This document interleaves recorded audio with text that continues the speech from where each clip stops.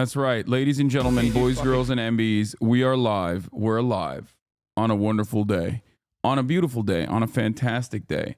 When is the 20v1 on? As later tonight, nephew. Okay. Folks, we're alive. We're alive. And I hope everyone's having a great one because today's a beautiful day. Today's a wonderful day. Today is a very important day. Let me tell you. Let me tell you why it's an important day. First and foremost, you might be thinking, Hasan, is it an important day because this is just one of those days? Because the Congress is about to shut down the federal government, displacing and putting millions of workers and their continued employment in jeopardy? No, that's not the reason. Why would I say that that's the reason? There's a specific reason why it's a very special day, and that is because it's Friday. Finally here, right? Ladies and gentlemen, boys, girls, and MBs, it is finally Friday. Sunday, what? That's right. It's fucked up Friday. It's fuck a fan's mom Friday. It's Friday. It is Fry Slay for all of your wonderful contributions that our forefathers have fought long and hard for. We are going to celebrate this joyous occasion because it's an opportunity for you to feel a sense of purpose, a sense of autonomy, a sense of decency and humanity on this wonderful day, Friday, December 20th, 2024, 5 days out from Christmas, also known as Socialismus. It's the freaking weekend, baby. That's right. And we're going to have some fun. We're going to have immaculate vibes on this beautiful Friday, and I'm going to get started immediately. You guys waited for me to go live and instantly started blasting me with some clips. Okay, Nick needs help with a Christmas gift for his mom. You're sending me some gifts, sending me some Twitter memes, some TikTok memes. This is a Sag Ludwig Hasan. I can tell you something honestly that I never told you. I just enjoy hanging out.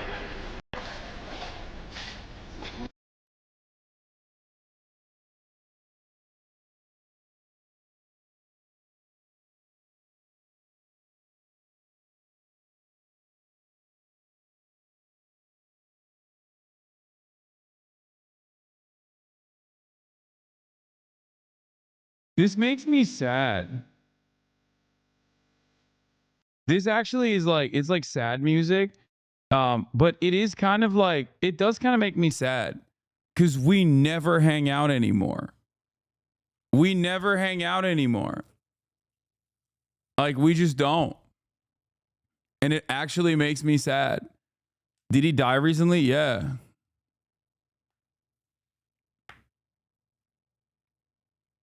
I don't know. I just this is supposed to be like a yaoi edit. But honestly, look at all the fucking clips. Us holding hands, us kissing. You know, us picking each other up.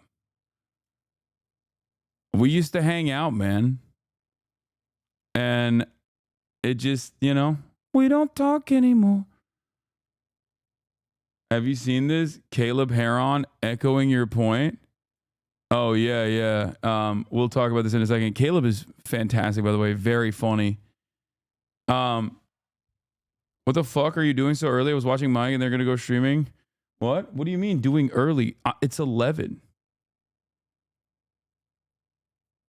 You say each other, but Lud is not picking you up. Lud don't know you like that. Stop being parasocial. Yeah, I know. Lud don't know me like that. Or I don't know Lud like that. Yeah. But yeah, personal news wise, ladies and gentlemen, boys, girls, and MBs, this is part of the broadcast where I tell you what's going on in the world of HasnAbi Piker. And yeah, I got the Keizo clip here too. Apparently there's some drama in the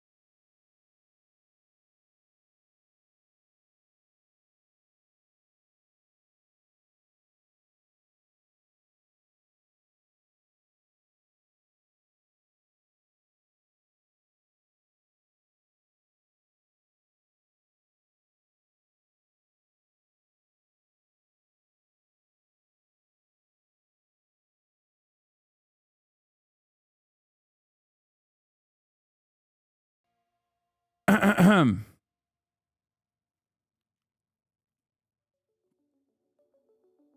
the fuck was I?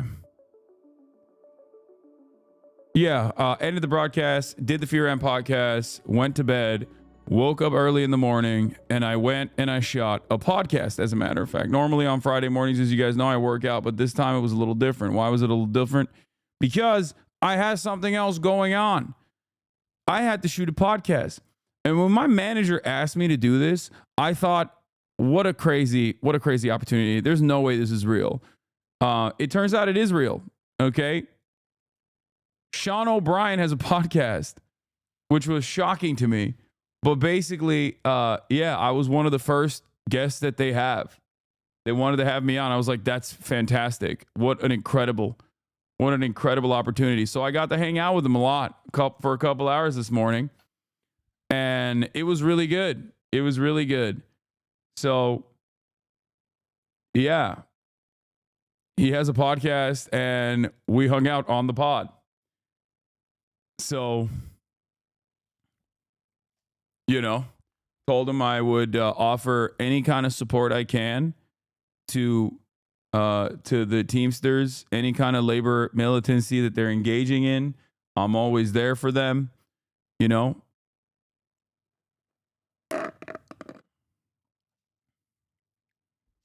So it don't matter. Even if we have disagreements on certain things, at the end of the day, even if we have disagreements, yeah, Sean O'Brien is built. He's built as hell. Look at how yacked he is. He's jacked out of his mind, dude. I was like, listen, I'm there for you. I will always be there.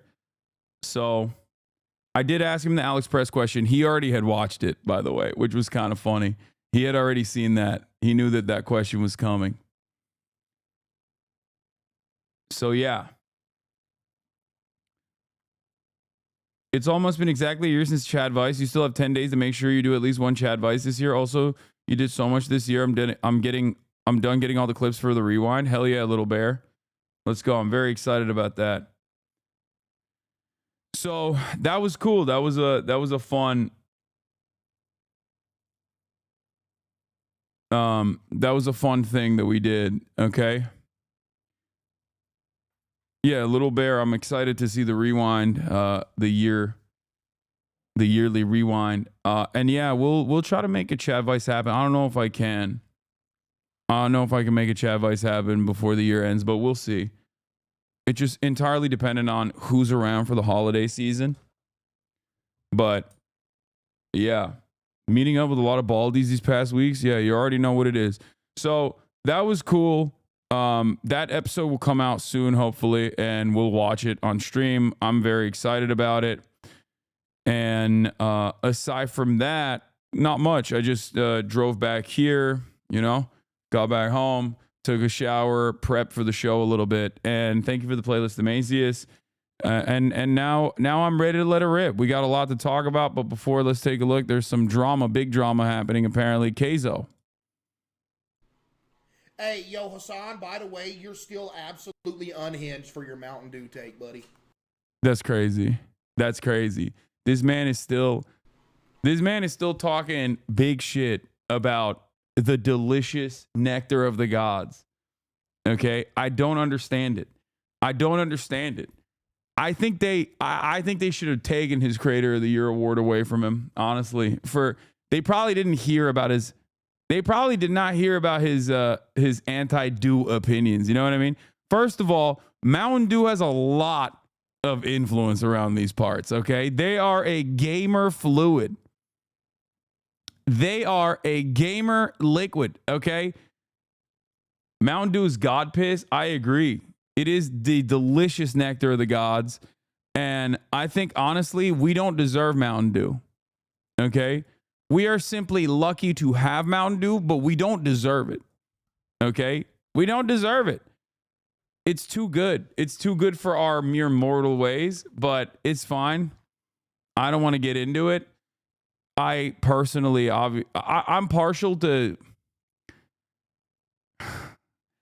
I like that it's radioactive. Okay, a lot of people will say, Hasan, that's crazy. That feels like you're drinking, nuclear waste or some shit. But I like it. Like, I think it's cool. It's like a mana potion. You know what I mean?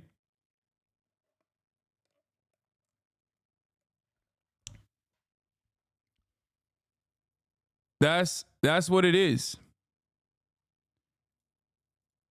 But yeah. What is your favorite non-standard Mountain Dew flavor? Red, orange, blue, Baja. Non-standard, I think what was the one I used to drink a lot? I think it was the Zero Baja that I like. Or watermelon. Ooh, the watermelon one was my shit. Oh, wow. DJ Danarchy made a Woke of the Day song. All right. That's crazy. 3 beverages of life, coffee, water, and dew.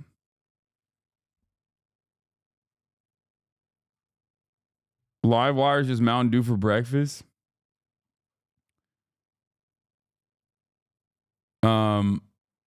Yeah. Have you found a suitable replacement of Diet Coke? I just drink other diet shit. It's fine. Major Melon is getting discontinued in a few months. Better stock up. Yeah, I don't know why, but that's probably terrifying. Anyway, we got my goat noticed me. He said, "Great spending time with you, Hasan the Hunt. Thanks for all you do supporting working people, brother." Hell yeah. Can I see that fit? What's your sweater, King? Yeah, I'll show you right now. I post an Instagram fit pic every day on my socials, as you guys know. Did you find a duo for your 20v1? No, I did not. I asked Will, but I don't think he's going to be able to do it because I don't think that he wants to take 2 days off in a row, but we'll see. But yeah, this was the fit for the interview that I did with Sean, and then this is the fit that I have rocking today. This is what I'm rocking with.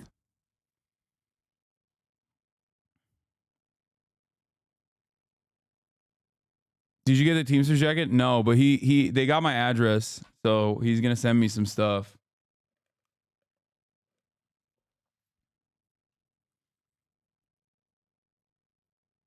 Dual stream it like FaZe does? No, I'm not gonna do that.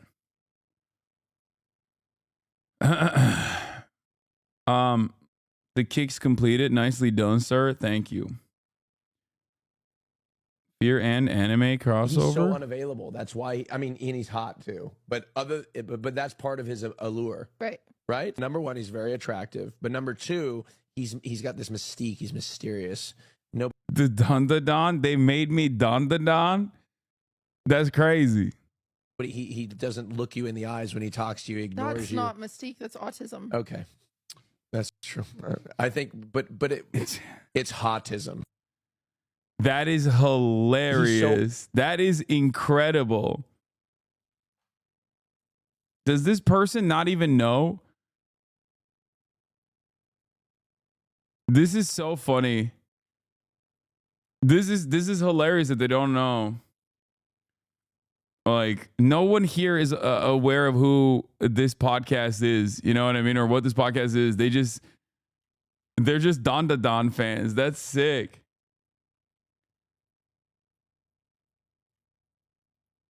We've got Palestine Cola in Europe. It's very better than Coca-Cola. The company's not that big, but some small stores already have it. Okay, dude. I know. I know.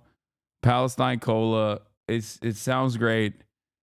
I haven't had it. Maybe I'll try it one day. The problem is my taste buds are so fried from drinking Coca-Cola that, like, anything that doesn't taste like Coca-Cola, like even Pepsi, I just don't like. I don't fuck with Pepsi because it just doesn't taste like Coca-Cola. It's like near it, but it's not it. So I don't like, I don't think I'll appreciate any of the alternatives. Okay. Anyway, what is Nick saying? Yeah. Also, Hasan's kind of like a father figure. Really? He's daddy to you? You ever been around him? You met Hasan? Streamer words. What do you think? Yeah, he's really tall. That's my impression of him because I was sitting down and he's already a tall. I was like, whoa, this is a tall person. Wow. Yeah. always have him up on your TV. Right, and it's crazy that he wasn't my number one watch streamer. Really? Oh yeah, because We're not logged in. So yeah. all the streams that I watch The Dr. Stone version of the soundbite. That's crazy. I wasn't his number one watch streamer. That's crazy. What is this? Send her a 2-minute video with Hasan wishing her a happy Xmas. Oh, I would love to do that. Oh, that's the best idea I've ever heard. I can get Hasan to record a video when he's working out shirtless, and he can be like, "Oh, Nick's mom, he misses you. Hopes everything is well," as he's pumping iron, right? You know, what a great! Oh my God, that's the best gift anyone could ever get, dude. I would do that. You think you'd do it for me? Easy. Yeah, of course. That's not a bad idea. Of course I would do it. What do you mean? That's crazy.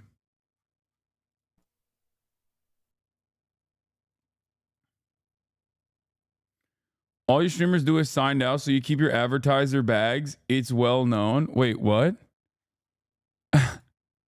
You think streamers want to watch ads, dude? What are you, crazy? First of all, I guess I'm different, but I don't really watch any Twitch whatsoever. Like, so all of my most watched channels when we did that were reflective of like people that I've rated and then just like left up their channel after I rated them. But I would absolutely do a cameo for Nick's mom.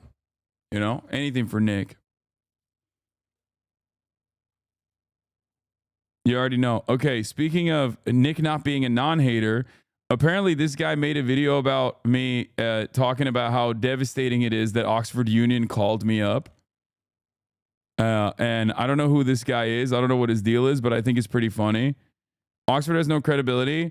Hasan wearing that blazer plus turtleneck is like pouring screw cap malt liquor into a crystal snifter.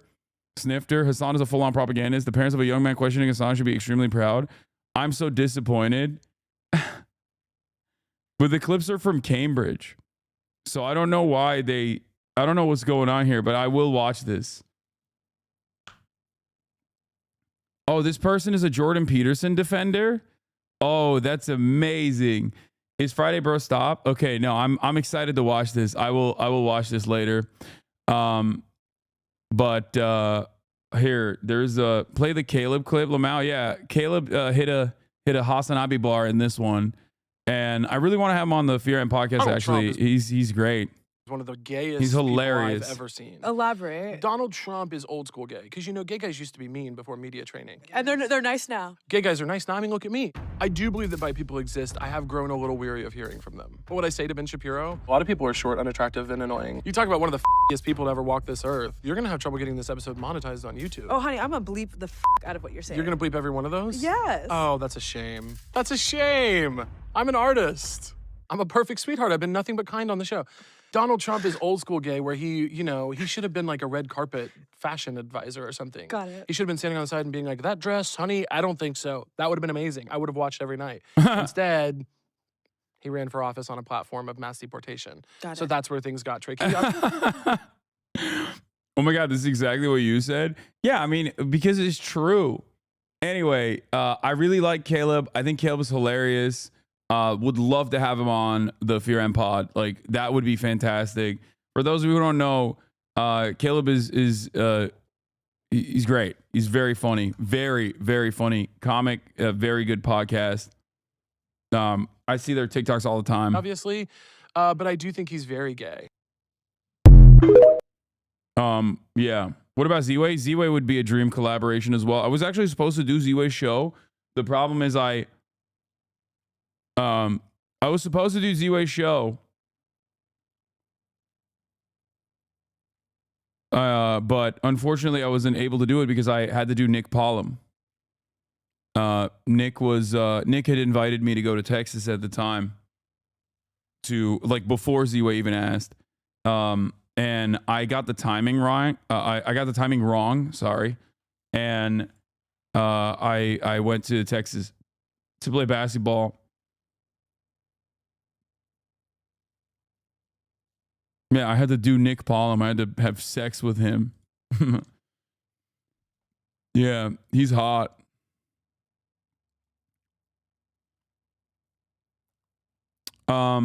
Anyway, yeah.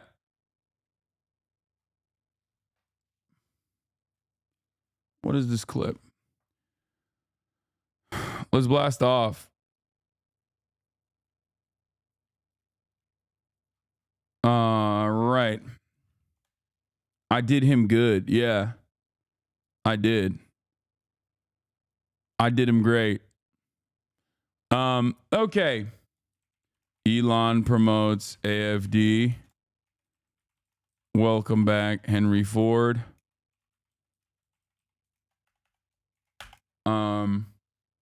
Oh, we got another giveaway. Daily merch giveaway incoming as you type your blast off. All right, ladies and gentlemen, don't forget, if you write ! enter, you will be presented with an opportunity to potentially win a free piece of HasnAbi merch, Union made, American made.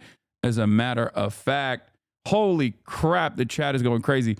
All right, let's get started. I'm going to talk about government shutdown looming. Government shutdown looms. Luigi Mangione, Media Blitz.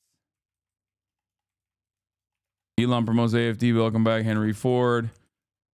And more before I do Jason's 20v1 Riz show. Get in now. www.twitch.tv/HasnAbi. Do we have a blast off meme as well? Okay, everybody pressing enter.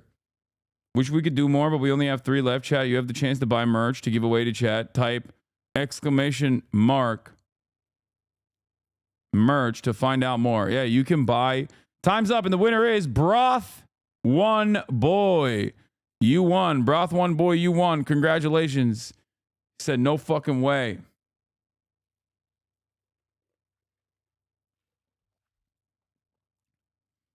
Congratulations to Broth One Boy for winning the free merch. Don't forget, your merchandise, everything that you purchase off ideology.shop is actually 100% is going to, all the proceeds are. But is this an illegal lottery? No, because you're not actually buying anything.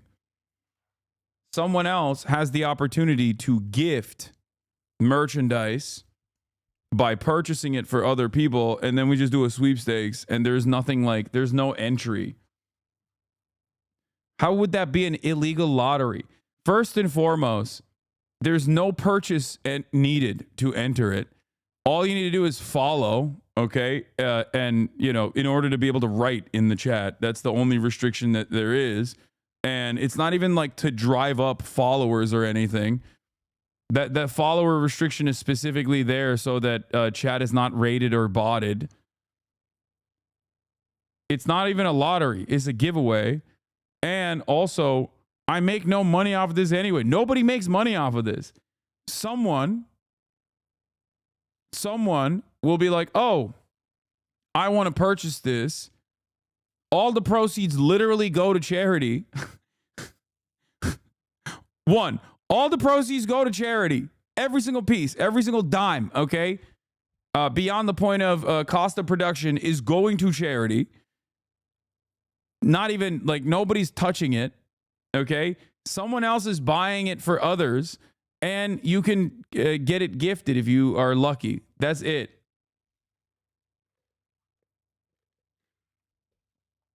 Anyway. But I will say that's a good opportunity for someone. So what you're saying is this is a tax deduction? Yes, I believe it might be for you. I'm not entirely sure if it directly goes. If it's a, I don't think it's a direct. You're greedy, lol. It's not fair that I didn't win. You're greedy, lol. I was about to say it's woke of the day, but should be a tax deduction if it's for charity. No, I don't know if it's I don't know if it constitutes for a tax deduction. I'm not entirely sure about that. I will admit, because I didn't set it up. I have no idea. I don't think it's the same as like when we do the Tiltify donos. I think you're just straight up buying merch, and it doesn't qualify as a tax deduction. I don't think, because it goes back to Warren James, and then from Warren James it goes to the charity.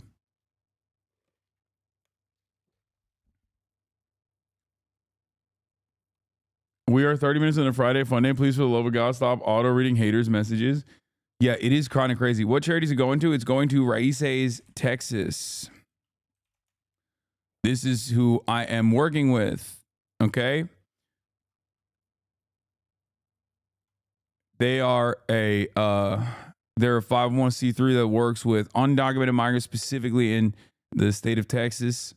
Since 1986, Raices legal and social service providers have modeled what a humane immigration system could look like in the United States.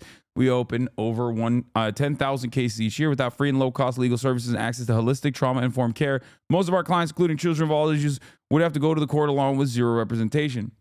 Yeah.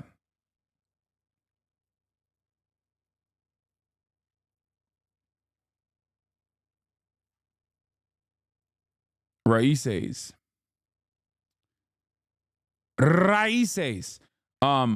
Anyway, it's so funny. Like, I will literally try to do my very best to be a good person. Okay. Like, and this is at no, like, this doesn't do anything for me at all. It's not like money in my pocket. I don't even get like a tax deduction out of this at all. Or like, there's nothing. Like, this doesn't touch me at all. I just want to literally fucking fundraise for a charity that I care about. And there are still dumb fucks in the chat who are like, it's not ethical enough for me. It's like union made merchandise, American domestic manufacturing. Literally all the proceeds are going to fucking charity. And there's still motherfuckers that are going to chirp about it.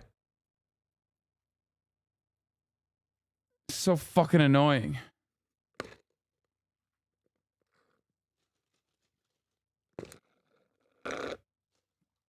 Anyway.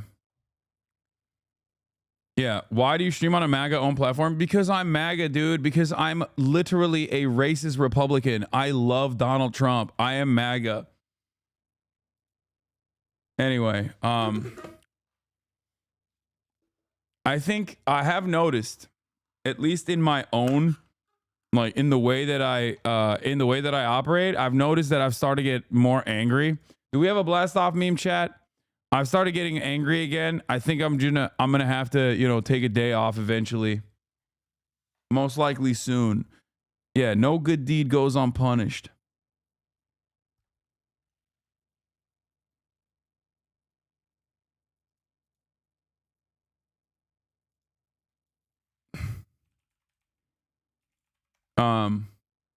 Because I'm noticing that I'm like I have a shorter fuse, and I think people are taking advantage of that right now.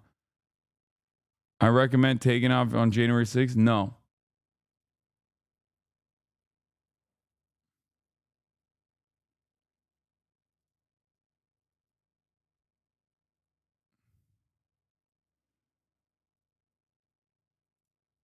All right, let's get it started. Here, we've blasted off. Just a day, how about two? No, I'm not taking off on Christmas. I'm actually doing Socialismus on Christmas too.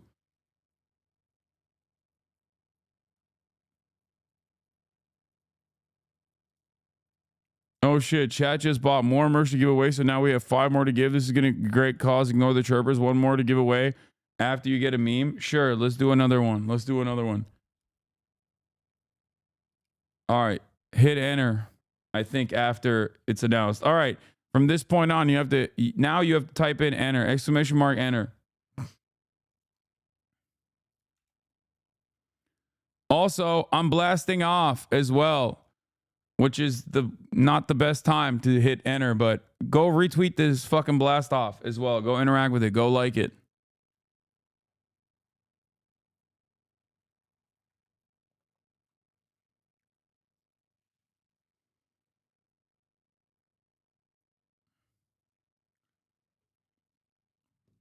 All right. Meanwhile, to all the people who are chirping at me, here's the woke of the day song. All right, it's time. It's time. Clap for the woke of the day song. Clap. Yes. Clap. Clap. Clap. Clap for the chatter. You, my friend, are woke of the day. For woke of the day, your reward is a week-long suspension. But before I deliver it to you, what are your final words? I can't do it. I couldn't do it. God, I'm such a bitch. It's DJ Danarchy. This is he's a notorious, very famous leftist music guy. Yes! Clap for the chatter. All right. DJ Danarchy famously made all the Majority Report songs. Woke of the day song. Clap.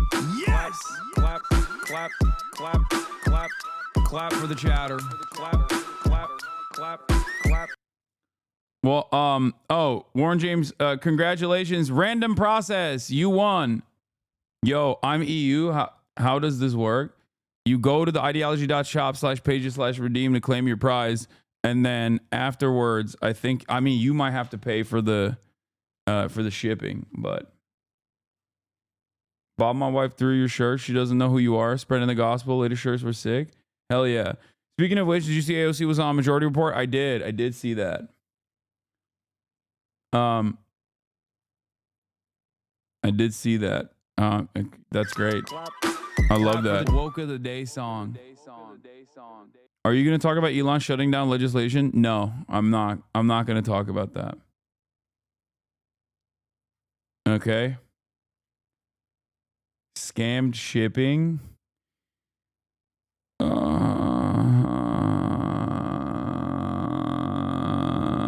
You motherfuckers will never be happy for the rest of your lives. And you are, I don't know. Maybe it's like, I shouldn't. People are just trying to make jokes and they just don't have the capacity to make jokes other than being fucking annoying little nuisances in a leftist chat. I think that's all this is. Hasan, I will go to Zach Fox's set in Paris. If you read this, there you go. Now you have to go. Oh, the gifter pays for the shipping? Okay, never mind.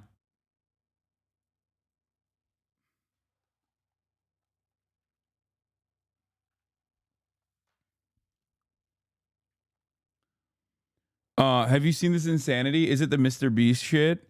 Dude, there's some, look, I'm not a hater at all. You know, I've even been known to defend Mr. Beast at times, and I've been critical of Mr. Beast at times when it's worthy, when he's done things that are absolutely deserving of criticism. I don't know what it is about the Mr. Beast, like the crazy Mr. Beast, like Squid Game shit, but like some about it rubs me the wrong way. On the one hand, I understand. On the one hand, I totally understand that it's just reality TV. That's all it is. He's just doing reality TV. On the other hand, like the entire point of Squid Games was that it's bad to get a bunch of poor people to basically fucking go on this journey where they put themselves in these like horrific conditions for the sake of our entertainment. And then we just kind of did it. Like we didn't understand the point of the show. And it was very blunt. It wasn't like the show itself wasn't exactly subtle about the message. You know what I mean? It was very clearly like, this is bad and wrong. Like the villains are the people who derive satisfaction from watching poor people suffer. And we kind of did that. Like, we're kind of doing that. Well, I guess people don't die in the Mr. Beast games.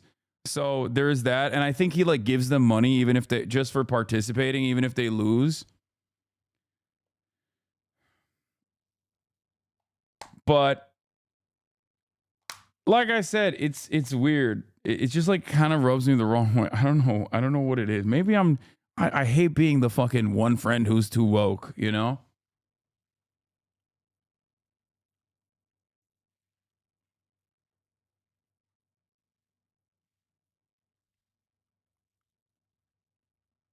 You never want to be the one friend who's too woke.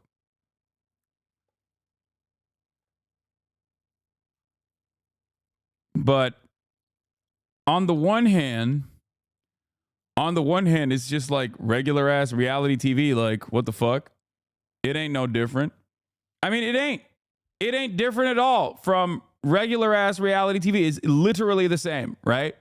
But also on the other hand, it's like maybe it's because like Jimmy Mr. Beast Donaldson is like a content creator who I know, who I have met, who I've been around physically. It just like feels weird. And especially because it's like Squid Game. So I don't know.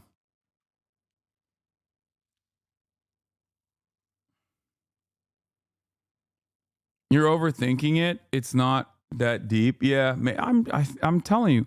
Can I just say, I think it's okay to be like something about it rubs me the wrong way and just leave it at that. Like I don't think he's the most evil person on the planet or anything. I'm just saying it rubs me the wrong way, while also simultaneously recognizing that I think I have an unfair standard applying in this process. It's the most normal way. I think it's the most normal way to approach the subject matter. It doesn't have to be life or death. It doesn't have to be black and white. You know? That's it. That's all I'm saying. But I guess that puts me at woke of the day. That's what it does. I'm the woke of the day. It reduces the twist in the populist message of the original show. Sure, it's innocent, but it's counteracting the message the creators intended. I mean, nobody gives a fuck about that, okay? Like, I don't think Squid Games in and of itself was this revolutionary piece of work that was going to, change the global discourse. Like, I don't think that's the case either. I just, Anyway, here, let's blast off. Like I said, gives himself a 1 week ban equals vacation. Yeah. All right, let's talk about the real Squid Games. American Congress, am I right? Ba-dum-tus. All right. Government shutdown looms as planned, backed by President-elect Trump, also known as President-elect Elon Musk, fails in Congress. And it failed partially because of the Republicans, because the Republicans can't get their ducks in a row, can't get their house in check.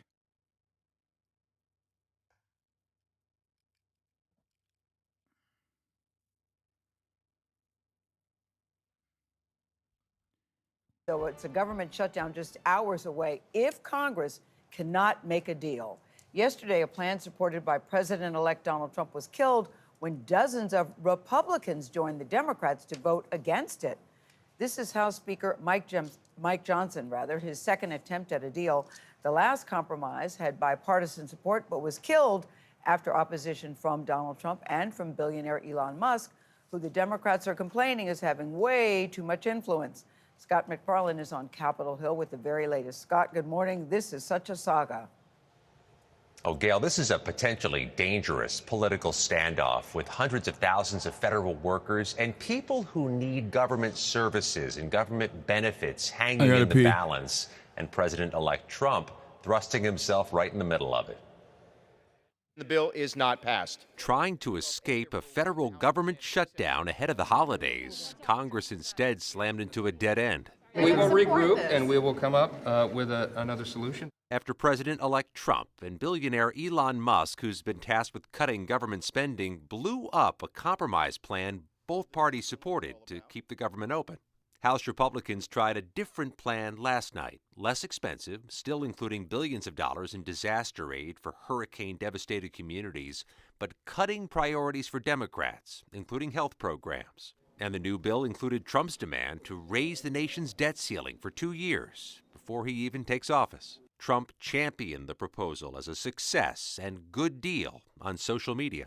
But the bill fell far short, with dozens of Republican members not on board. Not going to go vote for another debt ceiling increase without actual specifics on what the cuts will be. That's a non-starter for me. And Democrats almost all opposed. The Musk-Johnson proposal is not serious. It's laughable. It's just horrific that they have thrust us into this kind of chaos already. As the clock ticks down, it's federal workers who may end up paying the price. It brings on anxiety, especially during this time of year. Aaron Barker works for the TSA and is a union rep at Atlanta Hartsfield-Jackson International Airport. We are definitely praying and hoping, fingers, toes, whatever you can cross, that it does not happen. And he warns even though TSA officers are essential employees and remain on the job, there could be shortages if some don't show. It could be very bad if it gets to a point where TSA workers have to choose between, am I going to feed my children, put gas in my car, or come to work because they're without a paycheck. That's definitely going to affect the way that passengers travel throughout the nation. Here's an ominous sign. The day So you were trolling me when you said you wouldn't talk about Elon? I often missed context clues. No, I am going to talk about Elon, man. What the fuck? Yes, I'm going to talk about Elon Musk. Of course, he is playing a formative role in this back and forth, in this process. Isn't it literally on the fucking, it was in my blast off tweet, man.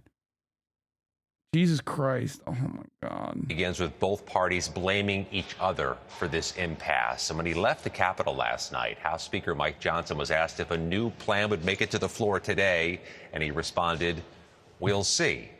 Tony, we will see. Hardly inspiring, Scott. Thank you very much. For more on President-elect Trump's demands, let's... Okay, let's do some basics. Let's start up from the top. Okay? Let's start from the tippy top. What is a government shutdown? Well, here we go again. The government is heading toward a possible shutdown, and it's the third such threat in just 5 months. In fact, money for some government agencies will run out in just 2 days if Congress does not reach an agreement. But what does it all mean? As you guys know, Congress has up until midnight. This is a video from 9 months ago. The last time they passed a continued resolution funding bill to fund the federal government. Okay? This bill funds the federal government until today, actually, midnight tonight. Congress has until midnight tonight to come up with a way to fund the government, or the federal agencies will shut down, meaning hundreds and thousands of federal employees could be sent home, or even worse, stay on the job without pay just ahead of the holidays. Now, originally, the Republicans had a bipartisan plan that they ended up abandoning to prevent a shutdown after President-elect Elon Musk, alongside Vice President-elect Donald Trump, came out against it. They were railing against it. Trump told House Speaker Mike Johnson to essentially renegotiate the deal days before this deadline. Okay? And in the last couple of days, there's been a lot of back and forth.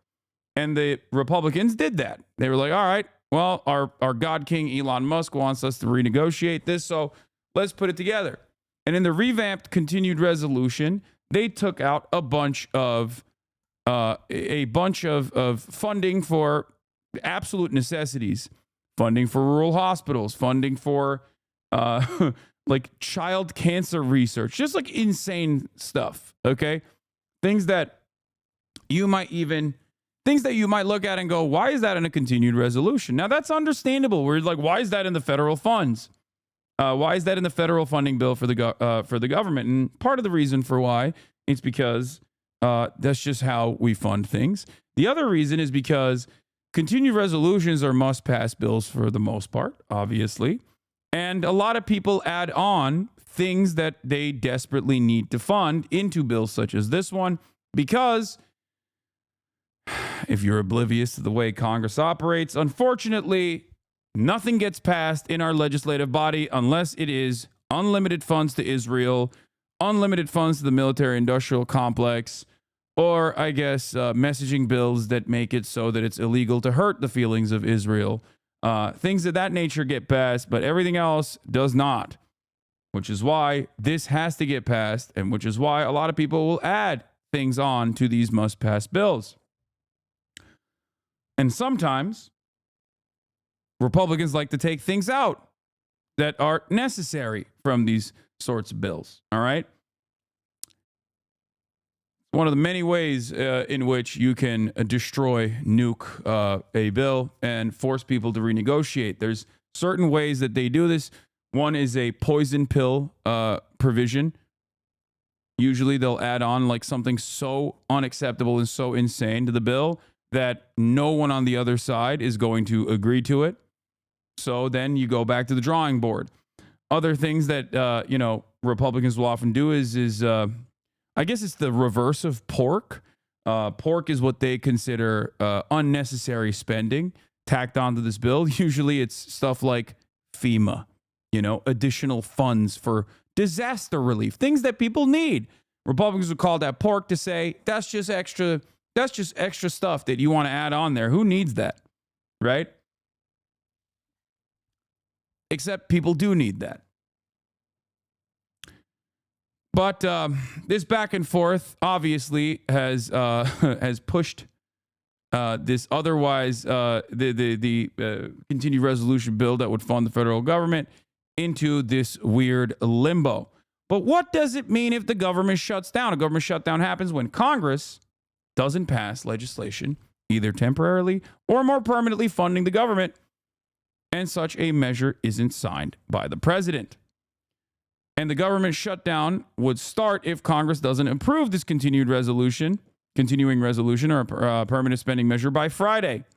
When the fiscal year ended September 30th, Congress passed a temporary funding bill to keep the government in operation, and that measure is expiring tonight at midnight. But you might be wondering which government agencies would be affected by this shutdown. Each federal agency has its own plans and its own budgets. They have their own ways of dealing with a shutdown, but basically any government operation deemed non-essential would just simply cease happening. They would stop it. And hundreds of thousands of federal employees' work would be disrupted. Like if you're in a federally funded, publicly funded research lab, for example, and you're no longer getting paid, you might have to abandon your research. Sometimes when you abandon that research completely falls apart. These are some of the many ways in which a full-blown government shutdown would devastate American society in relatively intangible and somewhat invisible ways. Okay?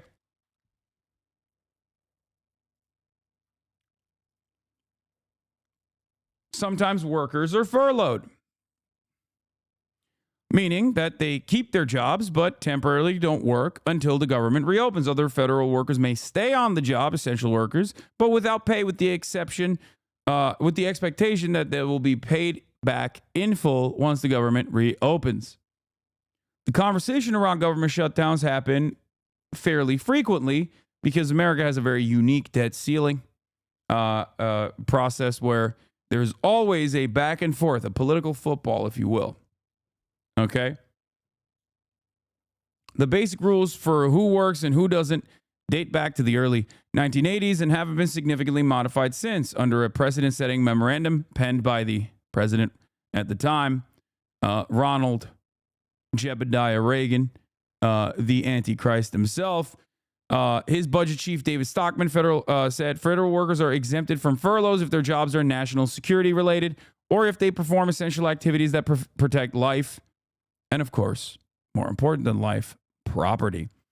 Essential government agencies like the FBI, the Border Patrol, and the Coast Guard will remain open. Transportation Security Administration officers would continue to staff airport checkpoints. The U.S. Postal Service also won't be affected because it is an independent agency, but national parks and monuments would close. Troops would stay at their posts, but many civilian employees and agencies like the Department of Defense would be sent home. Court systems would be affected too, with civil proceedings paused while criminal prosecutions continue. Automated tax collections would stay on track, but the IRS would also stop auditing tax returns. Now, the government shutdown won't affect Social Security checks. Recipients of both Social Security and Medicare would continue to receive their benefits, which are part of the mandatory spending that is not subject to the annual appropriations measures. Doctors and hospitals would also continue to get their Medicare and Medicaid reimbursements, so do not worry about that front. But it's possible that new applications won't be processed. During the government shutdown in 1996, thousands of Medicare applicants were turned away daily. You might be wondering what a continuing resolution is. And that is when Congress is down to the wire on passing measures to fund the federal government, the term CR often comes up. It is a temporary spending bill that lets the federal government stay open and operational before Congress and the president have approved a more permanent appropriation. A clean CR is essentially a bill that extends existing appropriations at the same levels as the prior fiscal year, which was the original clean CR bill that was put up that Elon Musk and Donald Trump had issues with, apparently. Elon Musk especially had issues with it.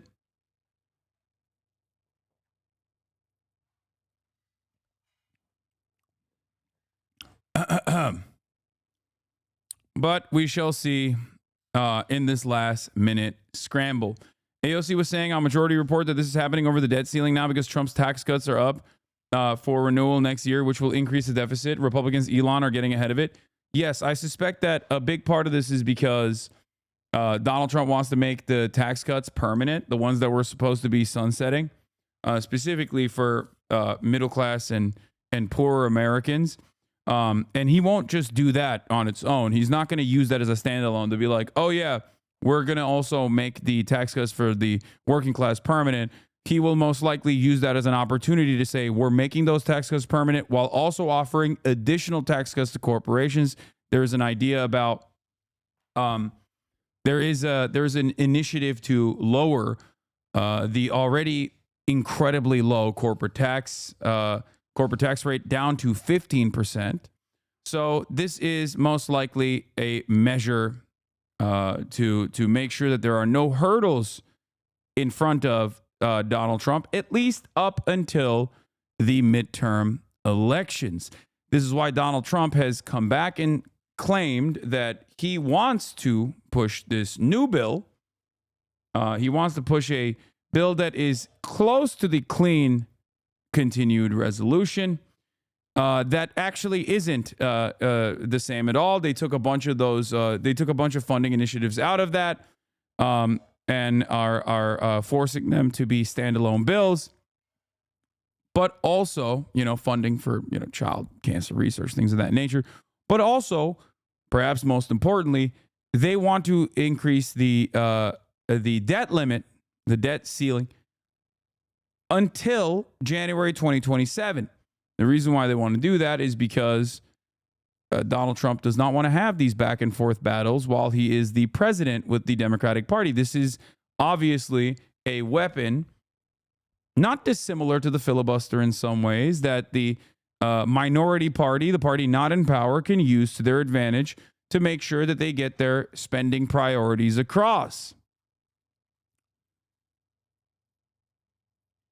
Now, part of the reason why Elon Musk has also been pushing for this, according to David Dayen of The American Prospect, is because Elon Musk has factories in China.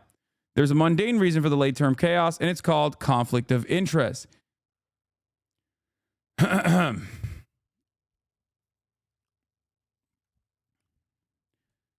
David says this is the first scandal of the second Trump term, and take a long look because it's going to look like all the other scandals. A conflict of interest among his impossibly wealthy advisors and aides, or for Trump himself, seeping over into policy. The measure at issue is known as the outbound investment provision. We have heard for years about the problem of manufacturing businesses shipping jobs overseas to China with its low worker wages and low environmental standards. China typically forces businesses wanting to locate factories in its country to transfer their technology and intellectual property to Chinese firms, which can then use that to undercut competitors in the global markets with state support. Now, of course, American capitalists know this. They are not oblivious to this reality at all, and they have voluntarily done so. Make no mistake, when Americans talk about China stealing our IP and you're a regular old consumer, that has nothing to do with you. Okay? That has nothing to do with you. American corporate oligarchs knew that this was a reality. It was a firm handshake commitment that they would take advantage of low wages in China and ship manufacturing overseas to China, make China the manufacturing hub of the global economy. And part of that was that they would give Chinese companies their intellectual property, with the, dare I say, Orientalist, racist notion that these barbaric Chinese workers would never be able to keep up with American technological innovation. And well, it turns out in 2024, China has not only kept up, but as in some of the key sectors that they have been focusing on since 2015 under the leadership of Xi Jinping, they've actually become sector leaders. And now that those chickens are coming home to roost, the American labor force is completely gutted and destroyed because our capital owners have voluntarily moved manufacturing over to China, and China has developed at a rapid clip with a much better redistribution of the foreign capital that has come into the Chinese marketplace. China is now no longer just a global competitor, but actually a global dominator in key sectors. This is part of the reason why American manufacturers or American capitalists are very frustrated, very scared. It was a gamble for them. It was a gamble for them, and the Genghis Gambit actually worked in China's favor. Now, Congress has been working itself into a lather about China for years now, and they finally came up with a way to deal with this issue. Senators John Cornyn and Bob Casey have the flagship bill, which would either prohibit U.S. companies from investing in sensitive technologies in China, including semiconductors and artificial intelligence, or set up a broad notification regime around it. The bill would add some reporting requirements and enhance reviews as well. In general, it expands restrictions that the Treasury Department has already put forward in their regulatory rules. Codifying those rules into statute means they cannot be changed by successive administrations. Cornyn and Casey passed the Senate last year, and after about a year of legislative wrangling, a final outbound investment package made it into the year-end bill. We're taking a necessary step to safeguard American innovation against bad actors and ensure our lasting dominance on the world stage, Cornyn said in a statement. Problem is, Elon Musk has manufacturing facilities in Shanghai. Elon Musk's car company has a significant amount of outbound investment. A Tesla Gigafactory in Shanghai opened in 2019. Maybe a quarter of the company's revenue comes from China. Musk has endorsed building a second Tesla factory in China, where his grip on the electric vehicle market is completely loosened amid domestic competition. He is working with the Chinese government to bring full self-driving technology to China. In other words, importing a technology they may be seen as sensitive. Musk has battery and solar panel factories that are not yet in China, but he may want to build them in China in the future. You can argue about whether the U.S. should be restricting investment in China, says David Dayen, but it's incontrovertible that a billionaire who has a bunch of investments in China and wants to make more all of a sudden disrupted a normal congressional process that was going to restrict that investment with a bunch of lies from his media platform. And lo and behold, when the new funding bill emerged, the outbound investment feature was dropped. In fact, all traces of provisions related to China were removed from the bill. Now, whether you agree with continued investments into Chinese development and Chinese manufacturing or not, does not change the fundamental problem at play here. A billionaire with a clear conflict of interest was able to take a legislative provision that has been on the docket, a bipartisan legislative provision that has been on the docket that is trade protectionist or somewhat isolationist, okay, and nuke it into orbit. What's even funnier about this is that this is supposed to be our global enemy, okay, our universal enemy, the number one enemy of all time, the Chinese government. And yet, the otherwise reactionary Republicans are completely oblivious. Normally, if you were to turn around and say, what the fuck? This is a limiter on American corporations that want to work in China.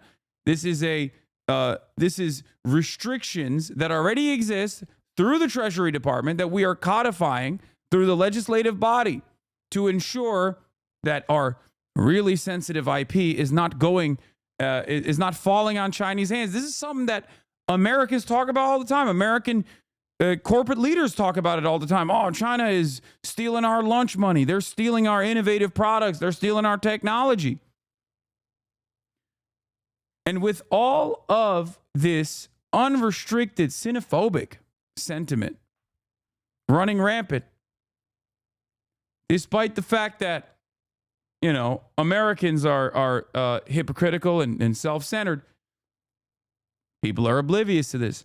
And it's actually the same dynamic that I've talked about quite a bit with respect to who's a good billionaire and who's a bad billionaire. Now, I have a principled stance on this. I don't think that any billionaire is quote unquote good. I don't think anyone is good or bad. They're just operating on self-interest under a capitalist system.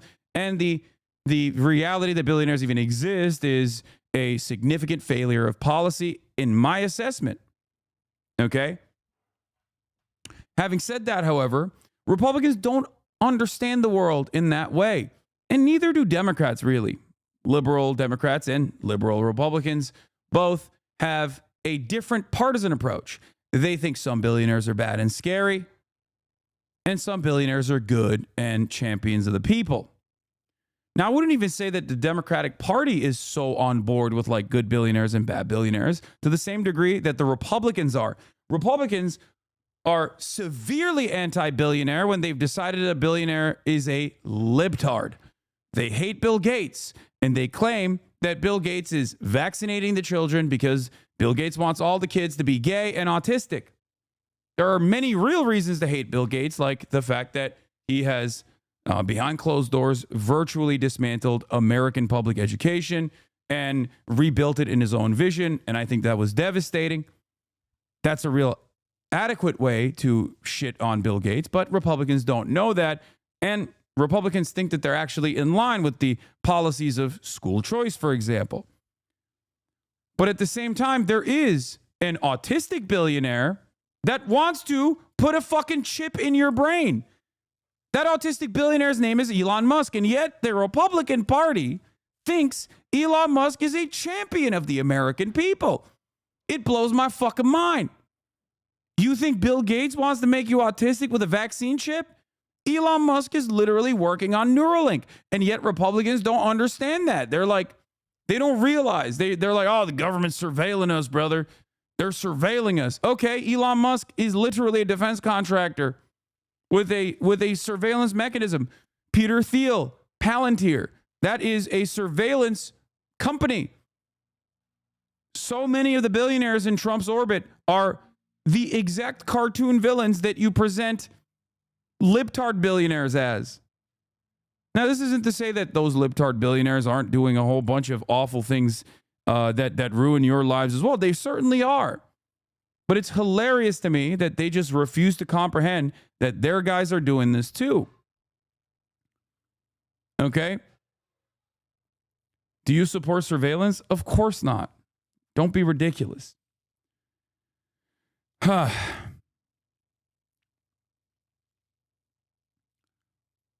Anyway, so that's the Elon Musk part of this equation that I wanted to briefly touch on.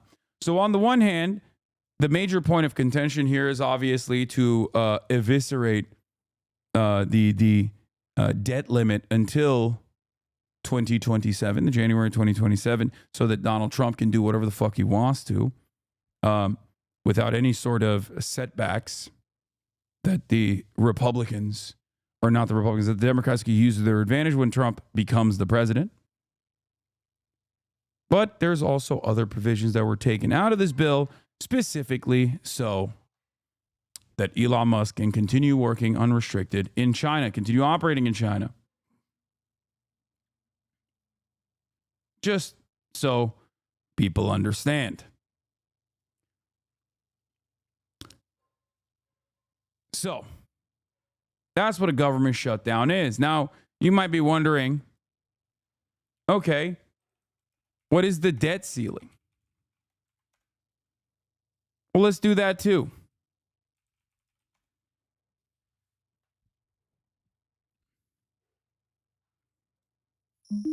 The American government spends more than it collects in taxes and must borrow the difference. For years, investors have gladly lent money to the federal government by buying treasury bonds because they are confident the United States always pays its debts. But what if it didn't? The threat is real. Under the law, Congress must periodically raise what's called the country's debt limit, or the government won't have enough money to meet its obligations, such as paying interest on bonds or delivering checks to contractors, soldiers, or Social Security recipients. The debt limit is easily misunderstood. Raising it does not authorize new spending. It simply allows the government to borrow enough to pay the bills Congress has already approved. Not raising the debt limit is like ordering an expensive restaurant meal and then refusing to pay when the bill arrives. The United States has always avoided a crisis by raising or suspending the debt limits, about 80 times since 1960. But the risks look higher this time. House Republicans see the debt limit as leverage. Why are you playing lib-ass videos? I mean, it's an explainer on what it is and why it exists. I don't know why you're frustrated by this. It's a 2-minute video. You'll be fine. Okay. Now, should the debt limit exist? I don't agree. I don't think it should, and seemingly Donald Trump doesn't think it should either. Having said that, however, while it does exist, it is a very valuable political weapon for the Democrats to use. And the thing is, the Republicans don't want to do that, and they never will do that, as a matter of fact. But overall, the United States is the only country with a debt limit. The United States is the only country with a debt limit that is close to the debt it has. There are some other countries that have a debt ceiling, but it's it rate adjusts year over year, and it's so high that it's virtually impossible to reach it. Yeah, Denmark has one, but it's 200% of its GDP. Are threatening to raise it only if President Joe Biden and Democrats agree to spending cuts. They did not hesitate to raise the debt limit when Republican Donald Trump occupied the White House. Since then, the federal government's debts have grown even larger as Presidents Trump and Biden spent heavily to support the American economy during the COVID-19 pandemic. The government reached the $31.38 trillion debt limit in January.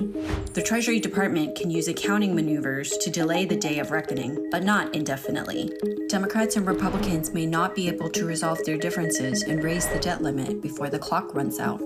If that happens, the government might have to prioritize spending, paying some bills but not others, and making agonizing choices such as who gets paid first, a Chinese bondholder, say, or a senior who relies on Social Security. But the result could be a blow to the United States' reputation for honoring its debts and could risk triggering a global economic and financial catastrophe. I think it's funny because it's just like a made up, in my assessment, especially in a country like the United States of America, is a completely made up limiter that we've decided must exist. And it's yet another political hurdle where both parties can use it wield it as a weapon against the other, because the threat of a shutdown is severe, right? And nobody wants to be responsible. Nobody wants to be held responsible for the shutdown. Part of the problem here is that the Democrats are currently in office. I mean, they own the White House. Joe Biden is the president. However, as we all currently understand, Joe Biden is not really alive. He's basically in a vegetative state. So the Republicans are kind of holding the bag, so to speak.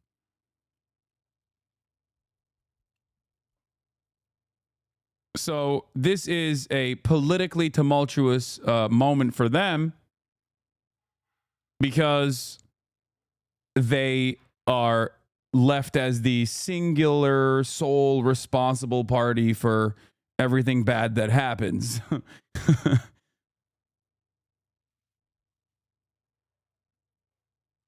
So that's it.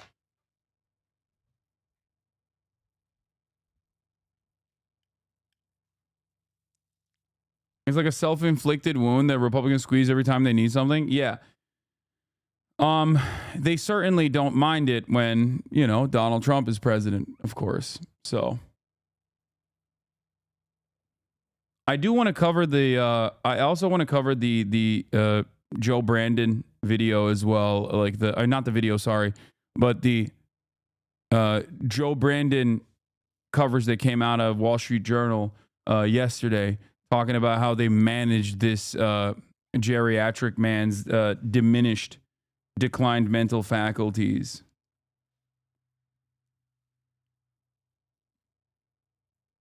But yeah.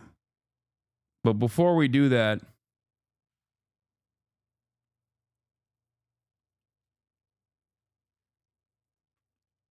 President-elect Trump discusses possible shutdown in exclusive interview.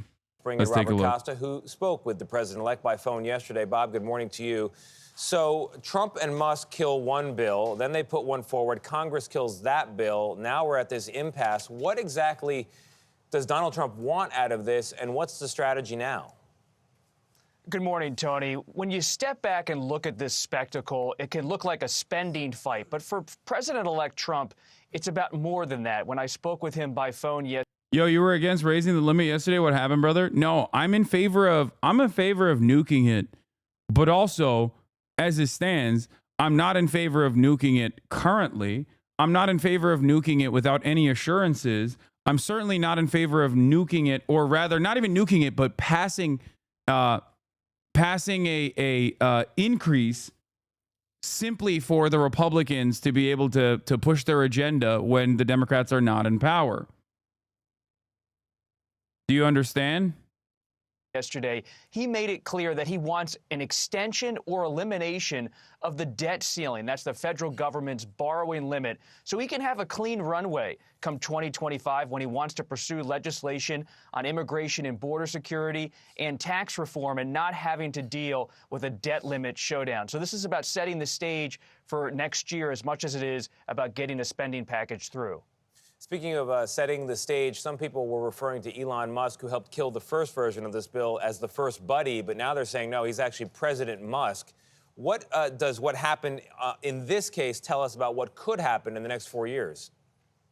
It's intriguing. There's a bit of a divide in President-elect Trump's inner circle. Some privately tell me Musk is flying a little bit close to the sun, but others say he put a lot of money into this campaign. He's friendly with President-elect Trump, and right now he's trying to help Trump enact his agenda on Capitol Hill, and that Musk is pretty safe at this moment. And Musk has spent a lot of time building relationships with members of Congress as he tries to get that caucus going, DOGE, the Department of Government Efficiency, come next year.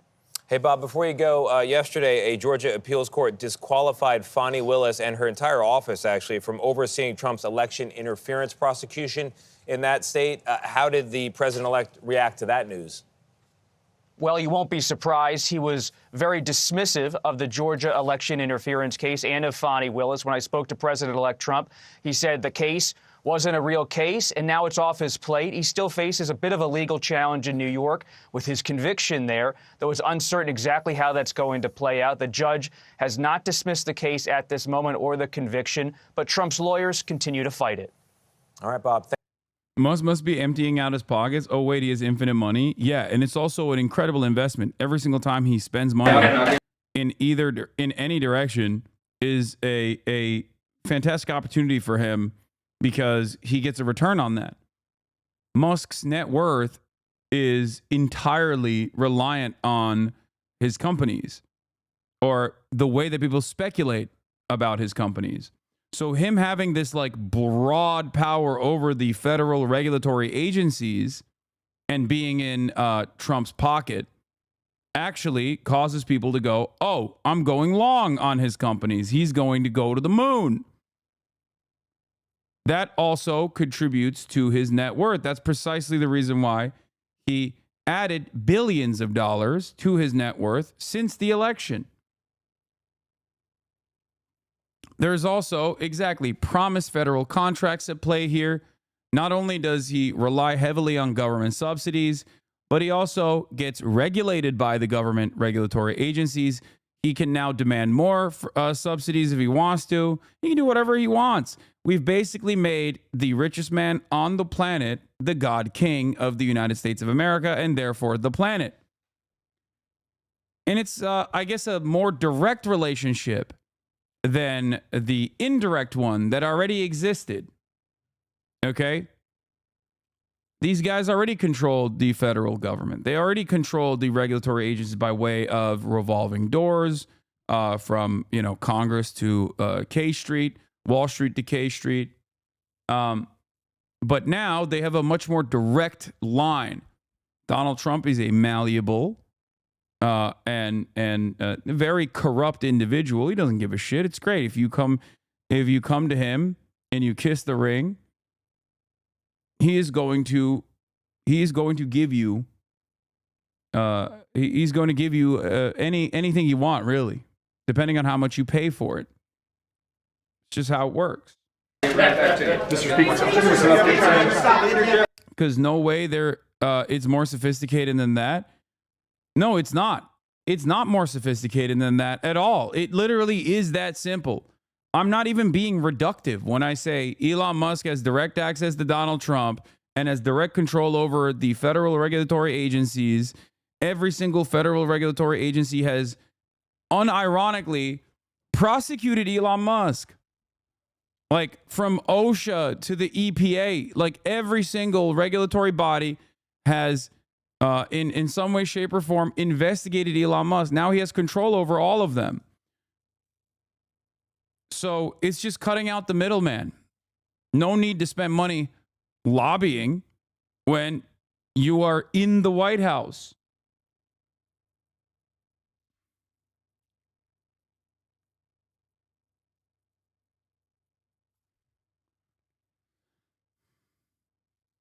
Yeah.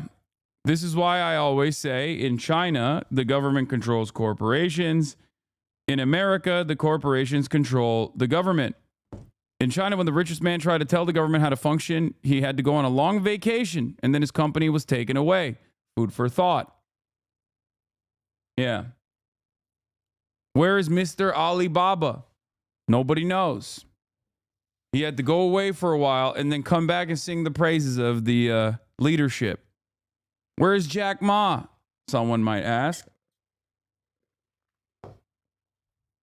He went on a long vacay. I can't give you the update yet. I got one more detail. I will say this much. I do enjoy watching Mike Johnson sweat a little bit because he is such a little freak. Okay? He is such a little freak. So personally, I do appreciate him sweating and on the political chaos and instability caused by his own party. So, it's wonderful. Let them fight, I say. Republicans who are so one note and so one speed and so hyper invested in running obstruction are, once again, obstructing themselves. We have a unified Republican conference. There is a unanimous agreement in the room that we need to move forward. I will not telegraph to you the specific details of that yet because I've got a couple of things I got to wrap up in a few moments upstairs, but I expect that we will be proceeding forward. We will not have a government shutdown, and we will meet our obligations for our farmers who need aid, for the disaster victims all over the country, and for making sure that military and essential services and everyone who relies upon the federal. That's so funny when they talk about that stuff because, like, okay, you think like we don't need rural hospitals to be funded? Like, there are so many things that the Republicans advocated to cut out of this CR bill that are just as necessary as the things that they're pointing to.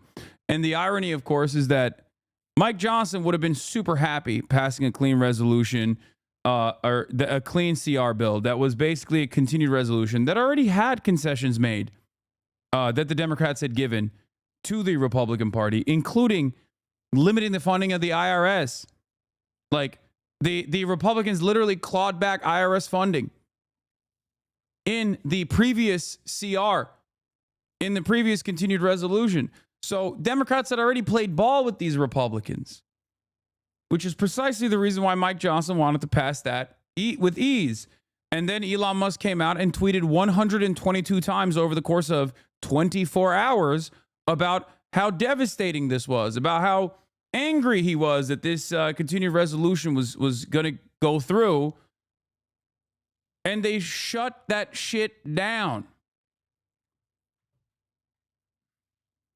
Federal government for a paycheck is paid over the holidays. I'll give you the more details here in just a few moments. Have you talked to President-elect Trump about this? Have you talked to the President-elect, Mr. Speaker? Let's release heads up. Puts up his hands. Make way. Sir, is there a vote this afternoon and what time? Very likely, yes.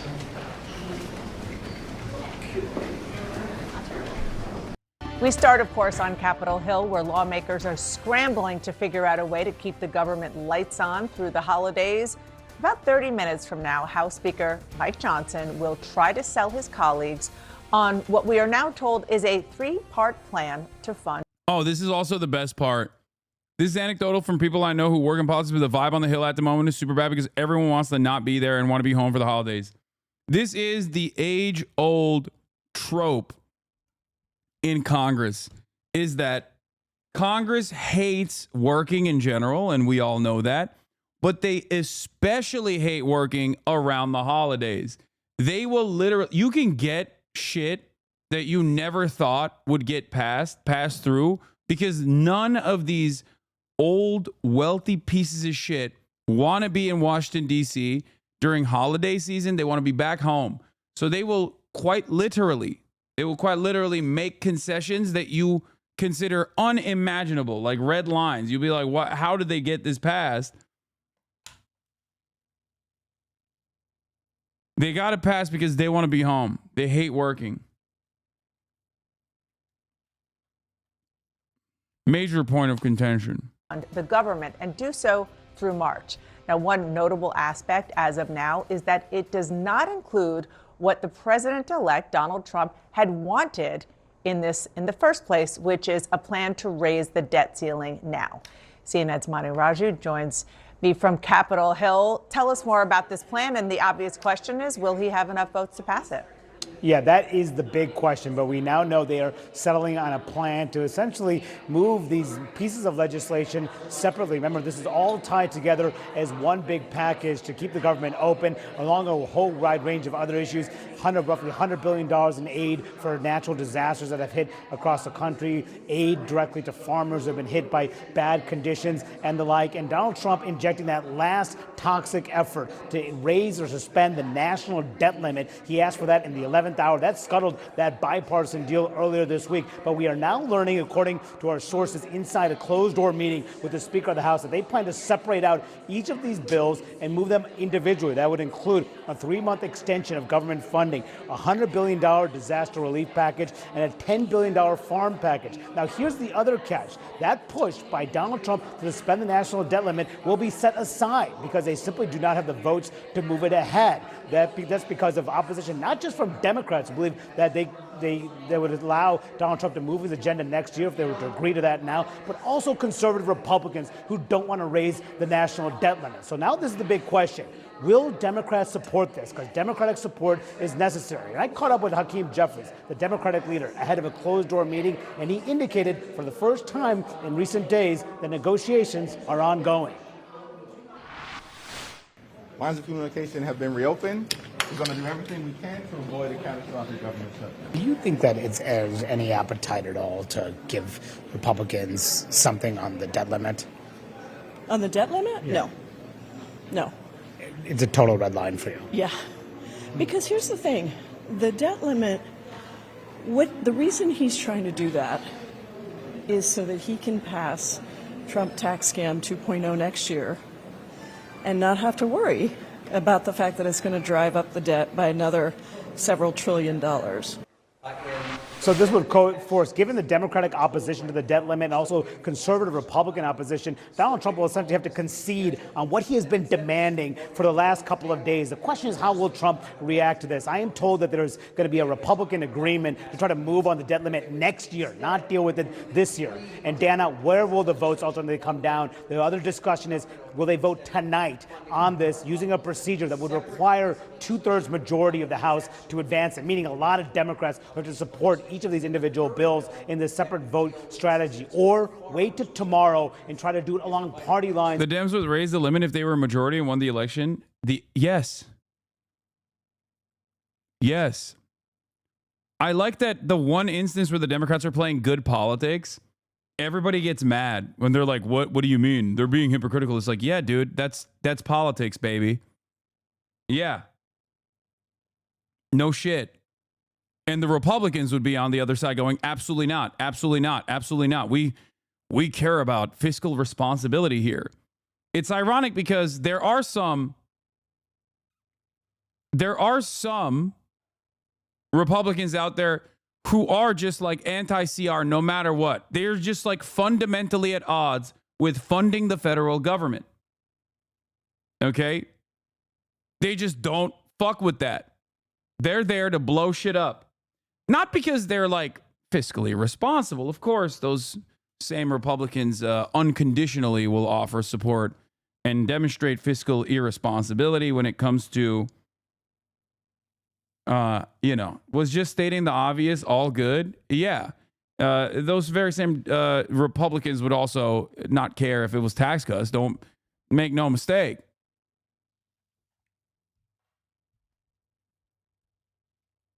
But yeah, they can play good politics when it doesn't affect my ability to buy food. Yeah, you're right, man. Well, don't worry. Your ability to buy food is going to go away anyway, regardless, when the Republicans are in power. Okay, so for the time being, I think it's important for the Democrats to hold strong on this in an effort to force Republicans to concede, without offering up, unlimited spending to the Republican Party. It's so funny when people are just like have no capacity to see beyond themselves, where they go, you don't understand. It's affecting my ability to eat. Okay. Hopefully I'd have a different job and not rely on a government check. No, I understand. But this is not on the Democratic Party. This is on the Republican Party. My point is the Republicans were down with a continued resolution of the clean CR bill originally. Elon Musk and Donald Trump blew it up. And now you're going to fucking yell at the Democrats for not immediately showing their bellies? Get out of here. Go yell at the fucking Republicans. I'm not even like a partisan person, as you guys know. The reason why they want to maintain this as a weapon to wield against the Republican Party is so that they can still continue adding funds to necessary programs while Donald Trump is the president. The current CR bill is not bipartisan, yes. But the clean CR was, even though there were already many, many concessions that the Democrats had given to the Republicans to pass it. Mike Johnson would have loved passing that clean CR. And he was close to doing it.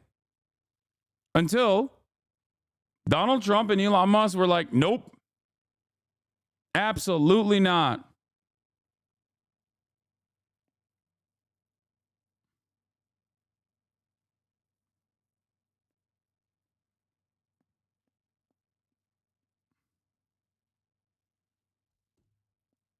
Or during a separate procedure. That would be past the shutdown deadline at midnight tonight. They plan to huddle behind closed. I'm not partisan, LeMonFayal. I mean, it's true. If you ask many other content creators online, they fucking cry all the time about me even going to the DNC, despite the fact that I got kicked out of it for all of my unjustifiable criticisms of the Democratic Party. I'd love to be partisan. I'd love to be the propaganda minister. If the Democrats got their shit in order and started behaving like a competent party, I'd be the number one partisan guy, okay? But just because I'm not partisan doesn't mean that I'm not going to defend the Democratic Party if they do something that is appropriate, do something that is right. That also doesn't mean that I'm going to unconditionally say everything that Democrats are doing is good.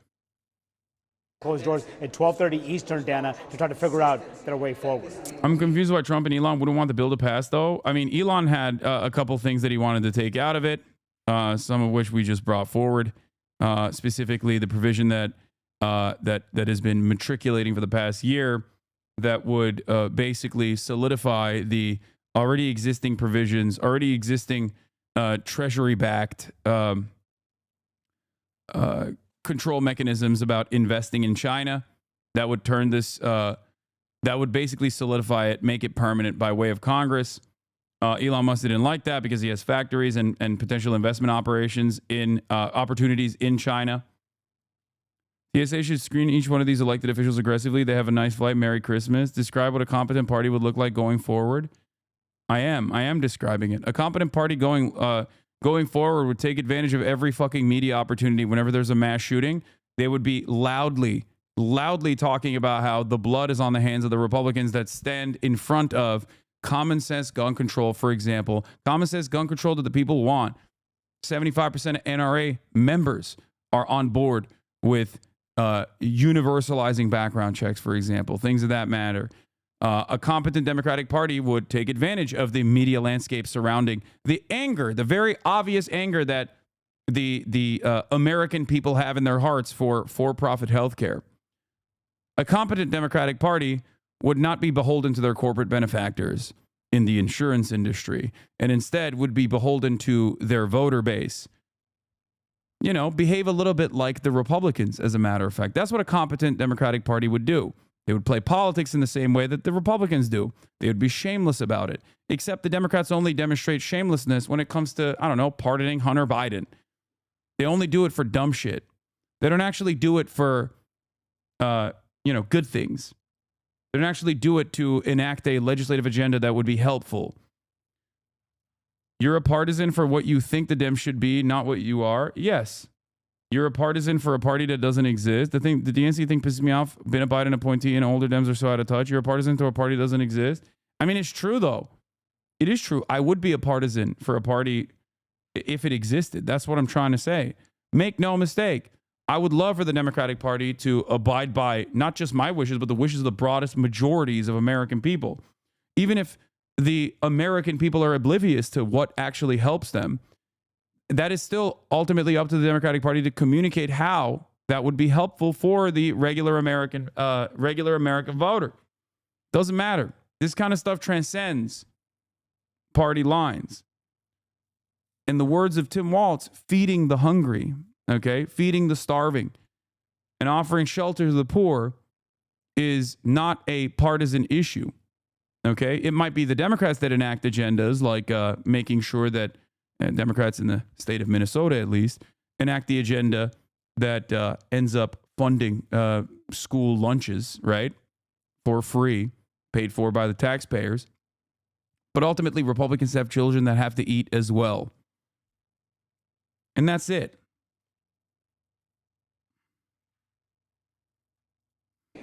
This is a movie with way too many sequels. I think we're done with this kind of theme, this kind of film. Thank you so much, Manu. Appreciate your reporting. Come back if you get any news, of course. And I'm lucky to be surrounded by a talented group of reporters, CNN's Jeff Zeleny, CNN's Lauren Fox, who, of course, was on Capitol Hill all morning, and Zolan Kano-Young of the New York Times. Lauren, I'll start with you. This three-part strategy to do it in bills that are separate in order to give Democrats and Republicans the ability to vote on different things. Can you explain why that matters, particularly when it comes to the bottom line at this point, which is keeping the government running? There are probably some conservatives who hail from areas that were affected by the hurricane who want to make sure that they have an opportunity to vote for legislation to help their states and their districts. I think that is part of the strategy here. I also think part of it is just getting as many votes as you can on the items that people agree on and breaking this down. There was also some entertainment of whether or not they would add the debt ceiling as a separate vote as part of this. Clearly, that's not the strategy that they're contending with, but that was another way to sort of try to satisfy Donald Trump. So right now, I think this is one of those sort of, it's all the same bill, but it just looks a little different than it was before operations. Sometimes that works on Capitol Hill. But some of the, correct me if I'm wrong, and maybe we don't know this yet, but some of the funding for programs like kids with cancer and so forth, is that going to stay in here, or we just don't know yet? I think the early reports are this is the slimmed down version of what that Tuesday plan was. That is the early indication. And I do think that for some Democrats, that could be a reason to vote no. Mm-hmm. let's just talk about the politics of this, because there's so many different facets to what happened and what is happening as we speak, and what it portends for in January, when there truly is full across the board Republican control. What is your read on it? What's your analysis of that? Look, the analysis of it, clearly the first share of the blame rests with Speaker Johnson. By not having this sort of locked up early in the week, there were signs that this was going to be a problem over the weekend. And not just from, there's been, I think, kind of a misnarrative that, that the Democratic goodies are in here, which is true. But there was also, as you reported, a lot of farm state Republicans who were wanting farm aid in there and hurricane assistance. So there was a lot of grumbling. I started hearing it Sunday and Monday from Republicans about Speaker Johnson and his staff, that they simply did not sort of get this going. But I'm still struck by the image last Saturday at the Army-Navy football game when the president-elect, the vice president-elect, Elon Musk, Speaker Johnson, and Senator Thune were in the same space. I mean, watching this football game in a suite at Northwest Stadium here, just miles from the Capitol, and this was not a part of the discussion. They were already looking beyond this. So then, why did Donald Trump get involved in this at all? He could have kept his hands clean from this. Was he sort of dragged in by Elon Musk? Was he following him? Was Elon Musk sort of the canary in the coal mine here? I think my biggest question going out of this is, A, does Speaker Johnson survive in January?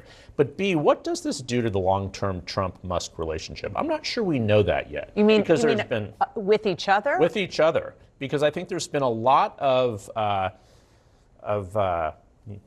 conversation about this is President-elect Musk leading the way here. And we know that that could at some point get under Donald Trump's skin. He could be a good foil for this in the moment, but that's my biggest question going forward into next year. What does the Trump-Musk relationship do from here? We'll see. And is it also a test, an early test of Trump's grip on Republicans in Congress too? Yes, he's going to have, Republicans will have unified control here. But I mean, I remember a time where he issues a threat like he did, an electoral threat of anyone who doesn't vote on this bill that I'm supporting last night will be primaried. And most of the time you might have people fall in line. And for some Republicans, that wasn't the case. There were 38 of them. Right. And conservative members. That's a large number. Right. Like, especially when you look at the past year, we often talk about how Trump has this grip, on the party and on Congress. And to see that opposition, yes, it involves something like raising the debt ceiling, which is obviously something that many of those Republicans care about. But And what we're seeing on the screen are the faces of the 38 Republicans who voted no last night on a Trump-backed package after he and Elon Musk scuttled the bipartisan package. And the package that they all voted no on included increasing the debt ceiling.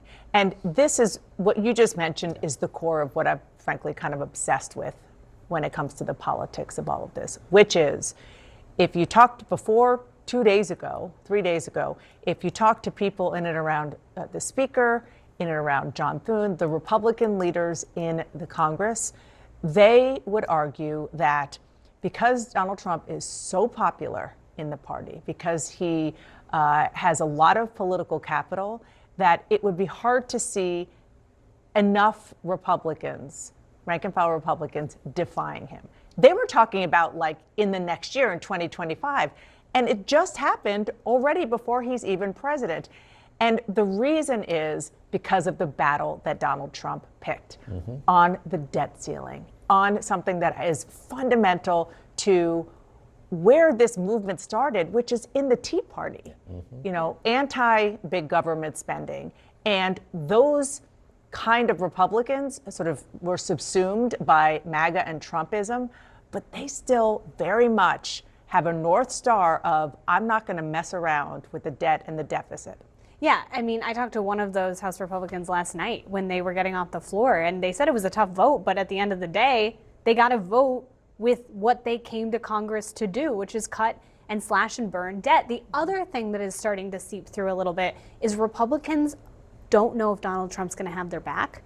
And so if it is fundamentally not something they want to do, the pressure from Donald Trump and knowing that he might change his mind in a week and a half, that is starting to eat away at his power over some of these Republicans. Dan Crenshaw made this point to me yesterday. He said, we would be willing to eat a crap sandwich, and yet we are not sure Donald Trump is going to stick with us at the end of the day, and so we can't.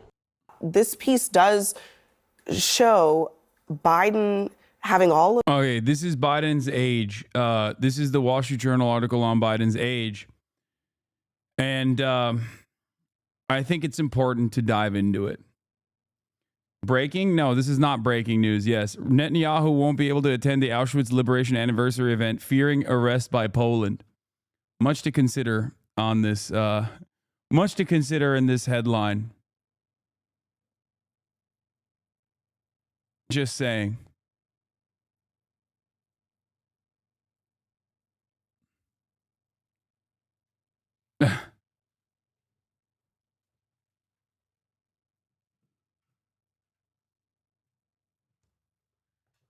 History might not repeat, but it often rhymes is perfectly poignant. It works. It works so well here.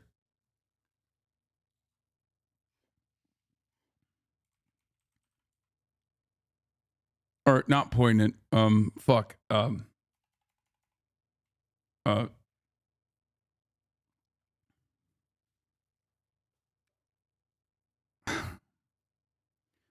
I genuinely think streaming perfectly pertinent. I genuinely think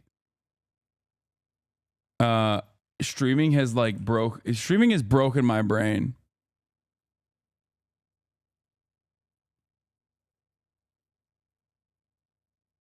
I'm not even kidding. Like I think it's like made me a dumber person. Don't fucking say W Poland chat for fuck's sake. Their president is a straight up Nazi lol. I mean, this is extremely rare. I mean, it's not even extremely rare, honestly. CD Projekt Red has put Poland on its back and is backpacking Poland throughout the world on a global W run, on a generational run. So this is yet another instance where there is a little bit of a W to give to Poland, okay? 2 W's. Honestly, W Poland, man.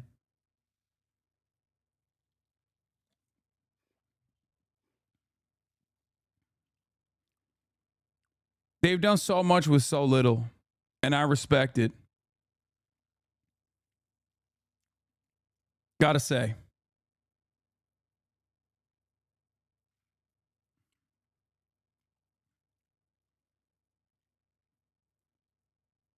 Poland been different ever since Uzi took a walk there? It wasn't Uzi. It was Lil Yachty that took a walk to Poland.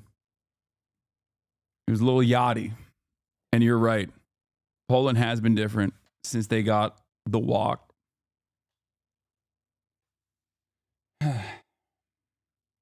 Yeah. They've been motivated.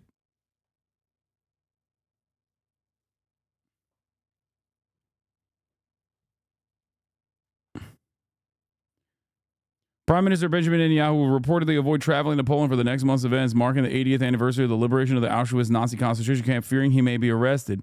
The major event is planned for International Holocaust Remembrance Day on January 27th and is expected to be attended by dozens of leaders and heads of state, including Britain's King Charles. According to Polish outlet,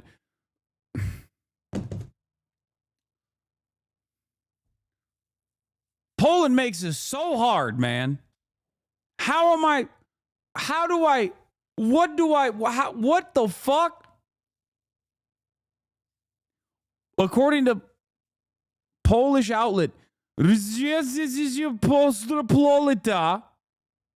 Israeli authorities haven't contacted their Polish counterparts about attending the event, and officials in Warsaw believe the reason is related to Poland's stance that it will adhere to the ICC's arrest warrant for Netanyahu over possible war crimes in the Gaza war. The report also says President Isaac Herzog does not plan to attend the event. Easiest to read Polish word in the language.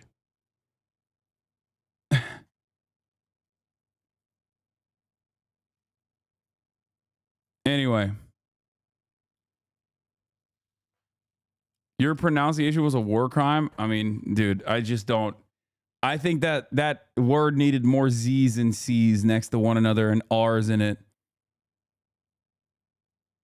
That's what it needed. Okay.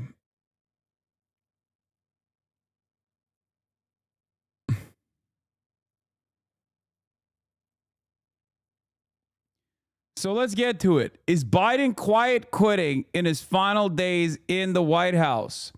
Now, this is a media coverage over the Wall Street Journal article that came out yesterday that dove into the way that Biden's handlers have managed his obvious mental decline. You a hater. Wasn't Japan the only country you glaze and the rest you've been hating, bruh? Just keep it real. You a hater, bro. First of all, I love the idea that there are countries that I glaze unconditionally. You should probably tune in when I talk about, imperial Japanese war crimes that the current Japanese government refuses to acknowledge. And you will develop a better understanding that I am a generational hater of all countries. Okay? It is entirely dependent on what we're talking about.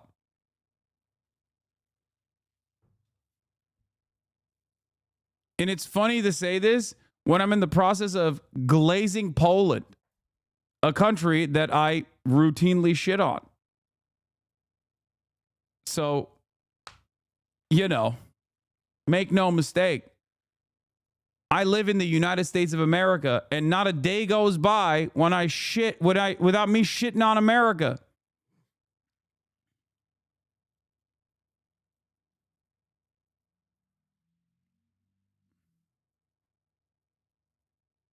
Anarchist Piker hating the state for real.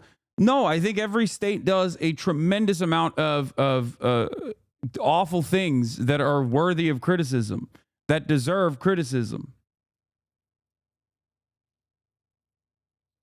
That's simply put, I want all states to do better by their citizens. I want all states to actually work at the behest of the welfare of its citizens. You got an issue with that, take it up with your representatives. You're entirely wrong. You've never hated on the Swagapines because it's impossible. Okay, true. Pinoy gang, till the day I die. Swagapinos, rise up.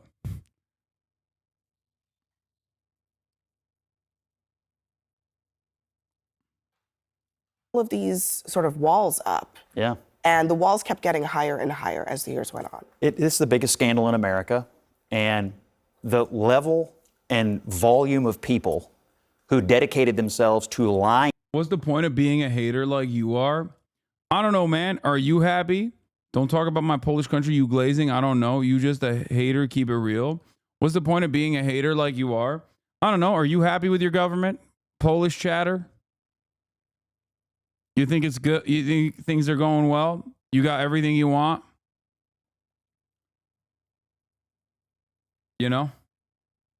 I don't live in Poland. Wait, why the fuck are you defending Poland if you don't live in Poland?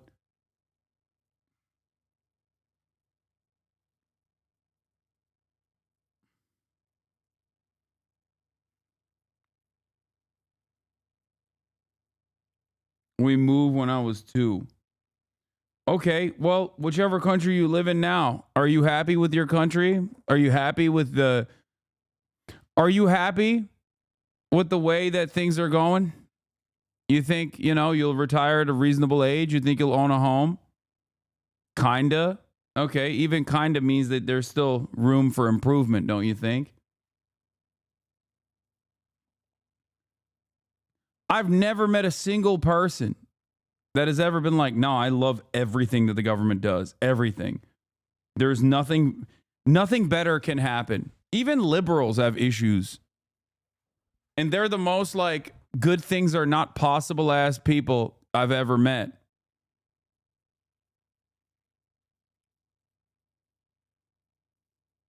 So yeah, now you understand. This is the same way Alman Turks talk about Turkey.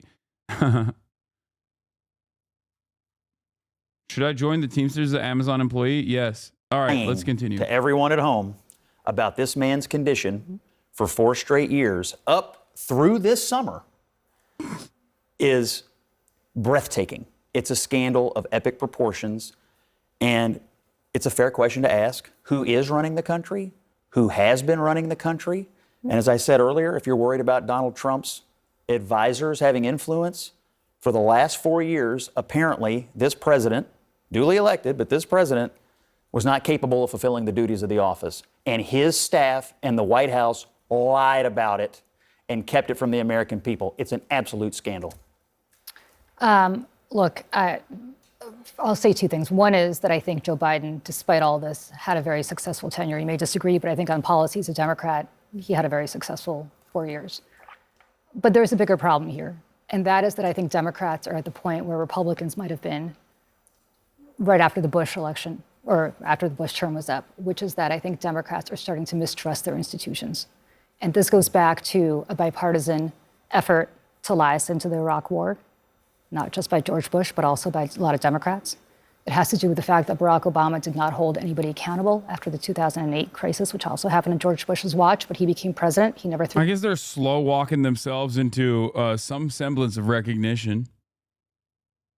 You know?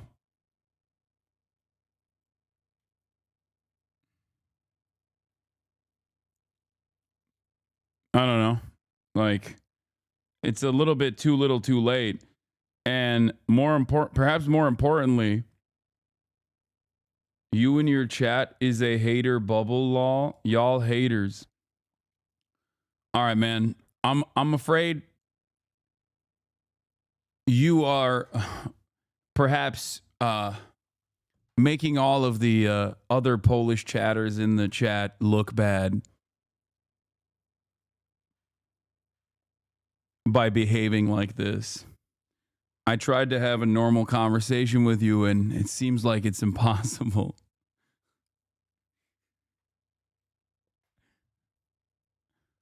Yes, Tupac for life.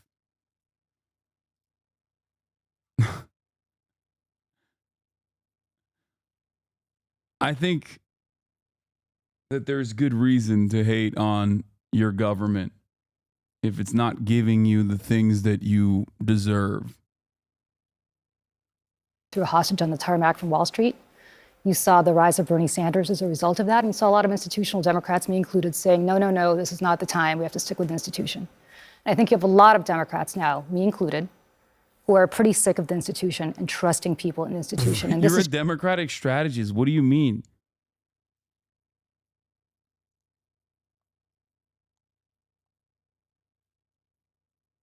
That's kind of funny. Just one example, most recent example, I think, of people institutionally lying to the American people.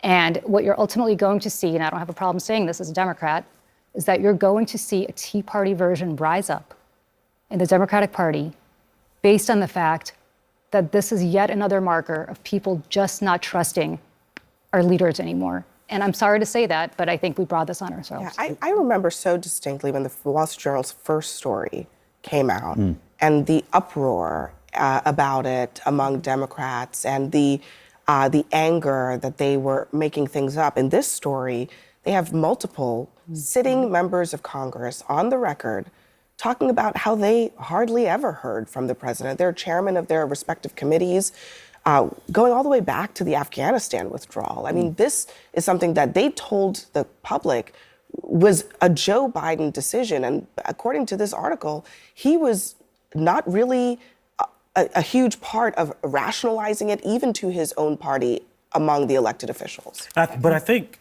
there is, like, I don't know if everybody's looking at me like I'm supposed to be defending the Democrats right now. No. Because, like, I think the interesting thing about this entire question is, like, when even the Democratic institutionalists realized, like, this dude can't be president, they said he can't be president, and then didn't blindly defend him.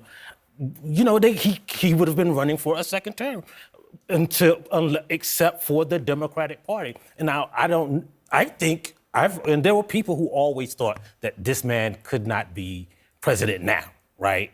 But that is not up to, well, that could be up to the cabinet, right? And we were lied to, but I don't know how to defend that because I didn't think he should be president for a second term. I think that the party, when people realized that he could not do the job of president. They did something about it. There were a lot of people, even at that time, still defending his ability to run for president again. Some people even suggested that it didn't matter whether or not he could continue as president, that he should continue to run. Even after that disastrous debate on this network, there were some people being like, oh, he had a bad night. He had a bad night. You know, and one of the quotes in that Wall Street Journal piece was, you know, there are good days and bad days. Today's a bad day. We'll deal with this tomorrow. The problem is tomorrow never came. It was just one bad day after another after. I like the media that basically played the role of lying to the American public so routinely about something that was incredibly easy to comprehend. Like, it's just something you can't hide. When the president has his brain leaking out of his fucking ears, you just can't hide that. You know, it's so visual. It's so graphic that the dumbest American can be like, I know what that's like. That's just like my grandfather, you know, years before he passed away, or maybe months before he passed away.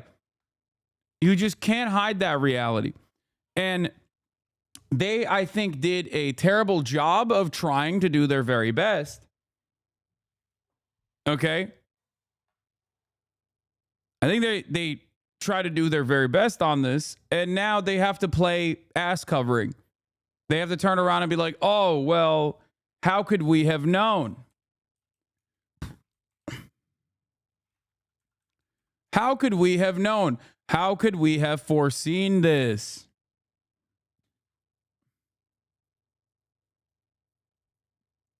What?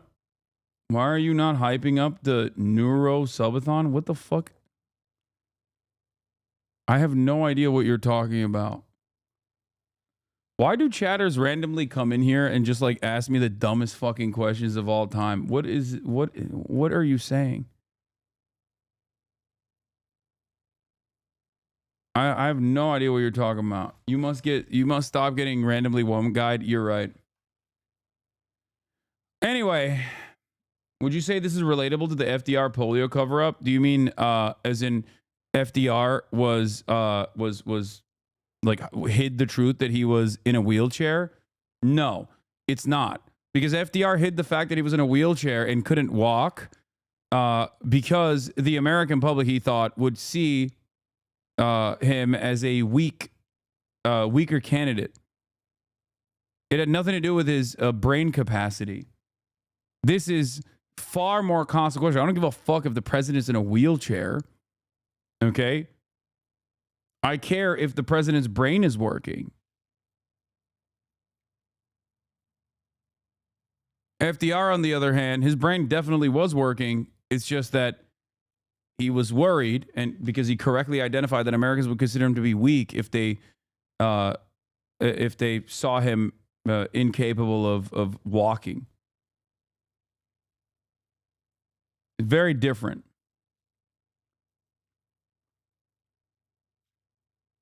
Anyway, how the White House functioned with a diminished Biden in charge. Aides kept meetings short and controlled access. Top advisors acted as go-betweens, and public interactions became more scripted. The administration denied. Biden has declined. So let's take a look. During the 2020 presidential primary, Jill Biden campaigned so extensively across Iowa that she held more events. She held events in more counties than her husband, a fact her press secretary at the time, Michael LaRosa, touted to a local reporter. His superior in the Biden campaign quickly chided him as three rode in a minivan through the state's cornfields. Anthony Bernal, then a deputy campaign manager and chief of staff to Jill Biden, pressed LaRosa to contact the reporter again and played down any comparison in campaign appearances between Joe Biden, then 77, and his wife, who was 8 years his junior. Her energetic schedule only highlighted her husband's more plodding pace, LaRosa recalls being told. The message from Biden's team was clear. The more you talk her up, the more you make him look bad. A small correction foreshadowed how Biden's closest aides and advisors would manage the limitations of the oldest president of U.S. history in his 4 years of office. This is propaganda and lies. Biden was just fine. He's just a shy guy. Stop lying to your audience. True. It's true. Problematic age gap is so funny to say about someone who is like 7,000 years old and someone who is 6,999 years old. Okay.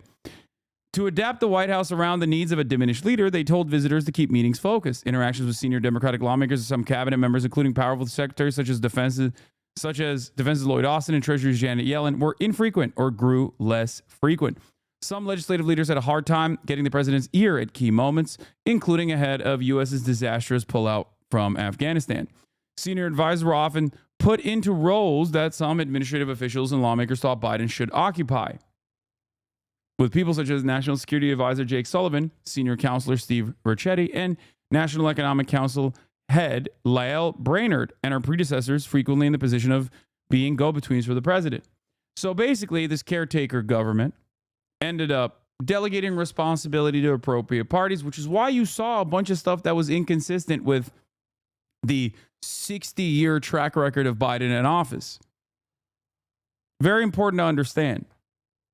This is why I've always maintained the position that, like, it's not the president that is like a standalone figure that ends up dictating policy, although the bully pulpit is probably one of the strongest parts of the presidency.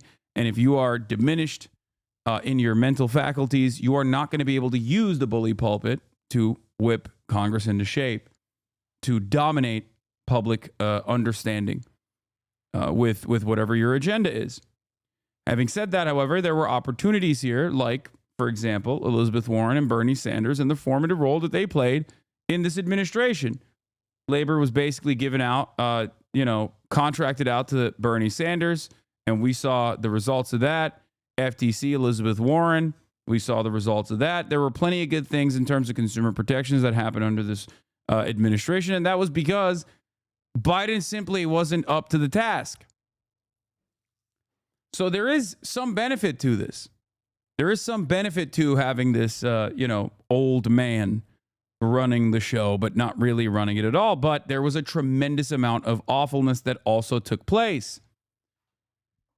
The awfulness, of course, came in the form of foreign policy. Okay? They run the show.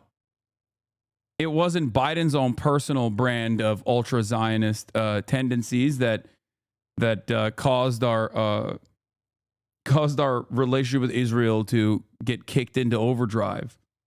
It was that the people closest to him in his inner circle also channeled that opinion.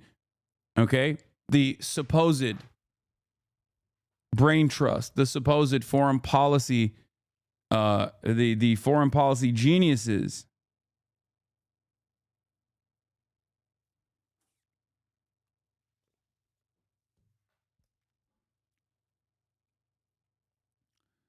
Presidents always have gatekeepers, but in Biden's case, the walls around him were higher and the controls greater, according to Democratic lawmakers, donors, and aides who work for Biden and other administrations. There were limits to who Biden spoke with, limits on what they said to him, and limits around sources of information he consumed. What outlet published this article? Wall Street Journal. We're reading it for free off of archive.ph. Throughout his presidency, a small group of aides stuck close to Biden to assist him, especially when traveling or speaking to the public. They body him to such a high degree, a person who witnessed it said, adding that the hand-holding is unlike anything other recent presidents have had.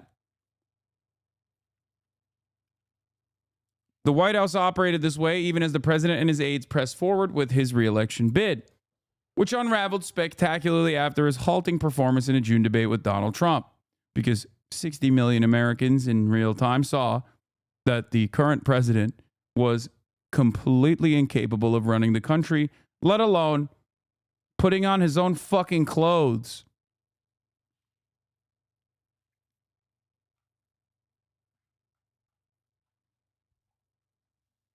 Okay?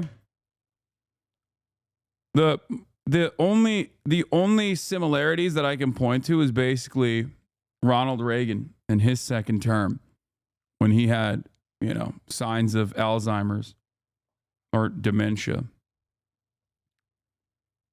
Here's me calling out Morning Joe. Critical that we ask the same questions about this man I love, respect. Bro, take it out of your mouth before you talk into the microphone. Jesus Christ, I'm having a hard time hearing what you're saying over the guac 3000 that you're applying to Joe Biden's shriveled old penis. Oh my Lord, dude. He's got tears. He's got tears because it's jammed up his fucking throat. He's gripping, dude. Holy moly.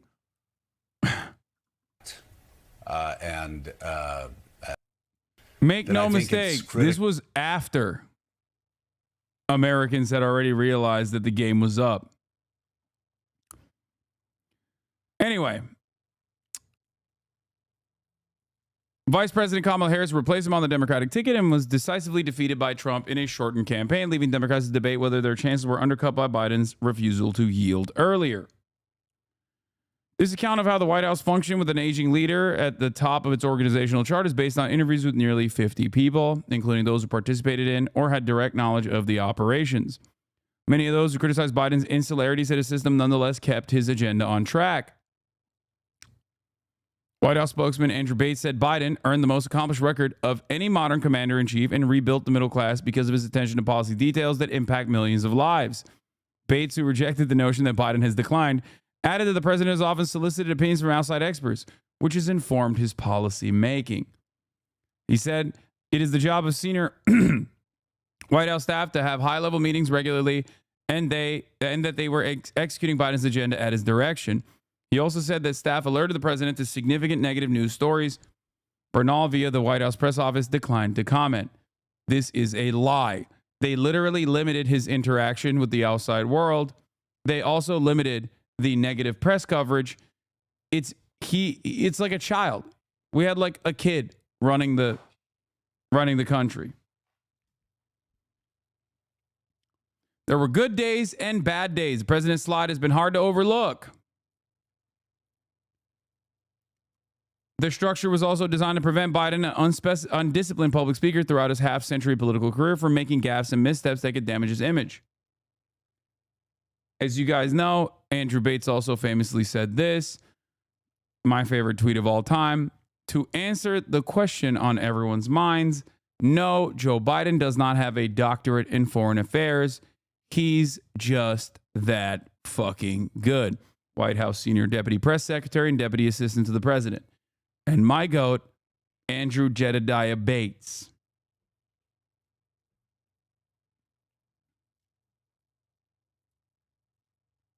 We beat Medicare. Okay. So this entire article details how they limited Biden's public interactions, how they sheltered him from the truth, and how because Biden was woefully incompetent and genuinely demented, that basically most of this administration's achievements and most of the steps that they took were not directed at the top by Joseph Robinette Brandon. What is happening with this piece? What the hell? But instead, they were handled by specialists that were placed in front of him.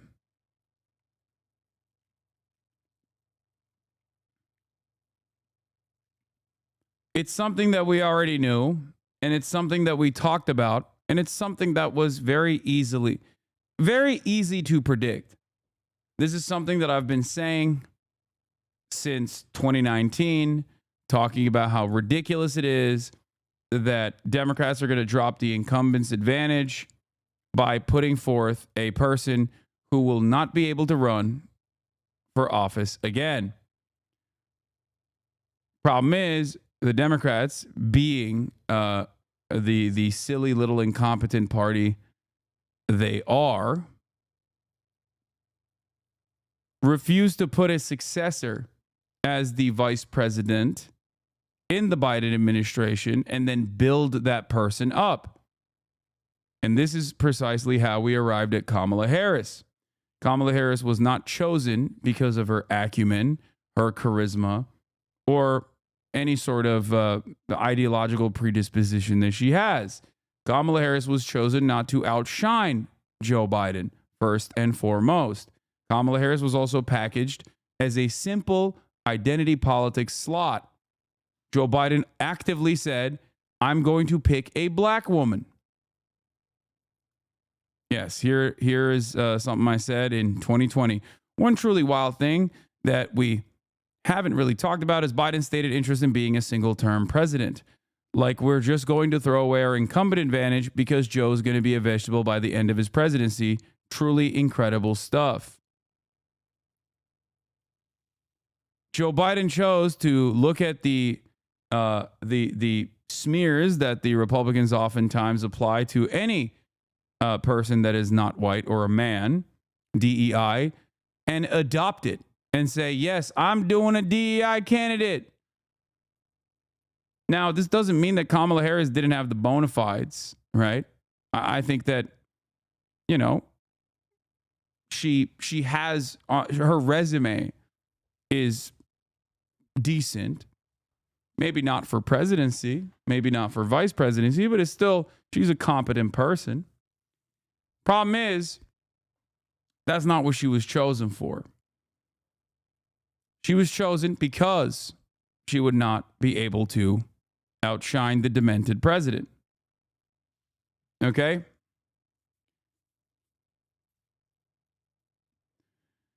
A lot of this stuff unfolded when he also had the special counsel interview him, Robert Hur, right? That was his name, I believe.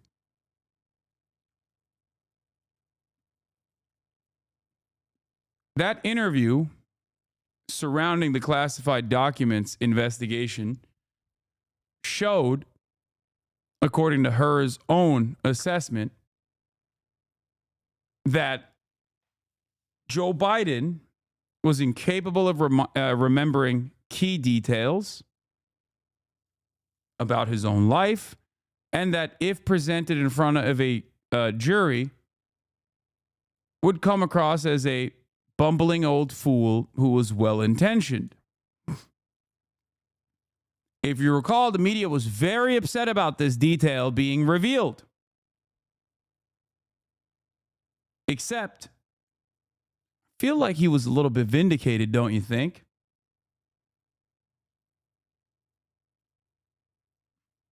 He was. He was vindicated because he was right that Joe Biden was a doddering old fool. But they insulated him nonetheless and had a relatively adversarial relationship with the media, despite the reality that the media played ball with the Biden administration, in my opinion, with the exceptions of the Afghan withdrawal, which was one of the only good things that Joe Biden did in terms of his foreign policy accomplishments. You sound like Fox News. Shut the fuck up. So now this fool's sucking Trump dick now too. Hasan kissing the Trump ring now too. Yes. That's what I'm doing. Just like I was doing that all the way back in 2019 and in 2020 when I said Joe Biden should not be the candidate. He is far too old. That's what I was doing. I was kissing. I was bringing up every mistake that I talked about in this campaign cycle, even in the Kamala Harris truncated campaign. It was actually done not because I wanted a more competent Democratic Party, because I understood that Trump's fascist second reign would be devastating for not just the United States of America, but for the rest of the planet. But it was actually because I was secretly hoping that the Democrats would hear what I was saying and do the exact opposite so that they would lose to Donald Trump. You found out my schemes, chatter. You figured it out.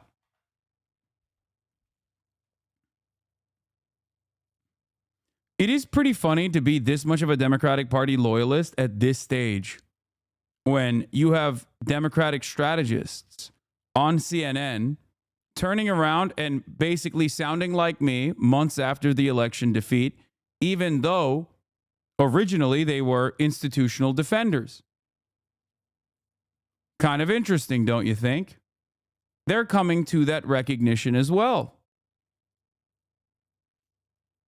Weird.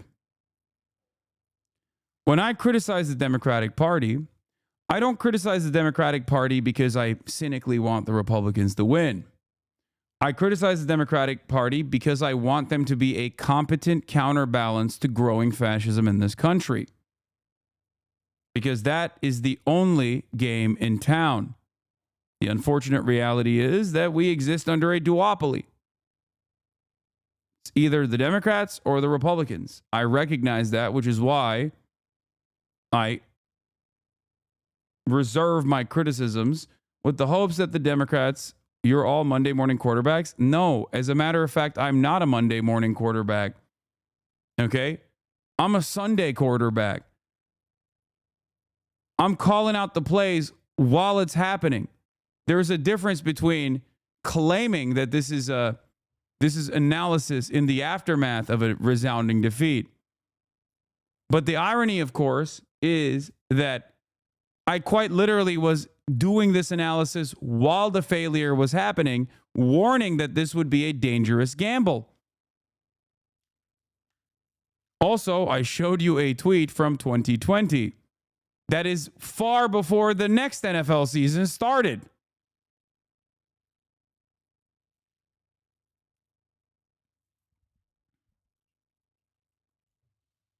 I don't know how you would consider this Monday morning quarterbacking when it was clear criticisms from way before the devastating results of not implementing a change.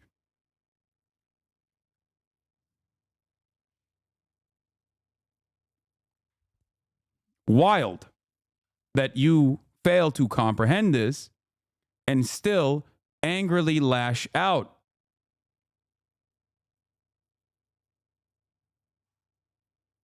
Very interesting.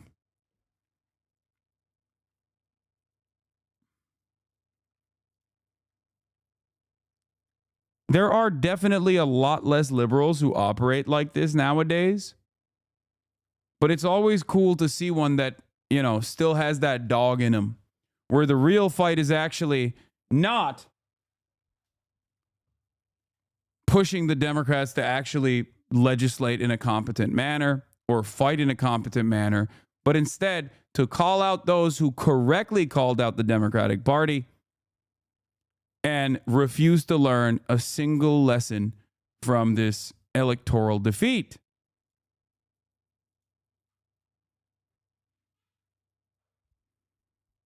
Those numbers are diminishing. People like that are no longer as loud. Part of it is because they believe whatever they saw in mainstream press. Okay? And they were horrified with the reality they thought they existed in when they obviously had to inevitably reckon with the reality that actually does exist.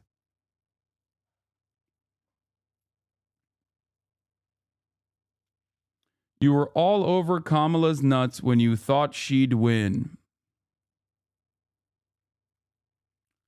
I don't think this person has watched any commentary from me, because I was not. Even in the most hopeful moments, I reserved a little bit of skepticism because of the many years of seeing how the Democrats have operated.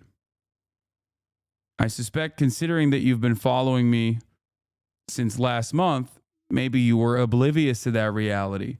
Or perhaps even funnier, you literally left the community, which you didn't, but it would have been even funnier if you had left the community because I was criticizing Kamala, only to come back in now.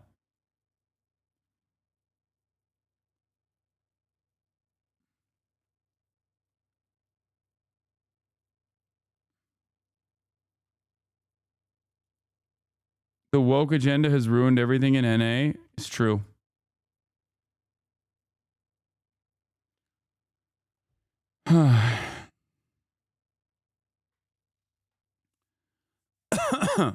49.9 PV percentage PV is not a landslide victory. No, but it was a resounding defeat for the Dems.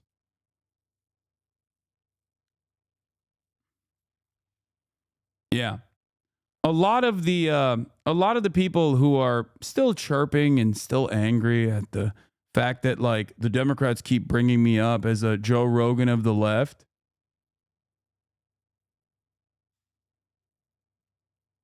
Those people were also consistently saying, I am not with Kamala Harris enough. I wasn't sufficiently backing Kamala, using my massive platform to back Kamala Harris unconditionally.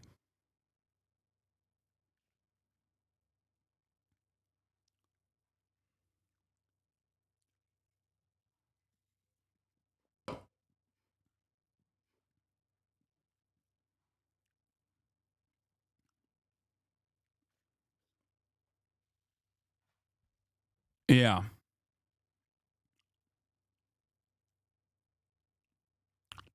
So, yeah, this entire thing is,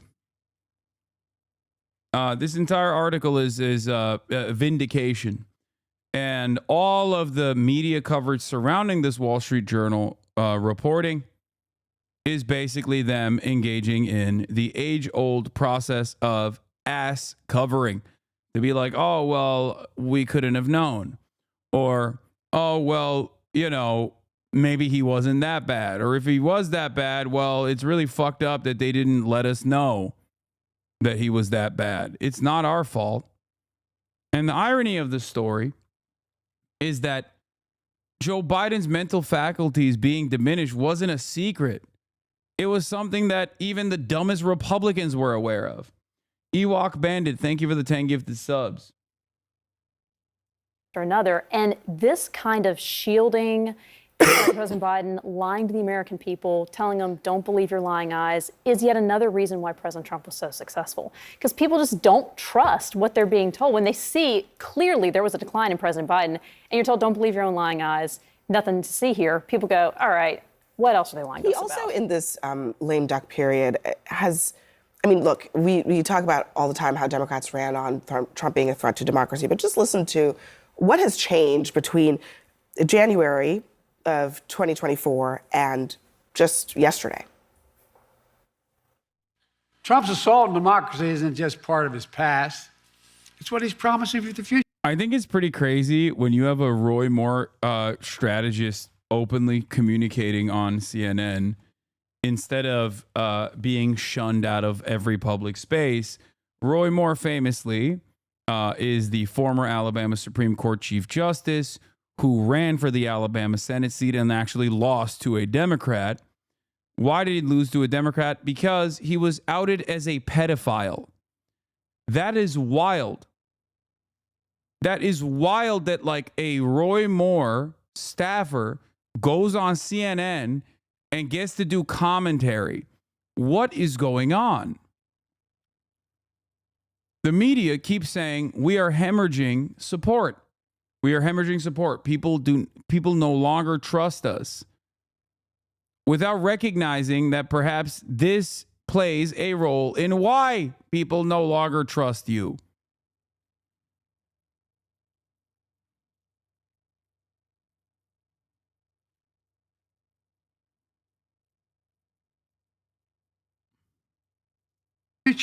He's being straightforward. He's not hiding the ball. The fact that he doesn't abide by the rules of the democracy we've established is not my concern. My job is to make a transition workable and available.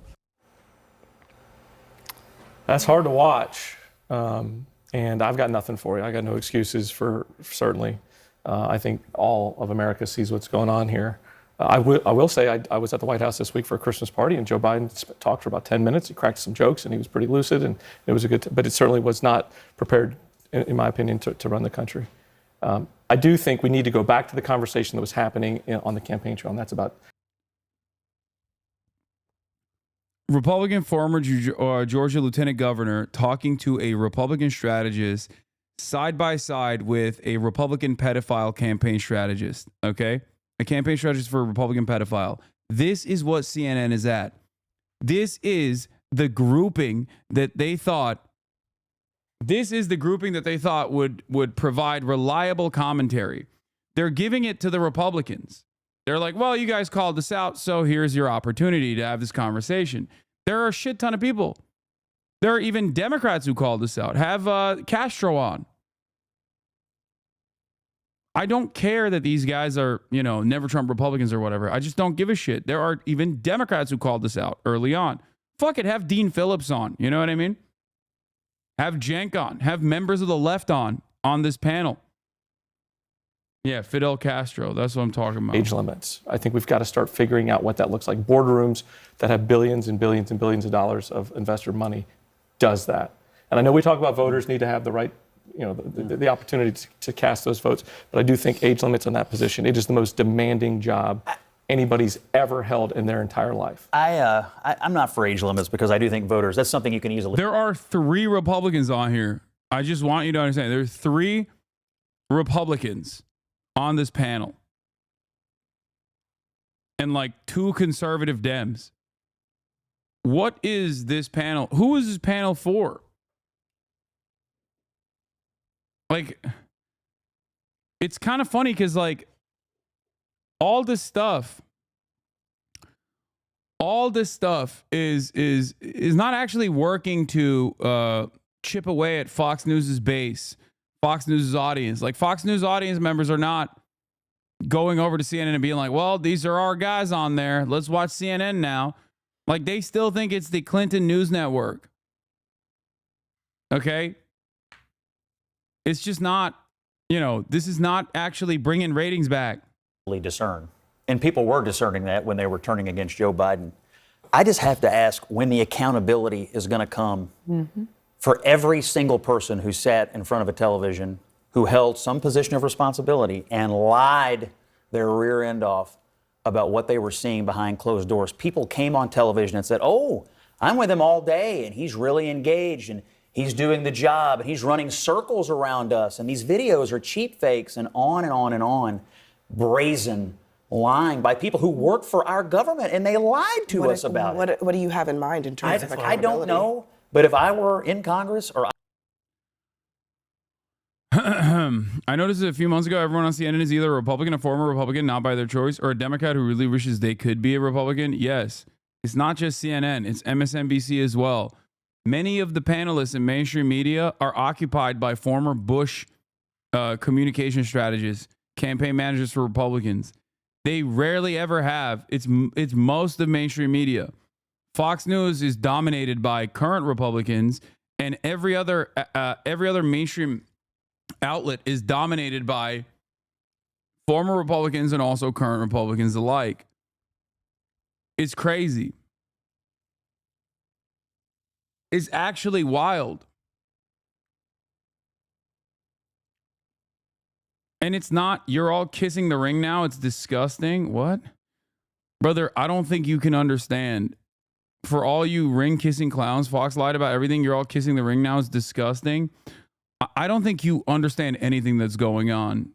I'm going to be honest with you. I'm sorry, but I think you're a little confused and maybe your brain is short-circuiting a little bit. And it's understandable, especially if you just ate a fucking steady mainstream media diet of thinking Kamala Harris was doing Brad Summer. And then when your expectations were not met with the reality of a resounding defeat, you are now looking desperately to lash out at anyone and everyone.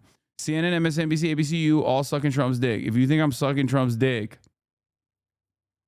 you're unfortunately mistaken. I'm going to be nice. I'm going to be as nice as I can, but you should probably stop hallucinating. Okay?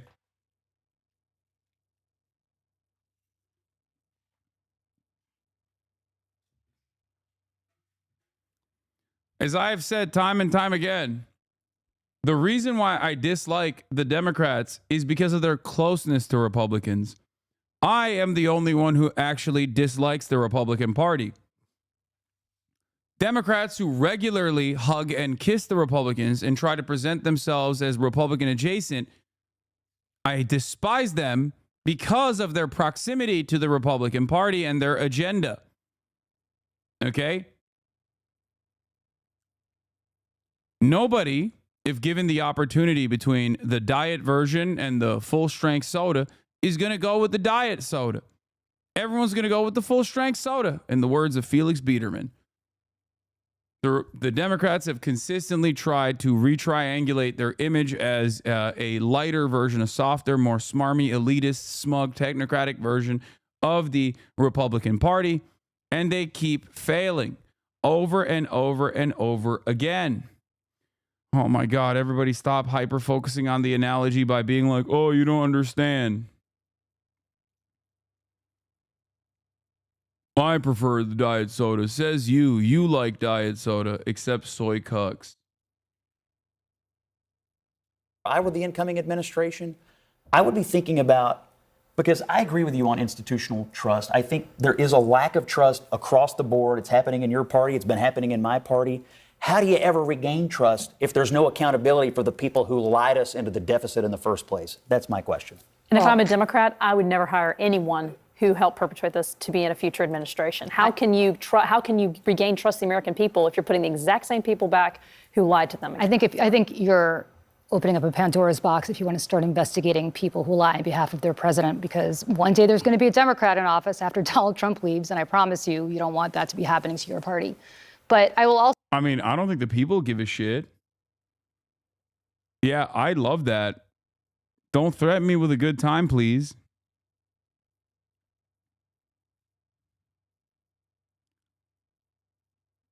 Also say, to your point, I don't agree with that. You don't? Because- You but think Donald here- Trump's no, been honest here's and the what people I- around him have been honest? Here's what I think. If you go to work for the government and you stand up at the podium like Karine has done and knowingly and fully lie to the American people, because you know full well what you see behind the scenes and what you're saying in front of the podium, I mean, maybe the accountability is they never get hired again. Like it was But the largest inauguration crowd in the Is that as history. consequential as this? I'm But just asking. it's a lie. But it's a lie. It's a lie. That's so funny that they got the Republican strategist dunking on them. It's crazy. I mean, he's not even wrong. This guy is gaslighting Wolf. He's not wrong. Yes, Trump and members in his orbit lie all the fucking time too. So bring up a better point than the inauguration numbers. Okay? Talk about how Donald Trump denied the election results. Donald Trump has never had a moment. Donald Trump contradicts himself in the same sentence half the time. The best thing you got there is inauguration crowd sizes? Like, what are we doing? Are you fucking insane? Like, even when they have controversy, it's still managed controversy. It's like, it's done on the boundaries of things that are relatively, they're marginal, they're inconsequential. That actually hates Republicans, okay? I'm gonna say it. I'm saying it, dude. I think Democrats don't fucking hate Republicans as much as I do, okay? They love saying, oh, I guess you want to vote for Trump then. But like, dude, you don't fucking hate Republicans. You want them in your party. You desperately advocate for them to come to your party. You literally have them at your convention. You have them at your fucking convention. You have them come and speak at your convention. You literally have their loyal soldiers come speak at your convention. The border guards, the fucking cops. Like, you love them. You want to fuck the Republicans. You want to hug the Republicans. You want to kiss the Republicans. You want to be Republican. You want to be Republican. You're just a fucking Republican. I hate Republicans. You don't. You want to fuck them and you want to suck them. Okay? So stop with this bullshit. I was in a hotel room after the this was the final night of the DNC when I was saying this. Okay. My neighbor in my hotel room came to my door and complained, even said, I actually agree with a lot of the things you're yelling about, but can you please pipe down? That's what he said.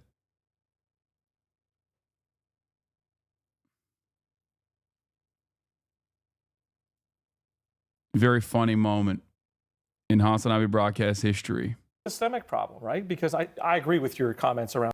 All right, let's watch the five lap up, do their victory lap over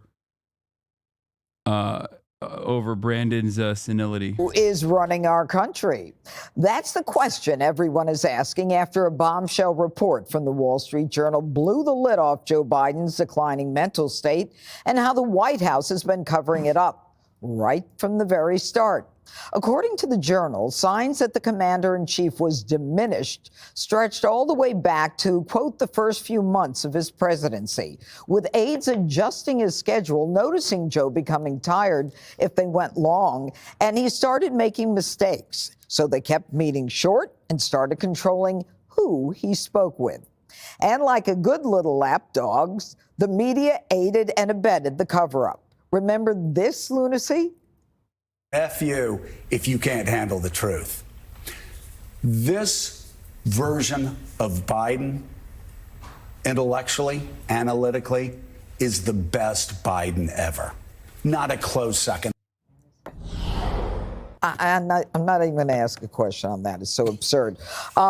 Jesse, they say that the 50 sources say they noticed in the first few months that he couldn't handle things. But do you remember they're using COVID as an excuse for him not to campaign, not to get out there and to have the basement campaign where, remember, cars, they would beep if they supported Joe Biden? There were 8 of them.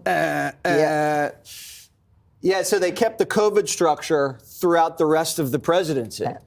And he was treated like an aging dictator, an aging king. You know, the same things they said about Trump were true of him. He was isolated. He was out of touch. He was... It's pretty funny because they have like so much good footage of him just being a fucking bumbling old fool, stumbling around. You know what I'm saying? It's just, there's so much good coverage on here. They get to do this victory lap because even though they were doing it on partisan reasons, they were still correct. Even though they were doing this on partisan grounds, they still stand corrected.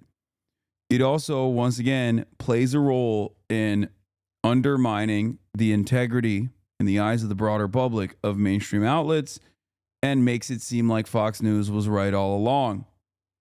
So that's a bit of a self-goal, a bit of a self-own from mainstream outlets once again. Mentally unfit. People were keeping things from him.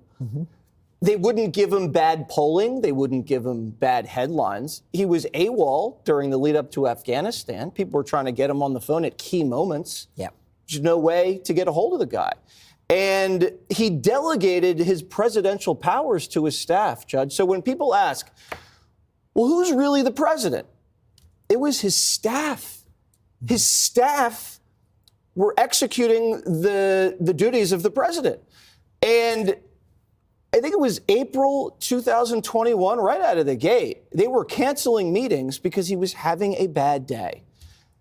So all this conspiracy theory about, Joe Biden shot, he's a puppet, it was true. I mean, at this point, we're going to find out he stole the election from Trump. At this point, the way things are going. Jesse? I'm just saying the way things are going, I wouldn't be surprised if we found that. You know, the amazing part of it, Charlie, is that Jill Biden was in charge of the one cabinet meeting they had in 11 months. Jill Biden was the one who campaigned in 2020. She out-campaigned her husband, Joe. Jill Biden is the one that people had to go through to get to. Jill was one who they had to go through to get to Joe. Why was she so desperate for this? I guess. I mean, we don't know, but I guess it was because she was desperate to cling to the White House and to remain relevant and remain in the White House, because we don't have any other better answer than that. Obviously, this is all Joe Biden's responsibility. He's the one that allowed this to happen. but she bears a lot of responsibility for allowing it to happen to her husband. It's embarrassing. It wrecks whatever legacy he might have had. He leaves office the most unpopular president in the history of polling. And I also think that, and I hope that the people that are around him that lied to him, lied to us, lied to everybody, and kept this Weekend at Bernie's charade going all this time, don't escape scrutiny, and people don't forget that what they did to us. They talk about destroying democracy and taking democracy away. Yeah. There's no greater example of destroying democracy and taking it away than actually having the person that got elected be. I mean, they lied to him about. They shielded him from outsiders. They lied to him even as late as the campaign. They were lying to him about his pollsters, about his polling. They wouldn't let him talk to his pollsters. So even he didn't have any idea how bad things were going into the summer. There's a lot of blame to go around for everybody. Joe Biden is most responsible, but I hope that nobody forgets that what these staffers did to undermine democracy. You know, Dana, the interesting thing is that before Joe Biden spoke to this special counsel, Robert Hur, for 1 week, he would spend 3 hours every day prepping. And the only thing that we got out of it was Hur said, this is a friendly guy, an elderly man with no memory.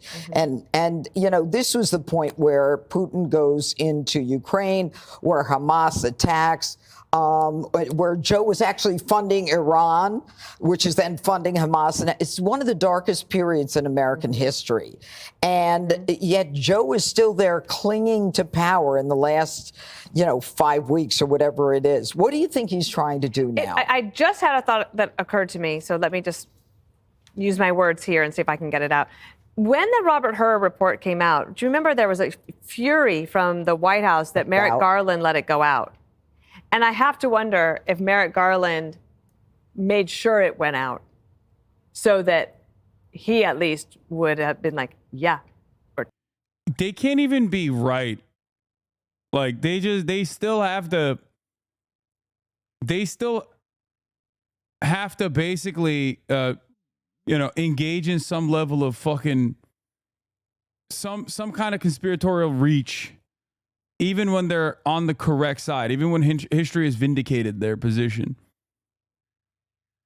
Trying to tell people, like, this was what was happening. One of the things in the article is that they scripted his interactions with his defense secretary, Lloyd Austin. No wonder Biden had no idea Lloyd Austin was missing in action for 3 weeks. They never spoke anyway, and if they did, there was a script.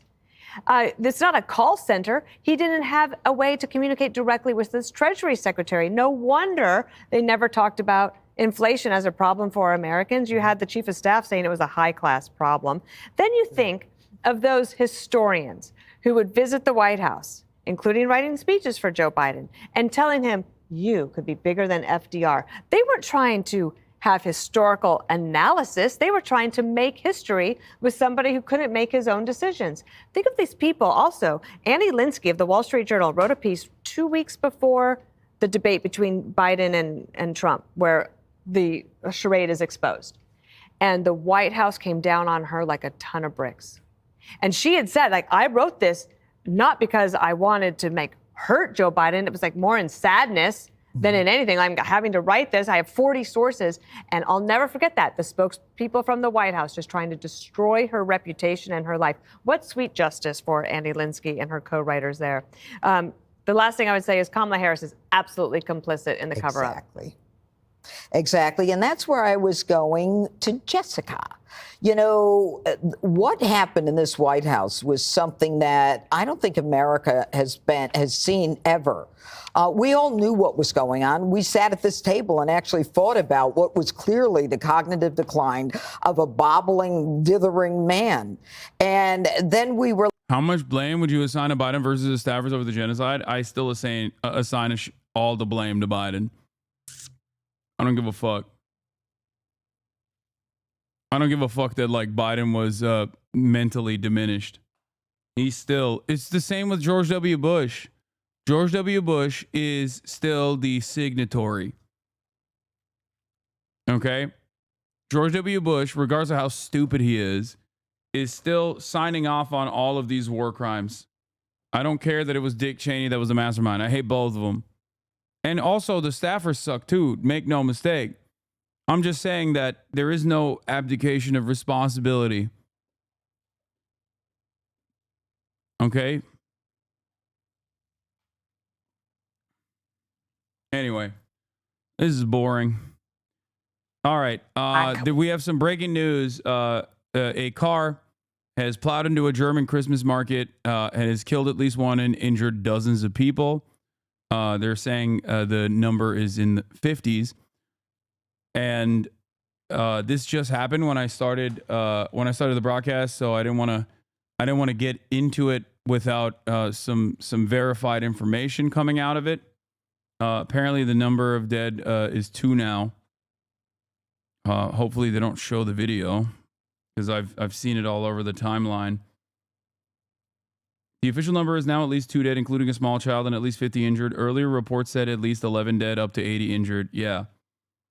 Earlier reports came from Breaking News and Breaking 9/11 or whatever the fuck. That wasn't.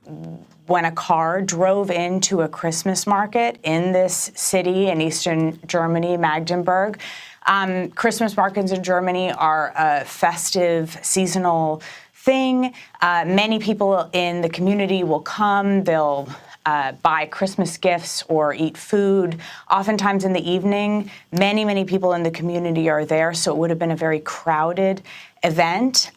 We're hearing. Yeah, I saw a lot of people. My Polish friend told me about this as it broke. A lot of people online are essentially immediately calling for a race war. Yes. Germans are already very primed to be like, this is what happens when you have Islamic migration into Germany.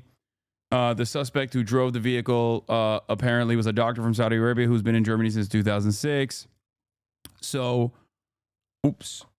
all of the Germans are predictably, saying that this is a direct consequence of Muslim migration into the country, and we have to round up everyone and forcibly deport them, and that the AfD is vindicated.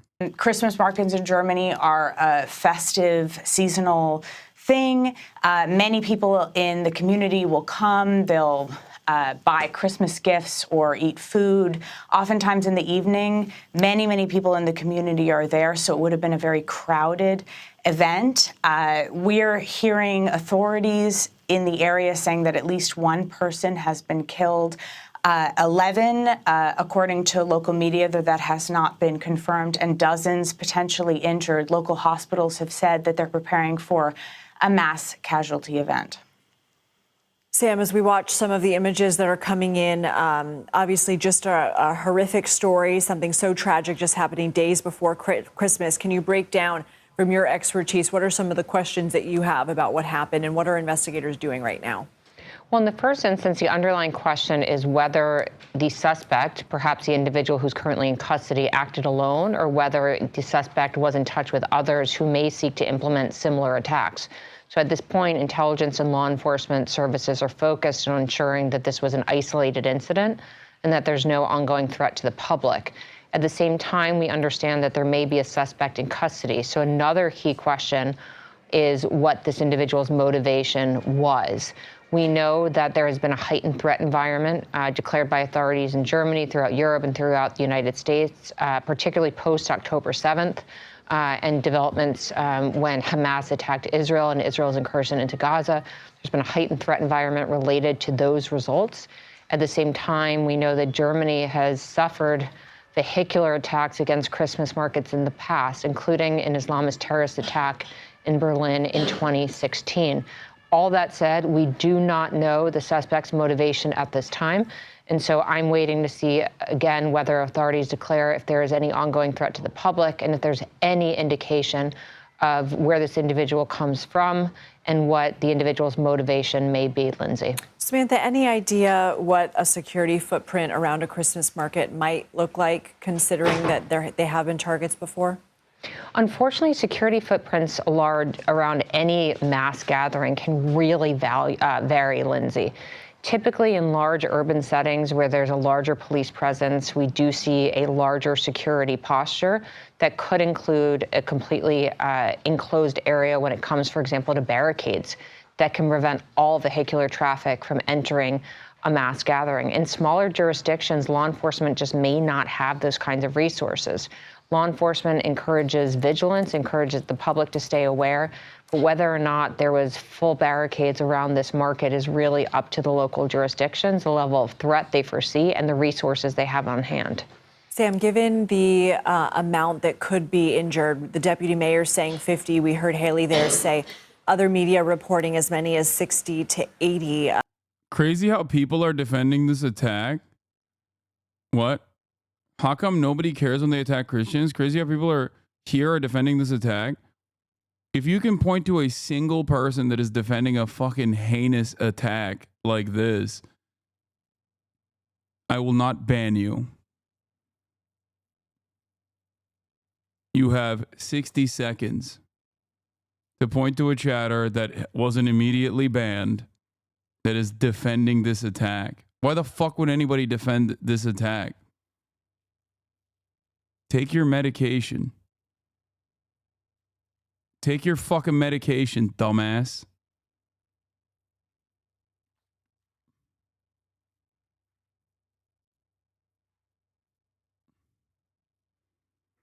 I like that so many people just like fucking hallucinate at this point. Like,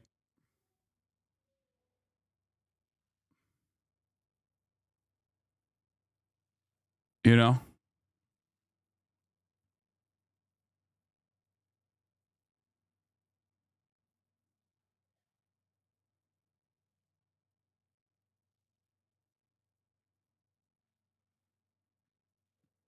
All right. Well, I guess he doesn't have he was unable to figure it out. Here, take a week off. I believe that's from the AFP news agency. What does that tell you about the nature of what authorities believe was a deliberate attack, just in terms of the crowd size that vehicle was able to plow through? Well, it tells me that this was a very densely packed area. So while we don't know the exact size of the actual gathering, it does look like, unsurprisingly, it was a very dense environment, which is quite common at a Christmas market. These mass gatherings don't have to be spread out over a large geographic space. It's a density of people that could be vulnerable to something like a vehicular attack. But if the death count does continue to rise, it will be the deadliest vehicular attack on a Christmas market in Germany, Lindsay. And these are images that I am seeing for the first time along with you. Haley, it's just so tragic to see police lights and ambulance lights in the foreground with Christmas lights in the background. Haley, as this is still such a fast developing situation and we're working to gather more information, what questions are you asking? I think that a lot of people who are watching this situation are thinking of the attack that happened in 2016 when a truck drove into a Christmas market in Berlin. 13 were killed in that attack, dozens were injured, and it really challenged the sense of security that a lot of Germans had around those Christmas markets, and frankly, a lot of Europeans had around mass gatherings. And I think this has probably reignited that feeling in a lot of people, gathering to celebrate the holidays, gathering to be in crowds together around, certain events where people all congregate in a certain place. I think that challenges now people's sense of security doing those things. We're watching, obviously, this situation. Dozens have been injured. Hospitals. No, the guy is taken alive. Since it was a doctor from. Are we just going to pretend the Elon tweet isn't a part of the story, or the fact that we are 2 months out from the German election? It's not a matter of pretending that Elon Musk tweet is not a part of the story. This happened after Elon had tweeted that. Elon was tweeting his support for AfD, saying AfD can only protect Germany, hours before this terror attack happened. Okay? So the idea that this is The idea that this is like somehow linked to Elon Musk is silly. Elon Musk is a Nazi. Elon Musk is a fascist. The AFD are neo-Nazi fascists.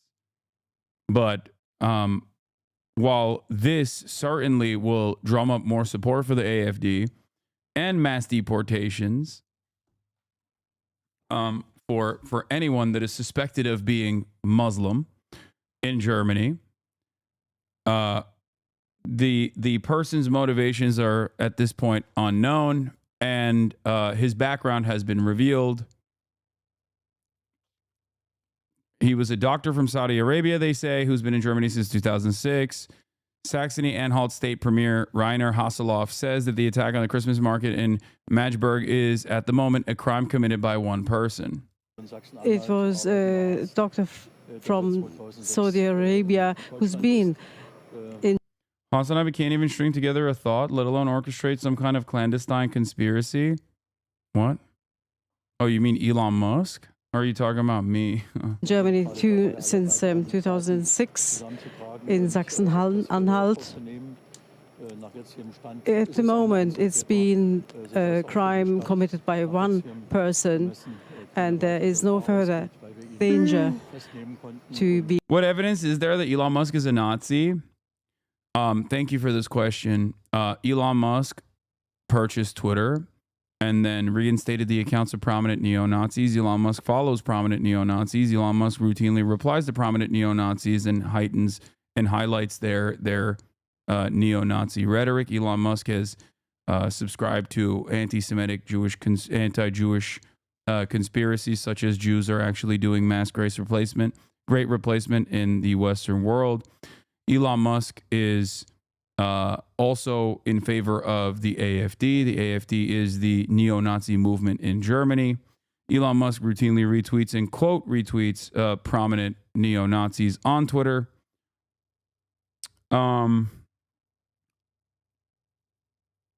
So, you know, at this point, the only thing he hasn't done is grow a Hitler mustache and Sig Heil. So that's pretty much it. But don't worry, he's pro-Israel. So I guess he's not a neo-Nazi after all.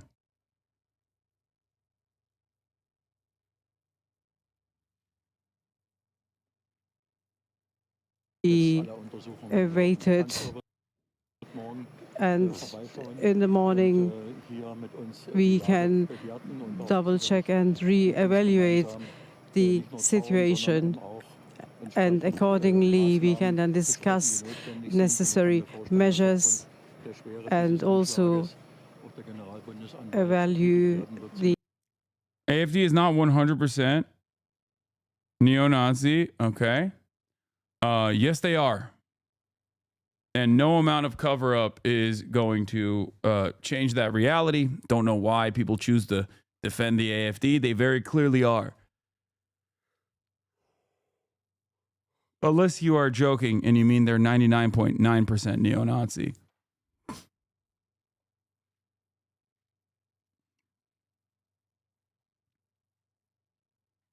The severity of the attack together with the prosecutor.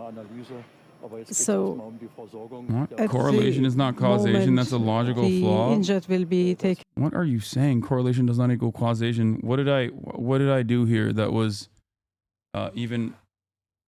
Did I look at any sort of correlation and imply causation? No. I think you just heard, just like many debate perverts, you just wanted to slam on a logical fallacy that doesn't actually work in this situation. Straw man,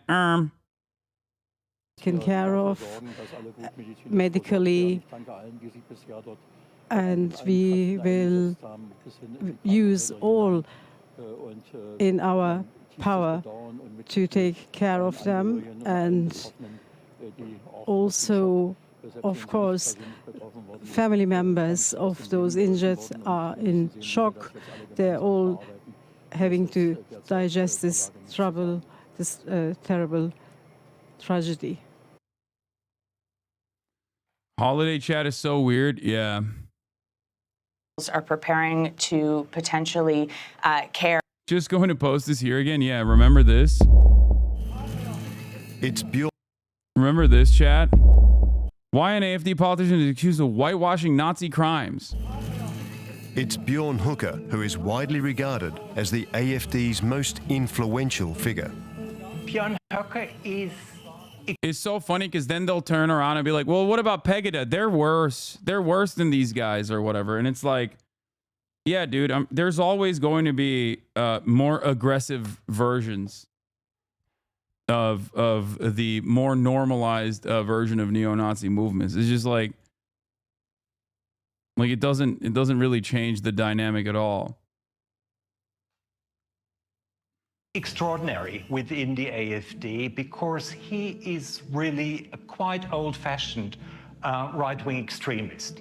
He's not just a radical, he's not just opposed to immigration, he is really one who favors rewriting German history.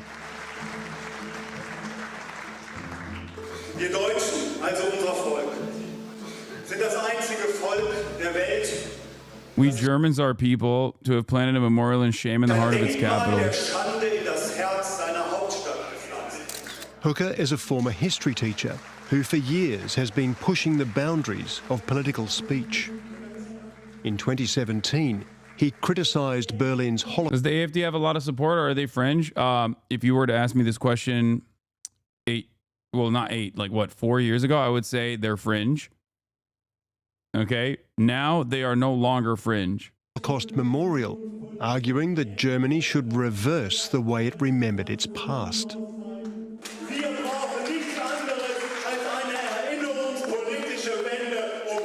We need nothing less than a 180-degree turnaround in the politics of remembrance.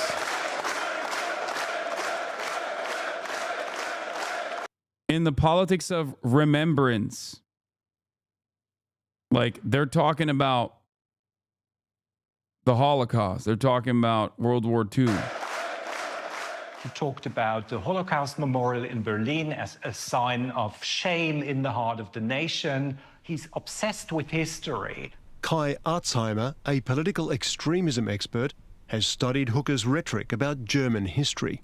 He is engaged in whitewashing what the Nazis did, basically. Remembrance culture is the idea that the crimes of the Nazis must never be forgotten and that we should educate future generations in the knowledge that Germany in the past has committed those atrocities to safeguard our future. Basically, that's the idea.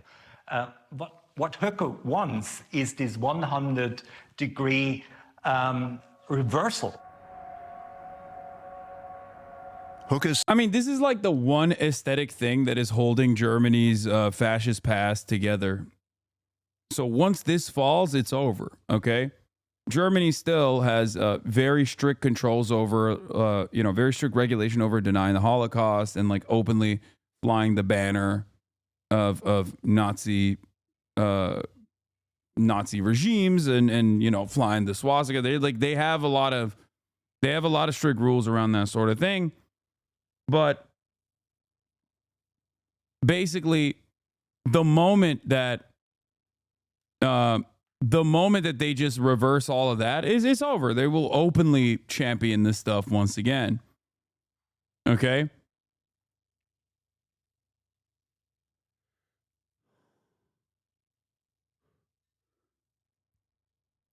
Basically, this is the one thing, like the remaining, the thing that stops the dam from breaking in its entirety, openly breaking, is that they still are like ashamed of the Holocaust.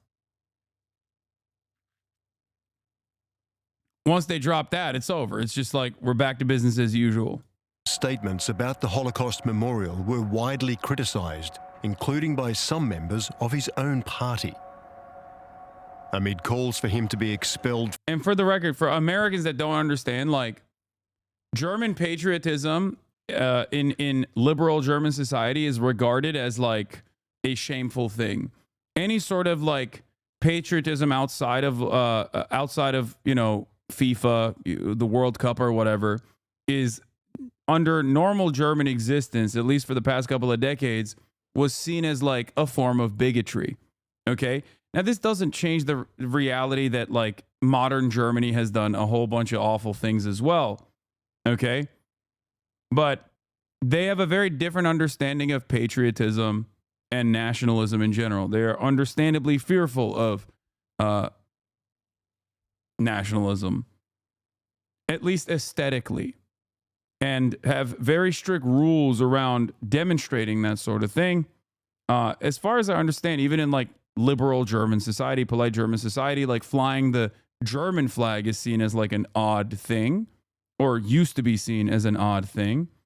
And that obviously you can't fly the Nazi banner, which is why the AfD, I believe, was the AfD, I believe, used to use the older Imperial German flag as a substitute. That's why there's a lot of dog whistles. AfD is also, I guess, technically a dog whistle. A chatter was calling it a bullhorn, but it's the the alternative for Deutschland, or some people call it alles für Deutschland, like all for Germany for Germany, all Germans for Germany. German patriotism comes only during the World Cup and next UEFA Euro Cup.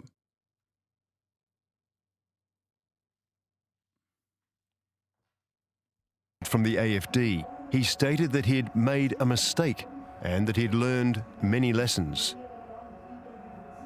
But he continued to court controversy.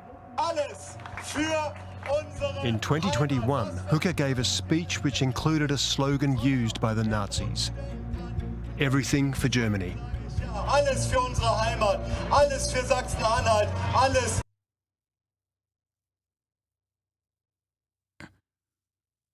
Germany for Germans, everything for Germany. Like, using Nazi sloganeering like this is not only something that, again, liberal, polite German society does not look fondly at, but it is directly illegal, usually.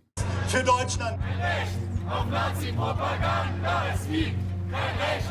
Under German law, the phrase is illegal, and Hooker was charged with knowingly using a Nazi slogan.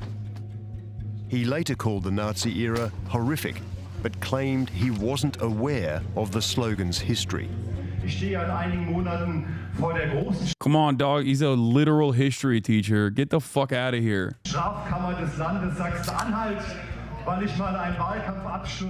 Then he did it again.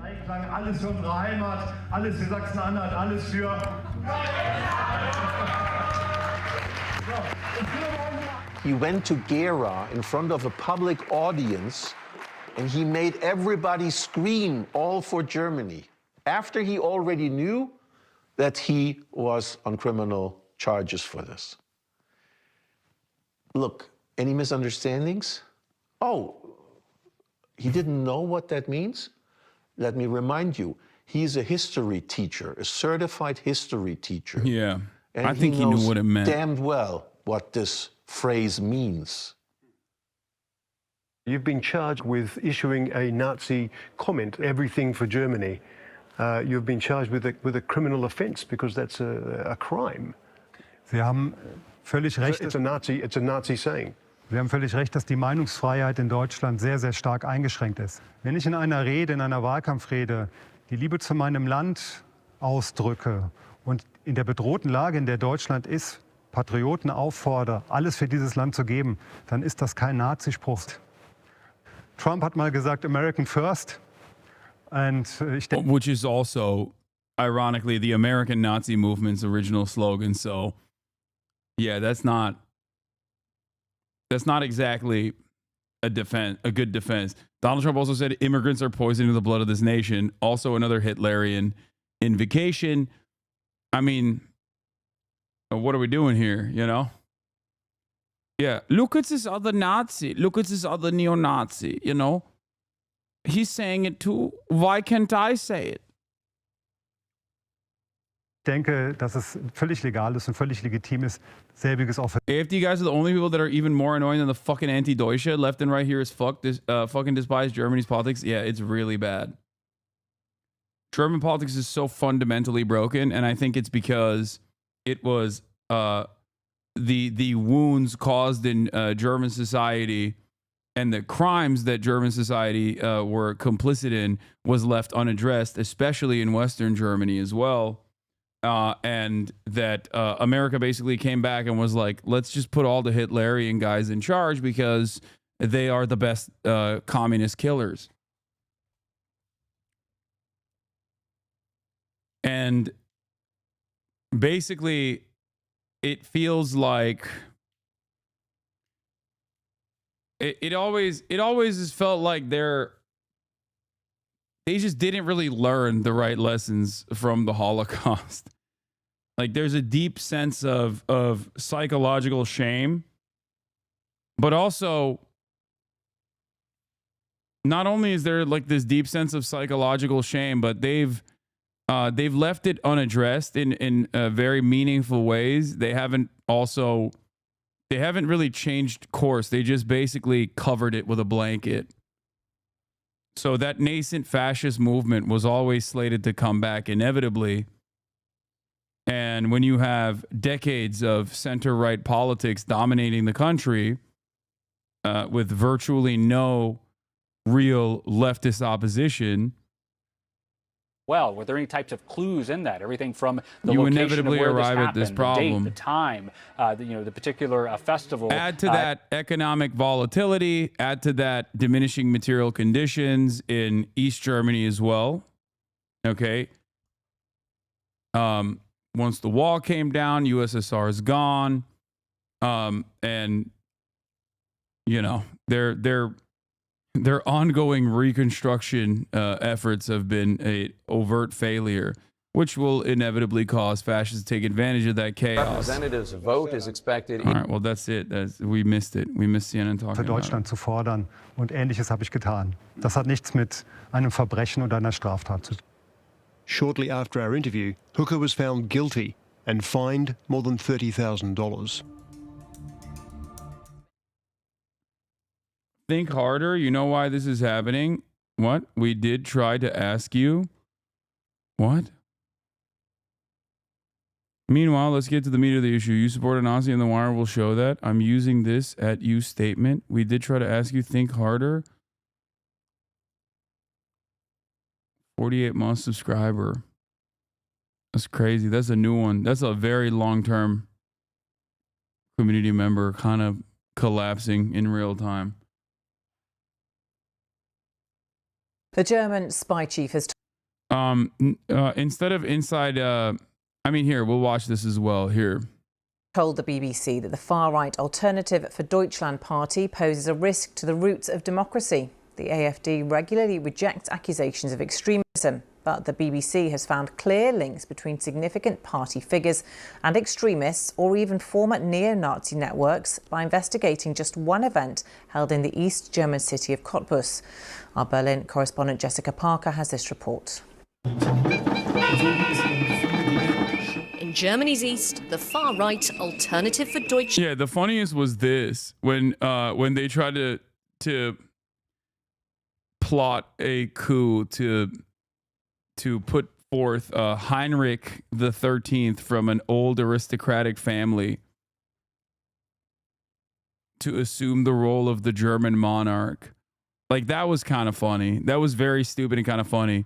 What's still stupid but not funny and very scary was also the fact that Germany had to destroy one entire military unit because every single person in the unit was a Nazi. Like, that shit was crazy. That was not funny. That was actually pretty scary. When they were just like, oh my God, an entire fucking unit is just they're all Nazis. Deutschland is popular, even aiming for power. Yeah, Army Special Forces were fucking straight up Nazis. And Jean-Pascal Homme is a regional parliamentary candidate. The AFD is proactive on social media, but also on the ground, and it feeds this idea they want to promote, that they are of the people and taking on the establishment. But, as the BBC has found, Jean-Pascal Homme's held links with several groups now classed by domestic intelligence as extremist, networks accused of anti-migrant, anti-Muslim. Also, another one of my favorite, like, funniest German Nazi moments is that one of the prominent leaders of the anti-COVID lockdown movements in Germany was a vegan Turkish neo-Nazi. What the fuck was that guy's name? That was really funny. He was like one of the biggest like Q defenders. Yeah, and he was literally Attila Hildmann. Attila Hildmann, ja. Jawohl. Yeah, motherfucker was Turkish, bro. Like, what are you doing? Like, what the fuck do you think is happening? Like, what?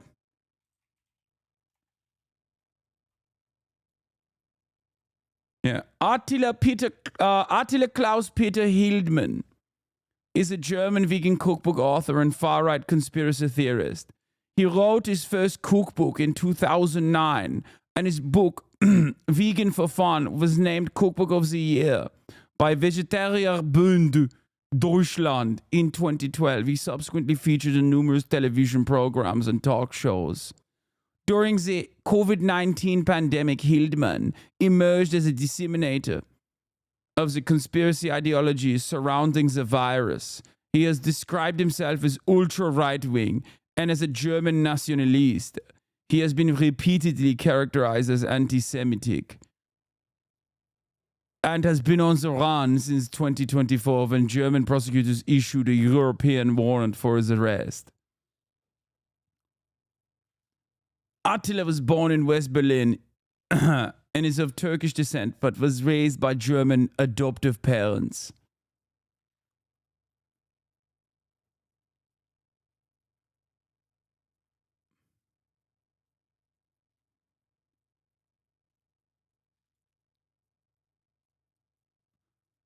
It's so funny to be a German Nazi as a dude of Turkish descent, and then having to fucking fly to Turkey. He's like, I hate these fucking Muslim. I hate the fucking Islamo-fascism. And then you have to go to Turkey. And then you have to fly to Turkey and be around all these immigrants. Oh, Jesus Christ.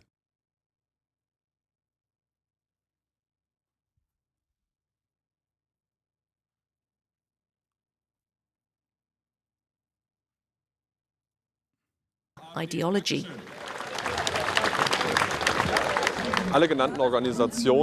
All these organizations focus on one subject, the theme of our times. It is the population replacement going on in Germany and in Europe.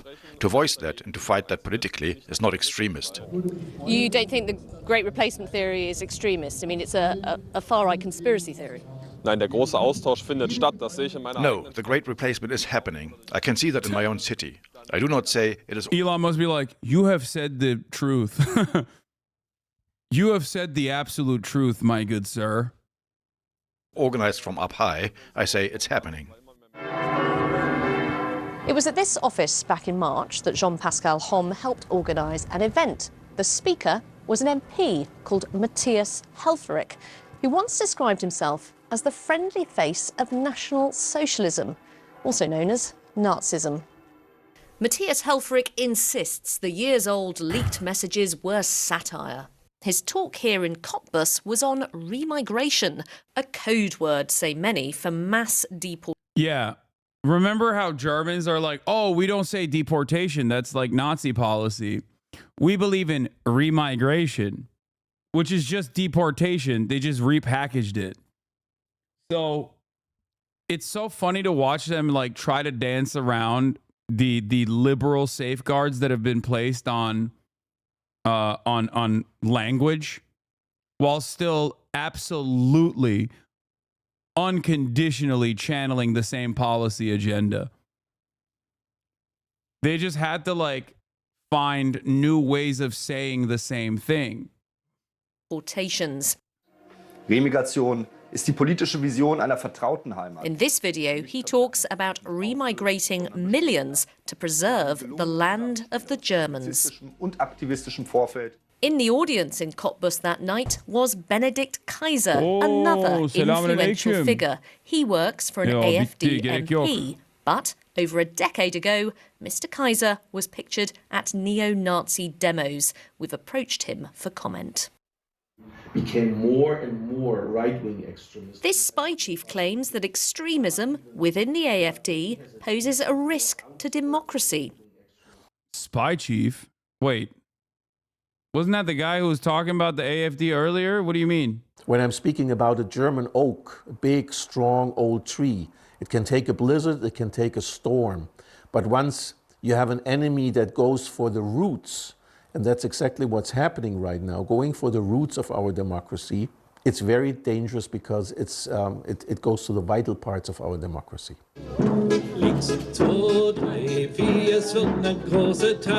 The AfD says it's being smeared by a biased establishment. And as the country builds towards regional and EU elections, this isn't a fringe movement, but one trying to go mainstream. Jessica Parker, BBC News in Brandenburg.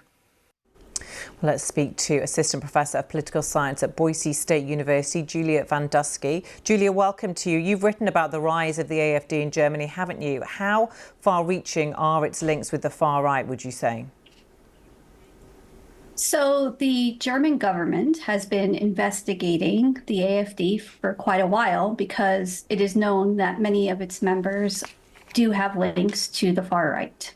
So it is far-reaching.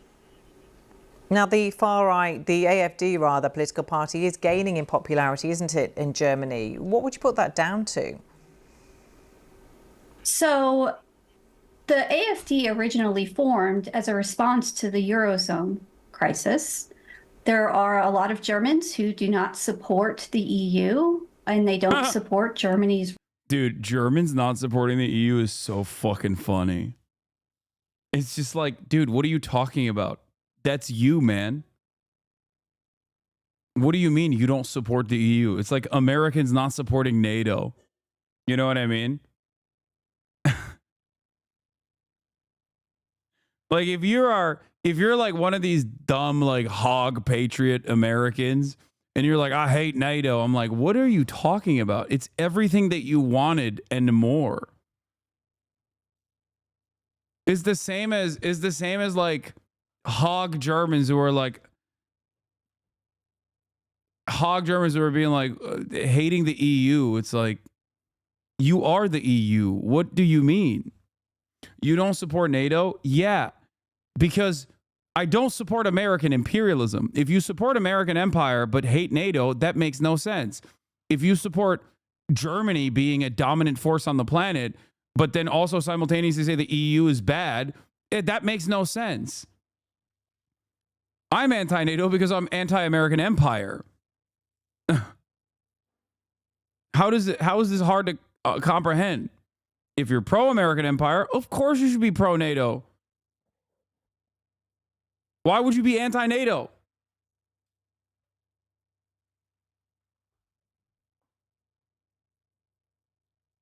Role in the EU, and so now there's a party that represents their interests. They're more popular in East Germany amongst older people who had been socialized under a completely different political system. They lived under communism and an authoritarian regime. So politically, they're a little bit different than West Germans. So it's not surprising that the AfD is a little bit more popular there. And what do you think it means for the future? Yeah, that's why it's more popular there. It's not like the wealth disparity.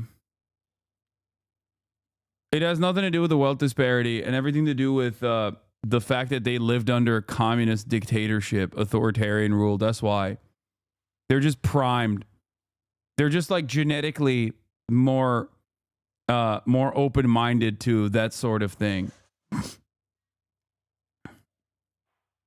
Like if you're an academic, if you are an academic who literally has browsed through countless amounts of historical reference points and data, and this is what you present, what are we doing? Like what a fucking ridiculous approach. Yeah, no wonder we never arrive at the truth.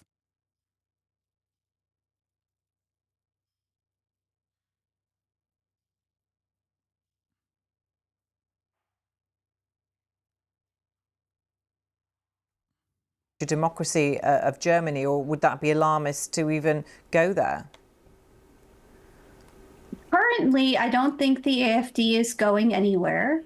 However, I don't think they're big enough currently to ever form a government in Germany. They're still quite small. And the other parties, the mainstream parties, are unlikely to form a government with them. So in the short term, they can make a lot of noise. They have a platform in parliament, but I don't think they're going to have a lot of influence over policymaking. Okay, Professor Julie Van Dusky, thank you very much for joining us with your analysis.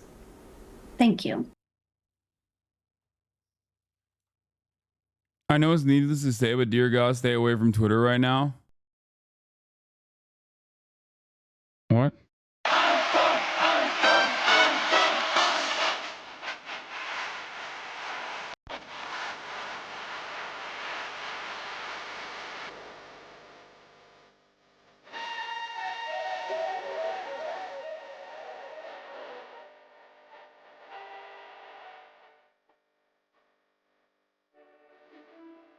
DJ Ötzi, Anton aus Tirol.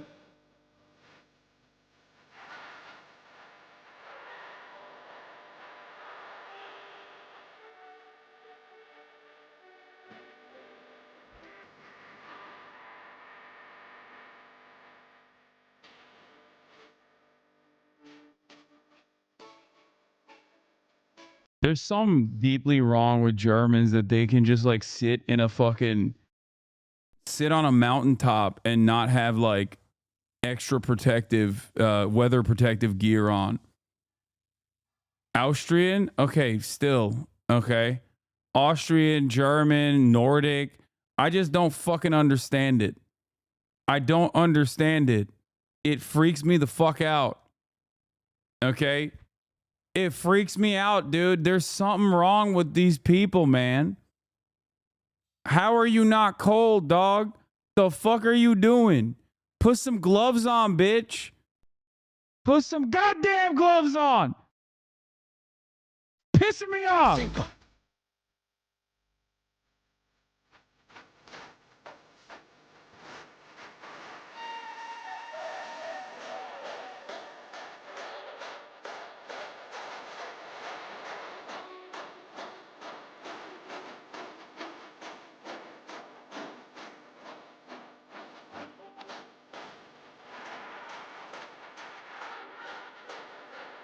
Bro, if I was rocking what he's wearing right now, when it's like sub 60 degrees in Los Angeles, I'd be cold. Like this motherfucker's up there and it's like minus 20 centigrade and he's just chilling, dude. That's crazy. He's just chilling, big chilling. It's not appropriate. It's inappropriate. You need to stop it right now. What's your reason for why so many Eastern European countries became so reactionary and anti-communist after the fall of the Soviet Union? Like you have East Germany and the mess it's in. Poland also, the leader during the USSR collapse was a staunch anti-communist trade union guy. And Poland is super anti-migrant today. Most Eastern European countries are in NATO now, etc., etc. I don't know. They took the fucking L.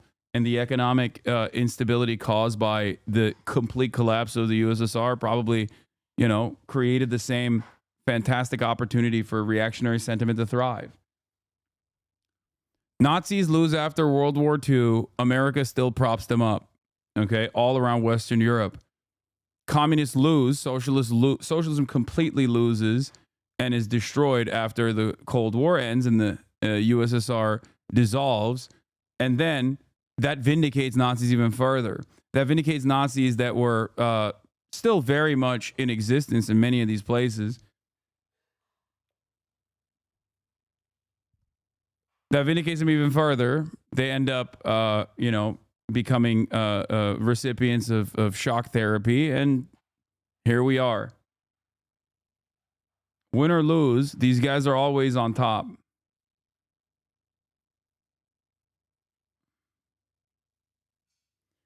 You shouldn't ever speak about Eastern Europe, bro. Oh, you're right. I don't get it. I don't understand it. I don't have the high IQ to understand Eastern Europe.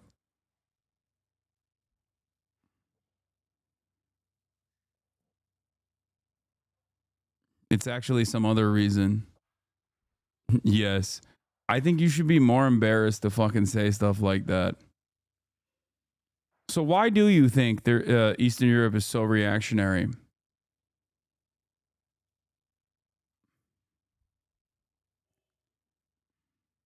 Go ahead. Enlighten us, Eastern European chatter.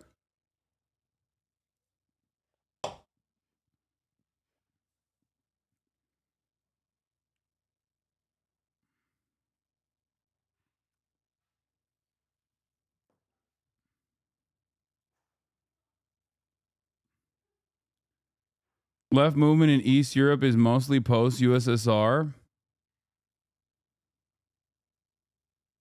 Okay, continue. Are you saying that there is no left movement under the USSR? Is that what it is? I'm not. I'm confused.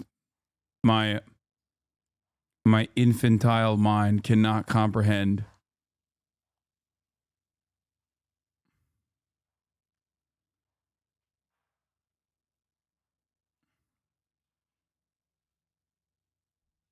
They hate communism the most because they had to live through it. True.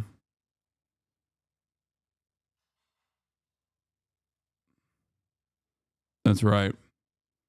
They know what real communism was like. That's why they hate it.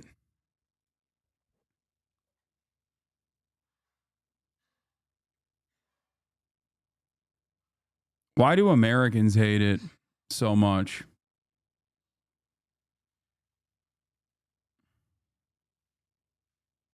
Have they also lived through real communism? Is that why Americans hate it so much, you think?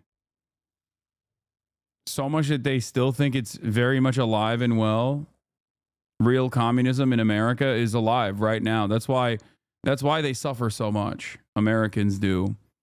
Because of the real communism that they live under. Maybe at a certain point we need to stop, entertaining this stupidity. Entertaining this notion that communism is all around. Real communism.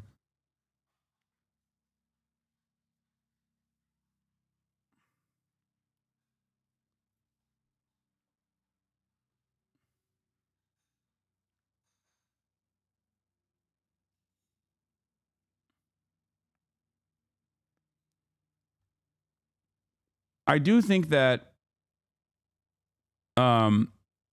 the failures of governance from the USSR factored into the anti-communist, anti-socialist nature of Eastern Europe. That part I do agree. That part I do believe. I think that is an inception point, but I think that the other things that I mentioned still remain. The other issues that I mentioned still remain very much so at the forefront of why so many of these countries became reactionary. But hey, Eastern European asses, they're still hating from a 90% home ownership rate. You know what I mean? They'll be like, oh man, I fucking... I hate this socialism nonsense from my apartment that I own. It's fucking bullshit, dude. I hate that. Here, let me get on a let me get on a working public transit system real quick to go hate more efficiently at the public square in the third spaces that were built.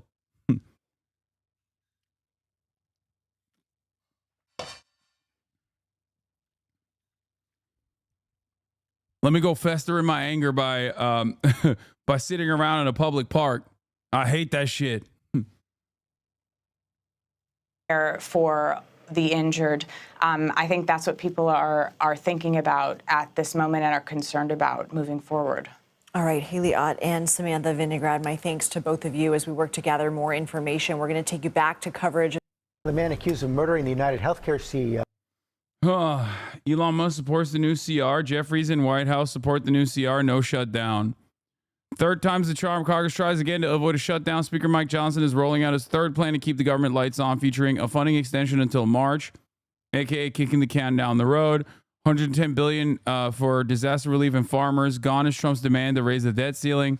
Now Republicans are bickering, Democrats are side-eyeing, and a shutdown looms at midnight. It turns out, yes, this plan is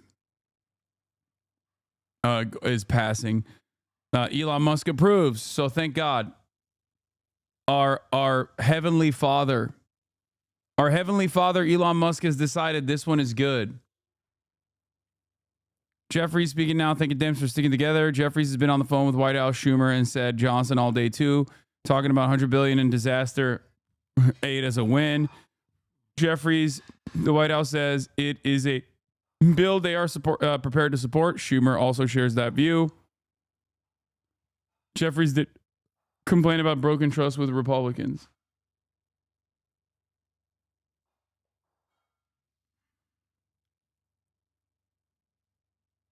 Yeah, isn't there someone you forgot to ask meme, but with Elon Musk? Thank God he finally consented. The speaker did a good job here. It went from a bill that weighed pounds to a bill that weighed ounces. Ball should now be in the Dem court. Thank God. 11 dead now at Christmas market. Covered that yet? The number currently is 2. And I did cover it. I just got done. I didn't even actually get done covering it, but we sidestepped for a second to talk about the breaking news from the disaster that was averted.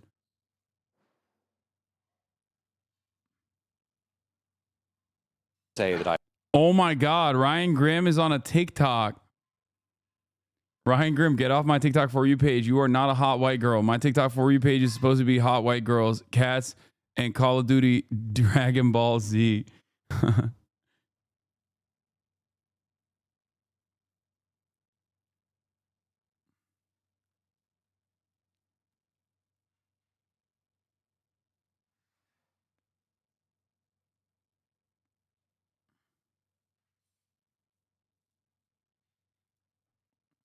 This guy never ended up responding, by the way. He just said left movement in East Europe is mostly post-USSR and had no additional feedback at all. I was like, can you please explain to me what you mean? And he's like, nah. I actually... How about you watch the video? What video?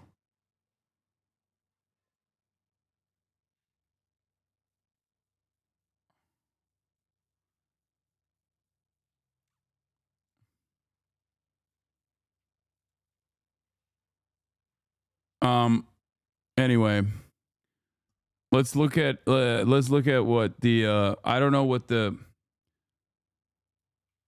meat looks like for this this new bill. I don't know what they kept out of it, but I guess seemingly the biggest point of contention that was cast aside is the extension.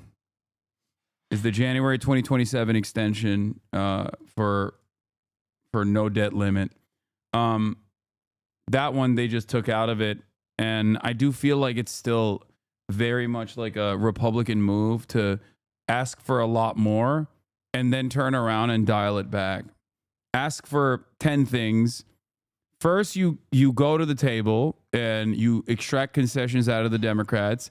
Then when that continued resolution bill is about to be passed instantly, because there were already concessions that the Democrats had given to the Republicans in the previous continued resolution, they turn around and say at the last second, no, we shouldn't pass this. And then they say, we want 10 things. Okay? Take out like eight funding mechanisms out of the continued resolution, and then demand one thing that's like insane, right? And then they take out the insane thing, and they're still left with the 8 other things that they got out of the bill. And then the Democrats actually make it seem as though they won a massive victory here and are willing to concede. Democrats highlighted casualty of the spending fight, funding to combat pediatric cancer. But hey, look, they were graceful in their loss. Once again, you notice that? They get to drive a big blow to the heart of the Republican propaganda machine. Here are the 6 bipartisan policies that were taken out of the spending bill after Musk torched it. Okay, bidaka baba.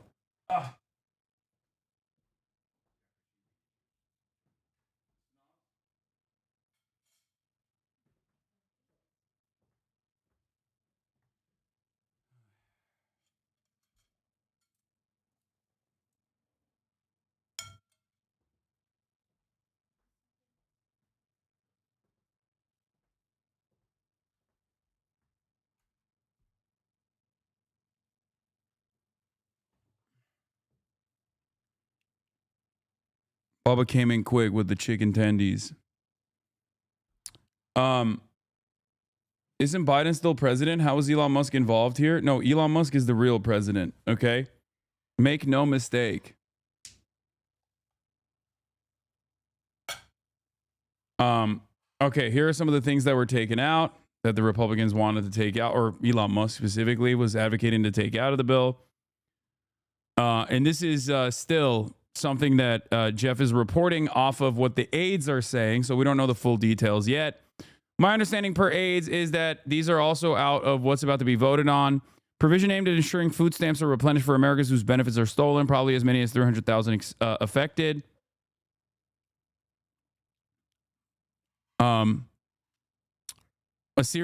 2, a series of changes to the operations of pharmacy benefit managers, middlemen in the medicine business that negotiate drug prices with pharmaceutical companies.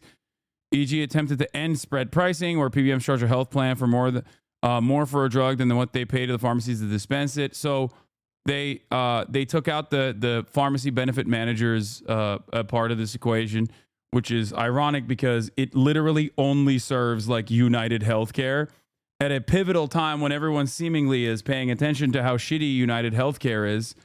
Congress acted again on this bipartisan provision, because the for-profit healthcare sector is so corrupt and so gross and so bad at making pricing infinitely worse that even Republicans were like, yeah, we got to deal with this. Okay?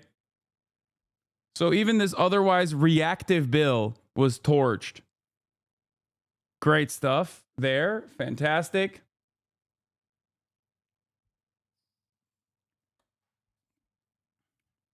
Pay hikes for members of Congress was taken out.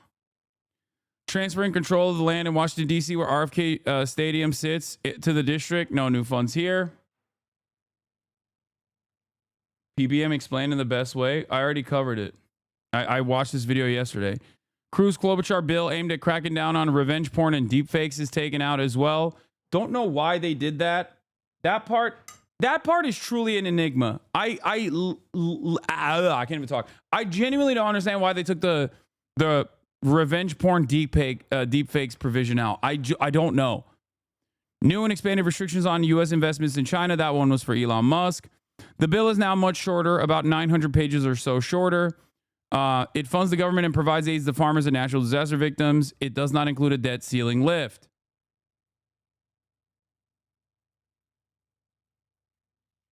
Is it because of Elon and Grok? Is that why they don't? They have the deep fake provision taken out? That seems so stupid. Like I don't even understand that. I truly don't understand that at all.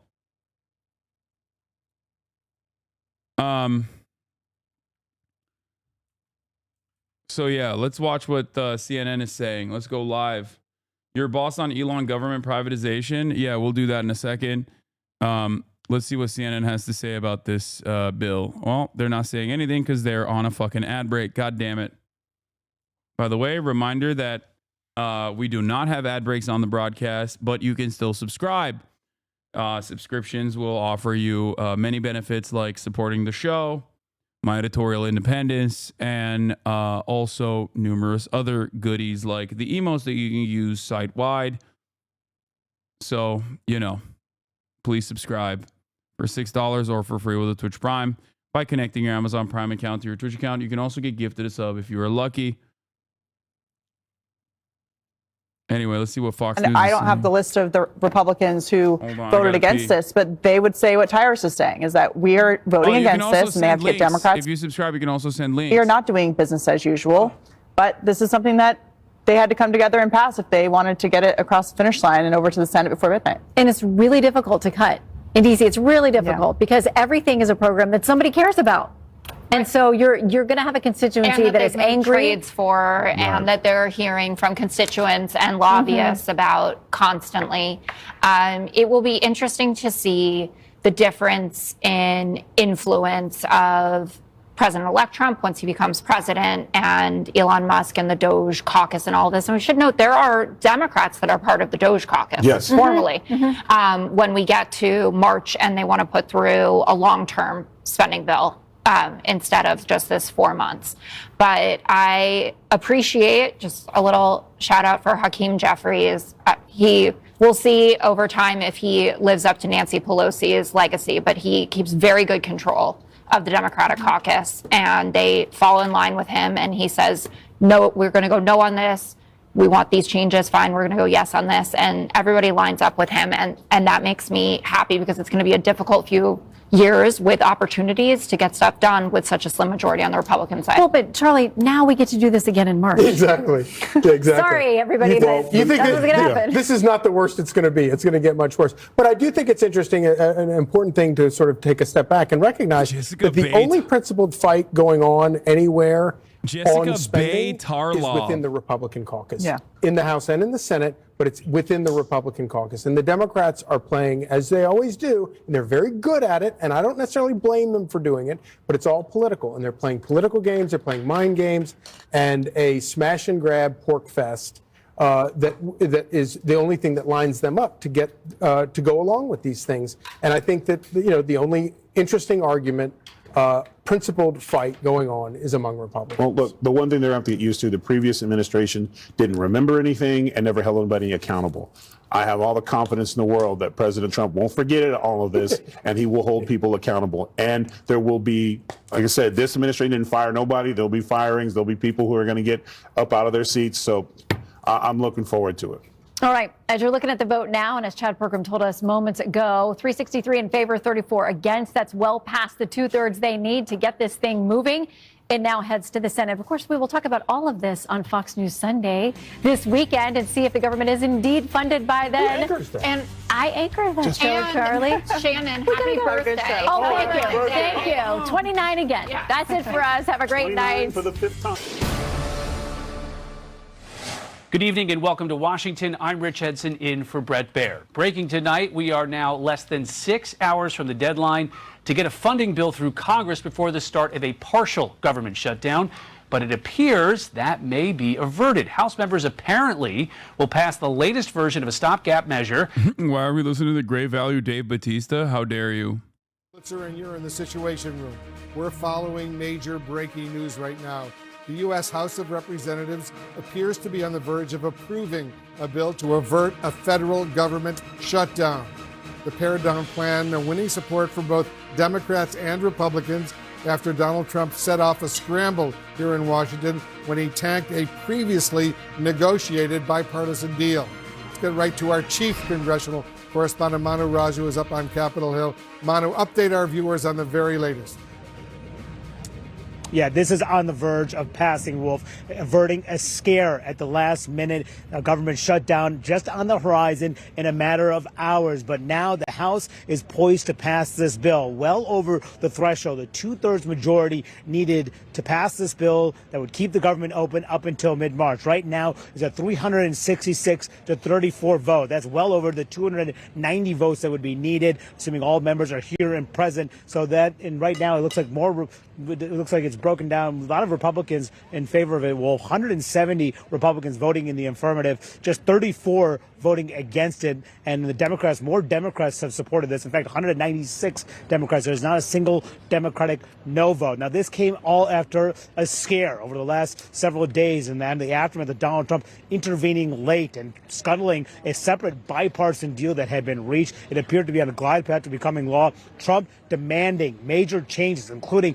an increase of the national debt limit, something he wanted off the table. So we would have to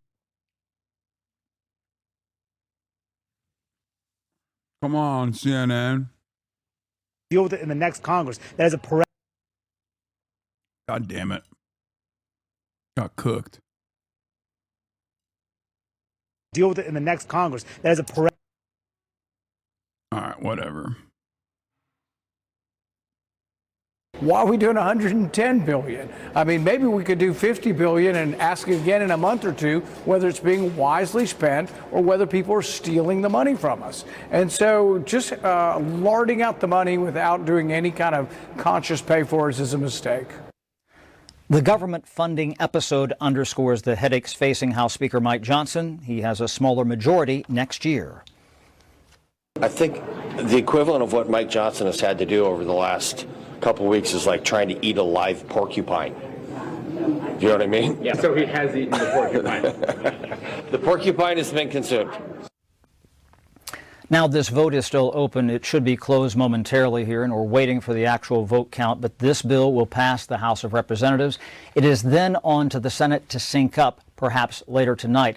The deadline is midnight. Rich? Chad, it looked like this bill got some pretty solid support from Democrats here. Democrats still control the Senate at least for another few weeks. Do we expect the same result over there in the Senate? Anytime you see a vote of this caliber, that many yeas, it's probably going to get through the other chamber here. In fact, it's just a question of time. We wonder how long they will take, but probably you could see a vote of 70 or 80 yeas on this bill in the Senate later tonight. Is this the kind of thing where one senator can hold up the whole thing and make this go for a few days, or this close to the holidays, we don't expect that one of the 100 would do that? Yeah, absolutely. You could have that happen because, again, you have to get unanimous consent and agreement to step on the gas and get around all the Senate procedures. Anybody could do that and really drag this out and force a government shutdown at that stage. We haven't gotten any signals of that. I've been asking around all day. Earlier in the week, nobody could quite tell us what they were planning to do. But what happens around this time of year, especially just before the Christmas holidays, is people want to get out of the building and get home and trim the tree and bake the cookies or whatever. So that might kind of give impetus for people to vote for this bill tonight and get home. Okay. Chad Pergram live for us on the Capitol Hill. Chad, thank you very much. Well, got the panel here, Mark Thiessen, Molly Hemingway, Juan Williams. I'll just get a quick reaction from you guys. They got it done, it appears. What do you think, Mark? So there was never, the choice right now is you've got a Democratic Senate, as you pointed out, a Democratic president, so there was never going to be a good bill. So the choice was a bad bill, which is what they had, or a CR, and they've basically chosen the CR with a little bit of a plus with the disaster rate in the Farm Bill. So they're trying to get out of jail for free at this point. The whole fight has been pushed aside. As for the Senate, I don't think anybody's going to, I agree with Chad, I don't think anybody's going to stop it. I remember I used to work for Senator Jesse Helms, who was used to hold up the Senate in knots in the old days, and one time he was holding up the Senate before Christmas, and somebody went up to him on the floor and said, "Jesse, if you don't relent, we're going to be singing Silent Night here in the Senate floor." And he said, "Well, if you don't relent, we're going to be singing Old Lang Syne." I don't think that's going to happen this time.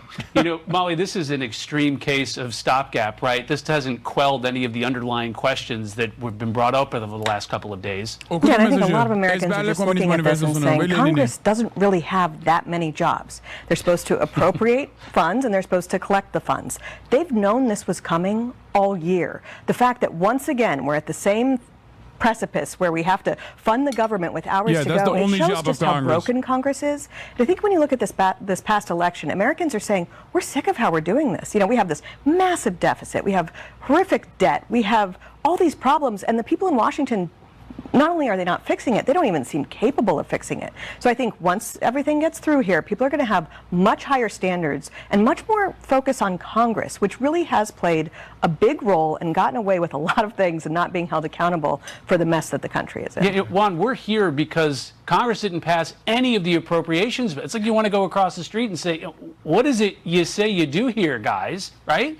Well, I mean, you know, you go back and you think about the fact that we've had Republican majorities, and you start looking back to Boehner, you know, come forward to Paul Ryan, and then of course you come through the recent years and you understand what a difficult situation it has been for Speaker Johnson. He's got a divided caucus and people who don't want to compromise, and he's dealing with Donald Trump and apparently Elon Musk sending signals from afar, in some cases undercutting him.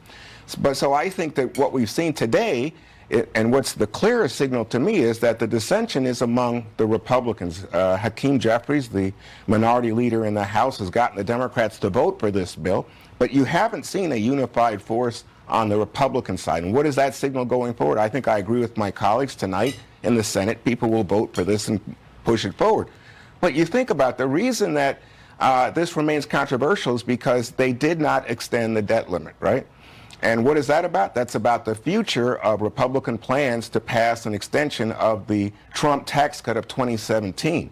And if you don't have that extension, then how do you do it? Where's the money coming from? What's the offset? What's the Trump agenda going forward? And will it have the support necessary on the Hill? Well, to this point, I mean, I do think they are going to have to raise the debt limit. That's just something you have to get done.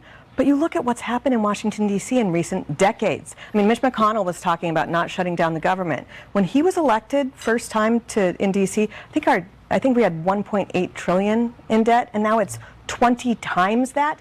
I don't think you do have much disagreement between Republicans and Democrats when it comes to, you know, adding all this debt to the American taxpayer.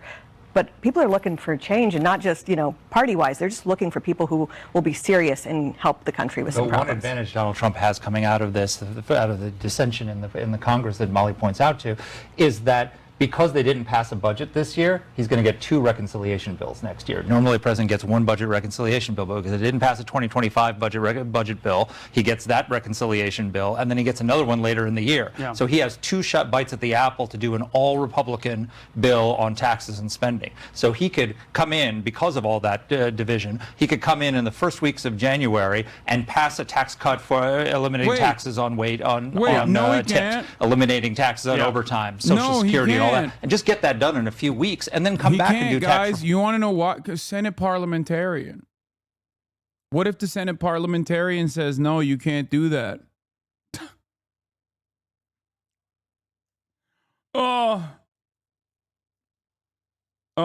Over under on how fast that person would get fired. Literally, the moment that the Senate parliamentarian even thinks about such things, they would get fired. Disaster relief for those people impacted by the hurricanes, and it doesn't include extending or raising the debt ceiling, which Democrats viewed as an accelerated vehicle to extend the 2017 Trump tax cuts. But in the lead up to this moment, the president didn't make any statements. He stayed out of public view, and the White House framed that as a strategy, even as they had to admit that he hadn't even made contact with Democratic leaders in both chambers until earlier this afternoon, about 12 hours before the shutdown deadline loomed. Rank-and-file Democrats were describing a vacuum of leadership. Talks with half a dozen lawmakers generated this Politico headline, quote, Biden is AWOL as Washington spirals into shutdown chaos. His absence really gave the GOP a counterpunch. By the way, Joe Biden's still the president of the United States. Where is Joe Biden? Has anybody heard from Joe Biden?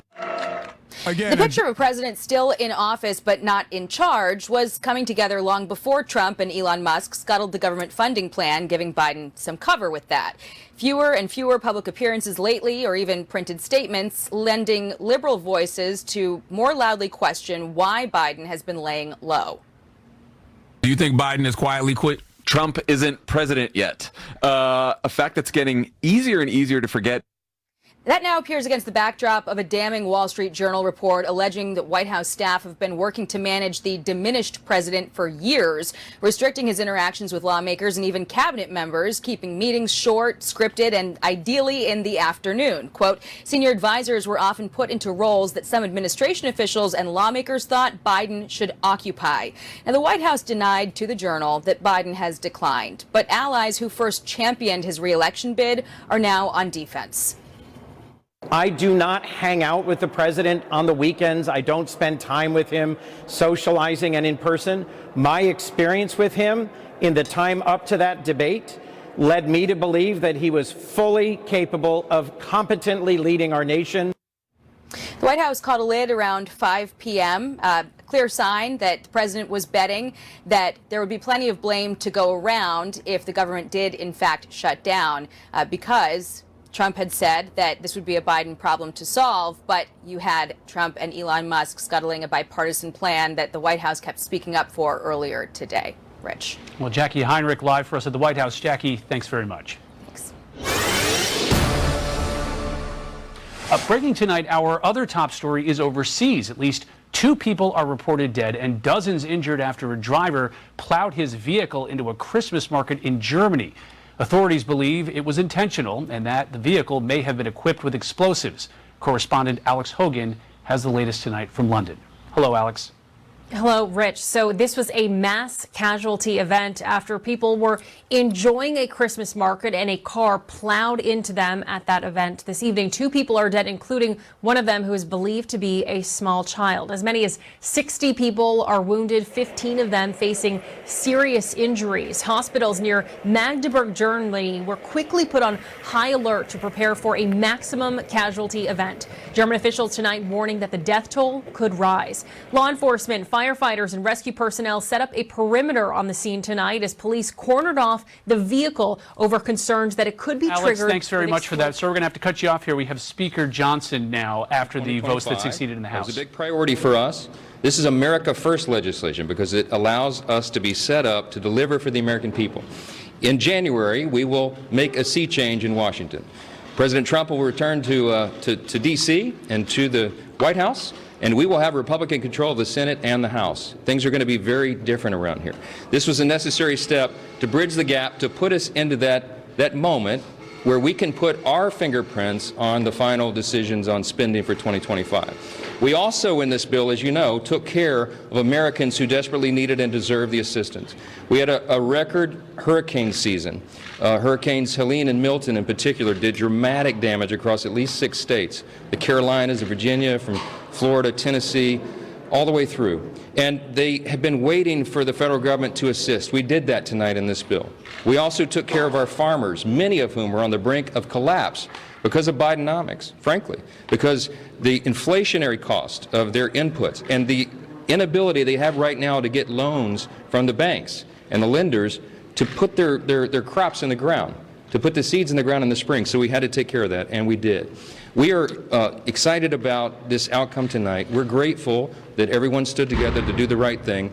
And having gotten this done now as the last order of business for the year, we are set up for a big and important new start in January. We can't wait to get to that point. We encourage swift passage in the Senate now. They need to do their job as the House just did. We will all go home. I want to wish everybody a Merry Christmas, Happy Hanukkah, Happy Holidays, and a Happy New Year, because I hope not to see you until we get back after that. I was in constant contact with President Trump throughout this process, spoke with him most recently about 45 minutes ago. He knew exactly what we were doing and why, and this is a good outcome for the country. I think he certainly is happy about this outcome as well. Elon Musk and I talked within about an hour ago. Prediction. They're going to, on accident, in the upcoming year, say President Musk. In the world, I think it is. But we're going to get through this. We are going to unify this country, and we are going to bring the America First agenda to the people beginning in January. We cannot wait to get started. I hope you all have a great holiday. All right, that's it for House Speaker Mike Johnson. A Republican is on accident, completely unintentionally, going to slip up and say President Musk. Not Democrats. Democrats are already saying it to shit on Elon Musk, or to shit on Donald Trump. Been in constant contact with President Biden? I don't think they have been. I mean, it's quite remarkable development. I mean, Trump is effectively behaving. He's not president yet, but he's effectively the president. Joe Biden, you know, they told us that Joe Biden was capable of serving 4 more years. He hasn't been able to serve the 2 months since the election. He fell asleep at a table in Angola. He's left a massive vacuum that Donald Trump has stepped in and filled. Donald Trump has had more of an impact on what's happening on Capitol Hill today than the sitting president of the United States. Mm-hmm. It's almost like what you saw with all the foreign leaders the moment Donald Trump was elected. Mm-hmm. They're all going to Mar-a-Lago, treating him as if he were the actual president. It is kind of crazy right now. I first see a high-profile Republican on accident saying President Elon Musk or President Musk, it driving media narratives for like a week, and then inevitably causing it will be the final blow of the relationship that Elon Musk and Donald Trump have. Okay? That is, I will add that to my yearly predictions. I think that the dynamic is already on shaky ground. You can't have two divas like that side by side.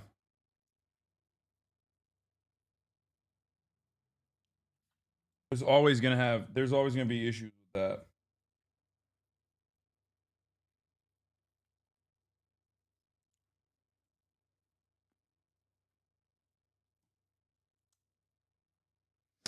But it's especially bad when it reaches this like peak where, you know, Trump starts really getting insecure about his position and how much influence he has. Much more on this after the break. We do have to take a break. An awful lot has happened. We'll be back with more.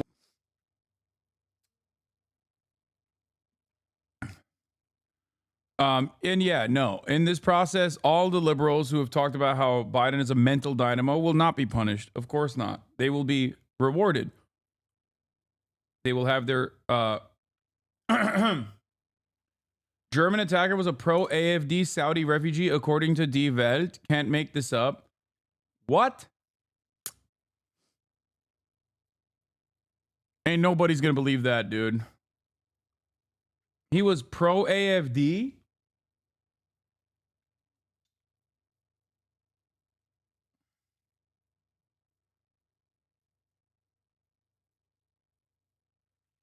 Right after we talked about Attila Hildmann.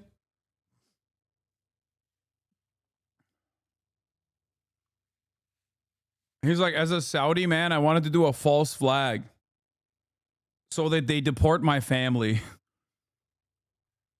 As a Saudi man, I wanted to do a fucking Islamic style act of terror so they deport me and my family and others like me from Germany so that they can truly make Germany great again.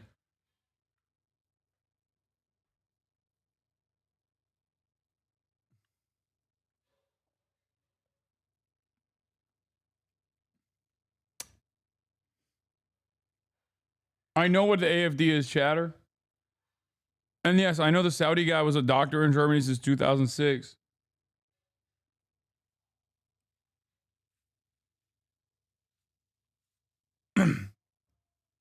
Die Welt claims that on its Twitter, the attacker said the police are the true drivers of Islamism and that they need the AfD to protect the police from themselves.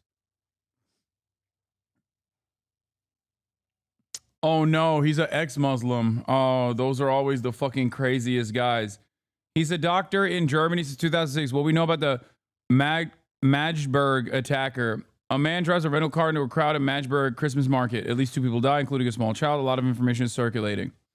There are dramatic scenes just before Christmas. What we know, according to initial findings, the man is a 50-year-old doctor born in 1974 from Saudi Arabia. He came to Germany in 2006 and lives in Bernburg, around 50 kilometers south of Magdeburg. According to information from Welt, a police operation is currently taking place at the place of residence. He's a permanent residence permit He was not known to the authorities as an Islamist. As things stand, he was a lone perpetrator, so there is no further danger to the city as far as we're concerned. We were able to Magdeburg. This is the Twitter account of the attacker. No shot.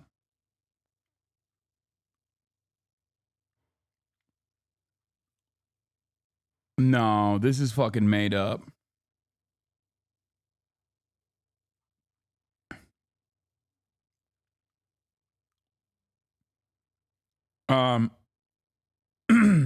Magdeburg.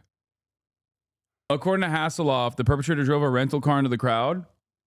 Additional footage showing the arrest of the suspect. What information is circulating about the perpetrator? According to Spiegel, the man is a specialist in psychiatry and psychotherapy named Talib A.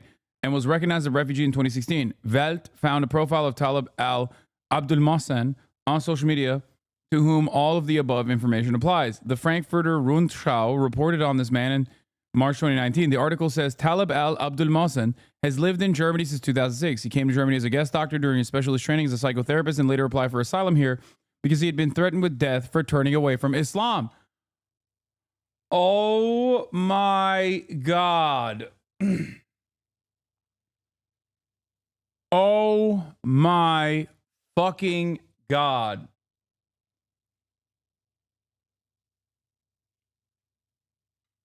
On X, the man appears as an ex-Muslim critic of Islam. On Friday evening, he posted several videos in which he says in English, "I hold the German nation responsible for killing of Socrates. Another reason why I hold German citizens responsible for the persecution I experienced in Germany is the story of a UBS stick stolen from my mailbox." Okay, oh, he's just also, I mean, he's extra mentally ill. Later in the video, he says, "The government is criminal instead of protecting me. The police are the criminals in this case. I hold the German nation and the German citizens responsible." The man's profile text states in English, "Germany is hunting Saudi asylum seekers inside and outside Germany to destroy our lives. And Germany wants to Islamize Europe." His cover photo shows a gun. Oh my God, this is his account.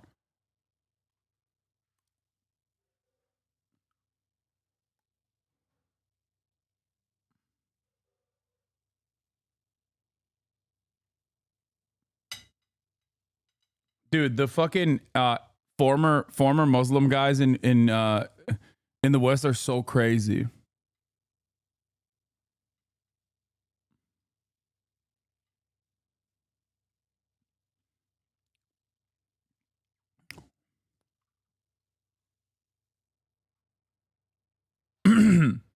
In June of this year, the account posted in German. In my experience, the German police are the real drivers of Islamism in Germany. My experience is 7 years in which the police, most recently in March 2024, used dirty tactics against me and other critics of Islam to destroy our anti-Islam activism. The left are crazy. We need AFD to protect the police from them. In 2020 and in 2021, the user posted several tweets mentioning the city of Magdeburg. In 2019, the BBC reported that Talib al-Abdul Mohsen was helping ex-Muslims flee the Gulf region. In Saudi Arabia, he was unable to safely practice his atheism.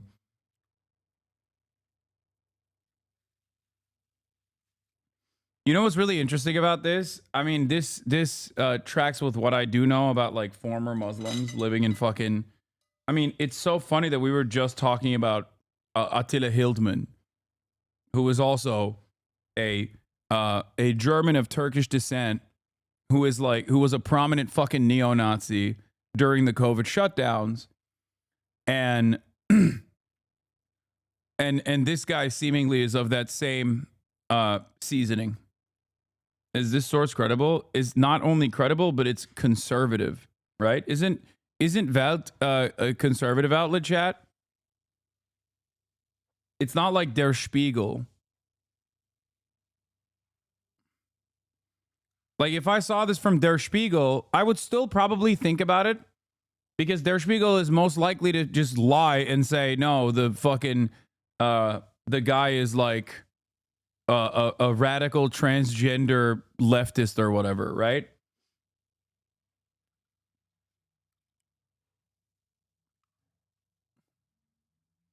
This is like Fox News looking at an incident where there's like a Muslim guy who did an act of terror in America and turning around and being like, actually, the guy was anti-Islam.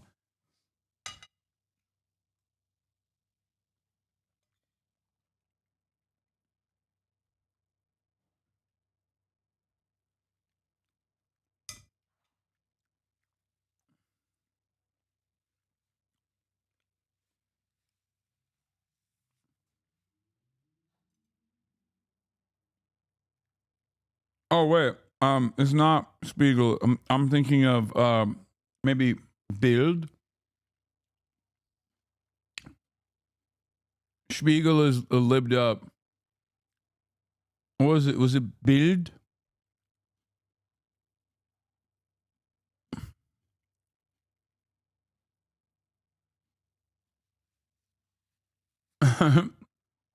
Okay. Welt is a part of Axel Springer, also publishing Bild, also fucking Business Insider, for the record, chatters who don't know. Axel Springer also owns Business Insider too.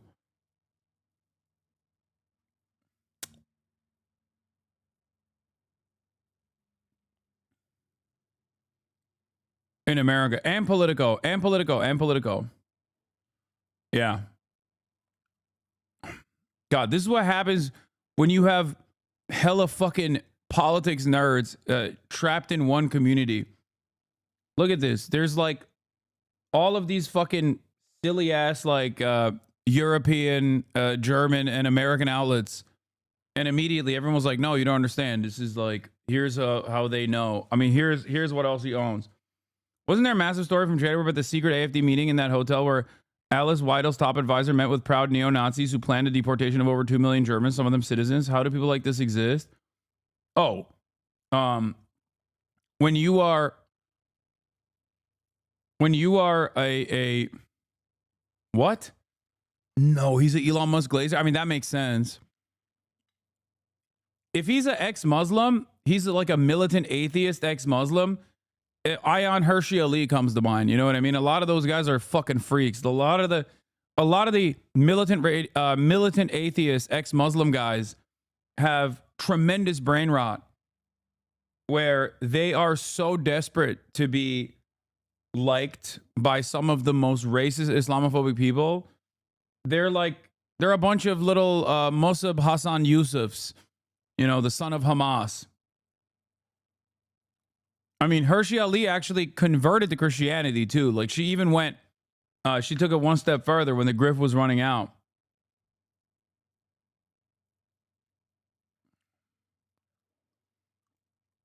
Bruce Daisley said Elon Musk should be arrested and Tommy Robinson censored, citing Germany as a shining example of media censorship.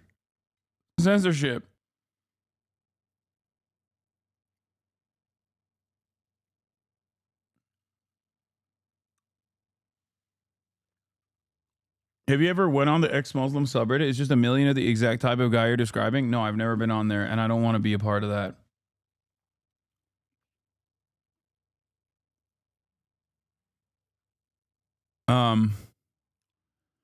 Yeah, well, I mean, I wonder how the media or the Twitter will react to this guy. They'll probably still say, no, it's fake. He's actually super militant Islam. Even if he was like seemingly a former Muslim who is a AFD guy, but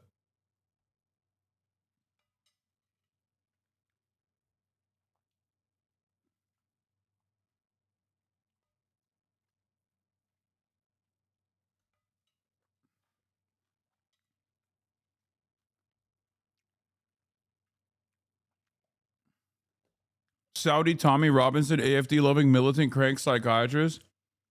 Yeah.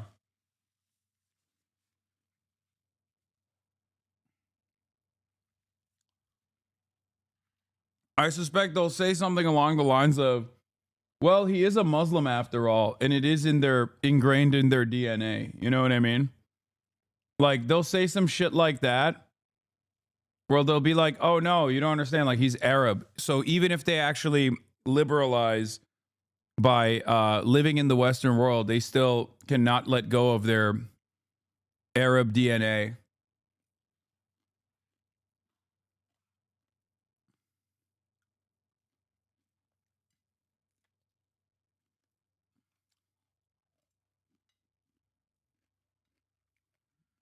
I suspect.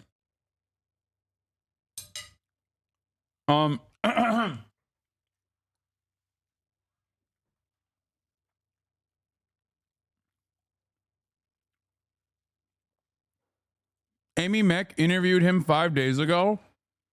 Saudi psychiatrist exposes Germany's active operation, welcoming jihadis to Islamize the West while crushing ex-Muslim refugees. Oh my God. He is was accompanying her. Oh my God. That's why he had 48,000 followers, bro. He's like a right-wing. He had 43,000 followers on Twitter. He's like a right-wing crank. He's a part of the international fascist movement. Oh my God. A child on a scholarship in the United States contacted me with Is this direct actually messages. the guy? Bro, if this is actually the guy, this is dead to rights. I don't understand the Hershey Ali hate. Wasn't she just vocal about protecting young girls from genital mutilation, having she experiences herself? Yeah, she's just the intactivist chatter. You're right. None of those guys. Oh my God. Okay, first of all, not a single one of those motherfuckers who are like ex-Muslim commentators in the West actually just stick to one thing, okay? Their entire purpose here is to give credence to the fears that Islamophobic freaks have in the Western world. After all, they can point to her and be like, see, she's Muslim and she recognizes it. She's ex-Muslim and she recognizes it. She is basically like Candace Owens, okay?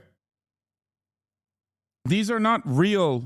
These are not like real valid criticism of Islam that these guys are these guys are fucking advocating for. Dude, anti-FGMers are not intactivists. No, dude, I'm not a fucking. First of all, female genital mutilation is not even a fucking part of Islam. Do you understand that? Like, that's not a real thing in Islam. The broadest subsects of the Muslim majority on the planet do not practice female genital mutilation. What the fuck are you talking about? You dumb fuck. So yeah, when someone is running around being like, this is a formative part of Islam, actually, well, maybe I'm going to have a little bit of an issue with that. Don't you think?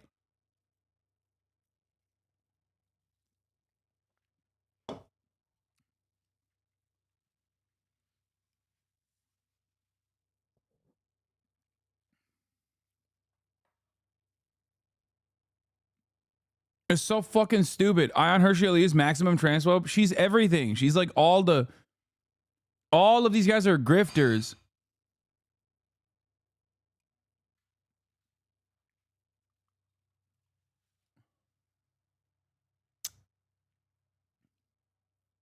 All of these guys are fucking Yeonmi Park style content creators. And it's really funny because you guys hate Yeonmi Parks. You make fun of her. But then when it like corresponds to your own personal biases, you're like, okay, maybe that is the case. Maybe there's some truth to what she's saying. Maybe she's like a reasonable activist against female genital mutilation. So why the fuck did she tie it to the Ummah, the global fucking Islamic interpretations?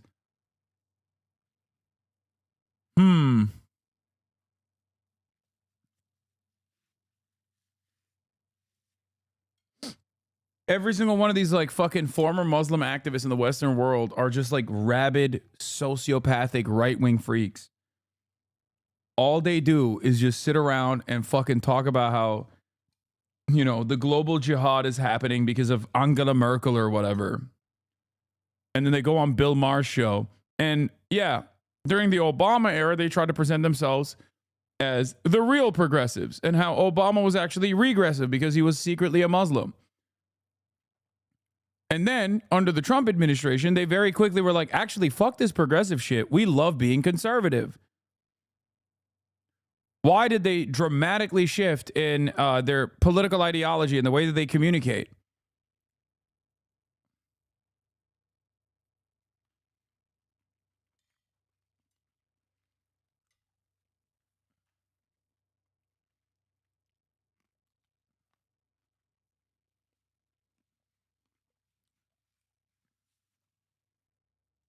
Anyway, most of you don't know who the fuck she is anyway. Because their fucking grift ended a long time ago. But it's funny that there are 48 month subscribers in the chat being like, no, you don't understand. She's a principled, she's principled and against female genital mutilation. And that's it. Nothing else. What don't you understand, please? Yeah.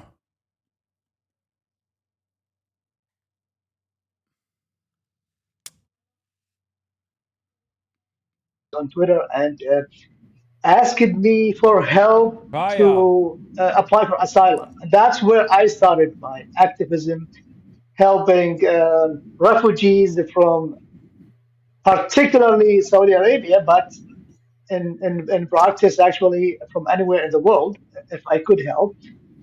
So it was not planned. I mean, I started my activism to criticize Islam initially, and then people just flooded me with requests for help regarding asylum and refugees, and I just responded to them and helped them. Yeah? That's how I started my refugee activism. That is great. So, from the point of view of the Western world, there has been a great deal of distortion of important language concerning things, like a number of things. But one of them is the. Who's this guy?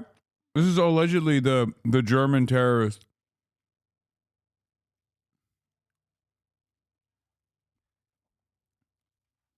This is the German terrorist, Saudi Arabian doctor living in Germany since 2006, who is an anti-Islam guy, who is actually an AFD supporter, it turns out. Term refugees. So a great deal of people that are coming to the West under the rubric of refugees appear actually to be something quite different. Can you tell us specifically the people who are looking for your help to get refugee status? What differentiates them from the teeming throngs, and where do you see the issues here? Well, most of the people who approach me come from. I'd be careful saying before it's confirmed. I said allegedly. I don't know. This is what I'm operating off of, what Welt reported on.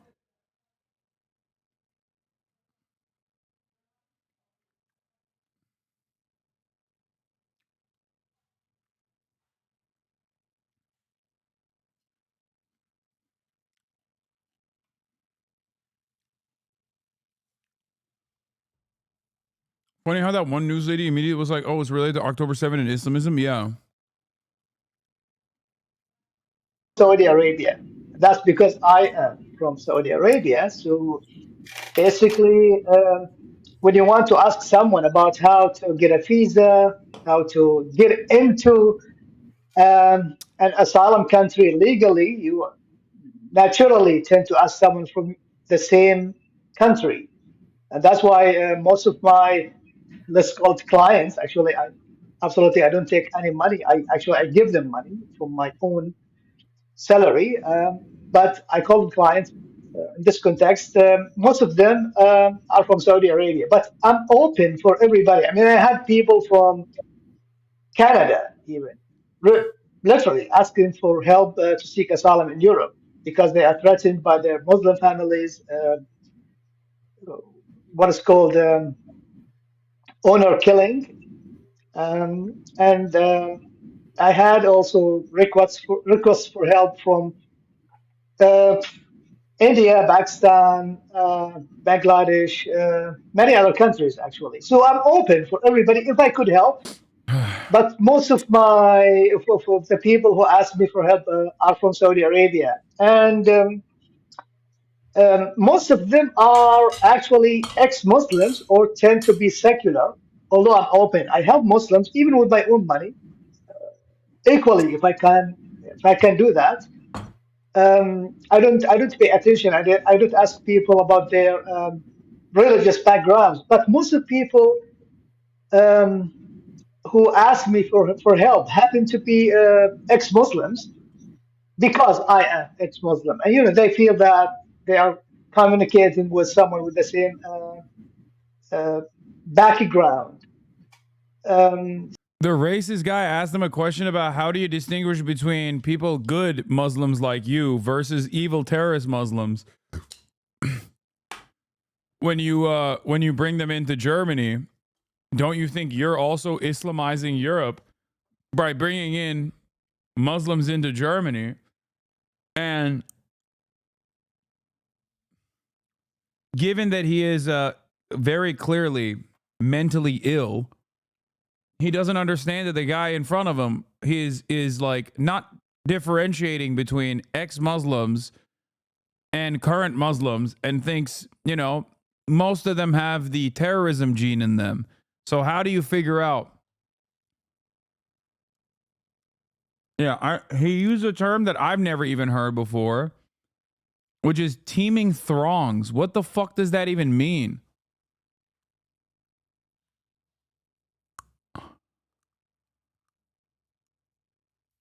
All the Muslim HasnAbi heads in the chat know exactly what this dude is, because just a lot of people. Oh, okay. Well, all of the HasnAbi heads that are Muslim in this chat know what this is. This is like a real Uncle Ahmed situation here. Okay. It's one of the grossest, wormiest little ways to exist, in my opinion. Truly, truly gross. When you look at an inherently hostile, it's the Candace Owens. It's Candace Owens. You look at an inherently hostile planet, an inherently hostile grouping of people to your existence, and you desperately try to make sense of it by saying, I am just like you. I am a racist too. I promise. Like, I will be your loyal little servant, operating at the behest of whatever racist fascination you might have, and solidifying it and agreeing with it. They still hate him anyways. Himself. So the Islamist lunatic who drove to the Christmas market in Magdeburg is a Saudi doctor who spent his life getting asylum seekers into Europe. Yeah, except he is, again, a fucking former Muslim. Bro spent his life saying, I'm not a Muslim, I'm an atheist, and drove through a Christmas market. We've all heard about this long list of atheists attacking Christmas markets. Germans, be prepared for the gaslighting. When an Algerian Muslim stabbed 3 kids last year in Dublin, we were told he's a citizen. He's been here for decades. He's practically Irish, and he didn't practice Islam. Well, if you commit an act of jihad, yeah, they don't give a fuck. See, they're like, nah, he's Arab, dog. He's Muslim. Hi, my name is Talib. I'm from Saudi Arabia. I'm an activist. I created a website to help people seeking asylum, especially from Saudi Arabia and the Gulf region. Hi.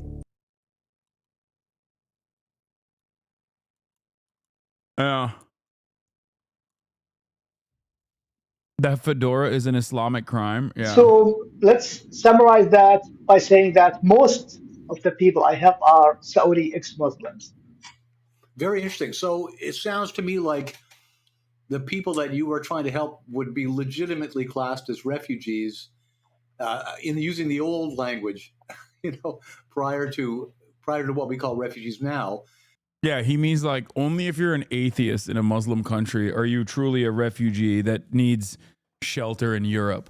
If you're a Sunni Muslim in a Shia country, or if you're a Shia Muslim in a Sunni country, or if you're a Sunni or Shia Muslim that happens to be gay or whatever, or happens to be a victim to political persecution, or a victim to the destabilization that American imperialism has caused, you are not a real refugee.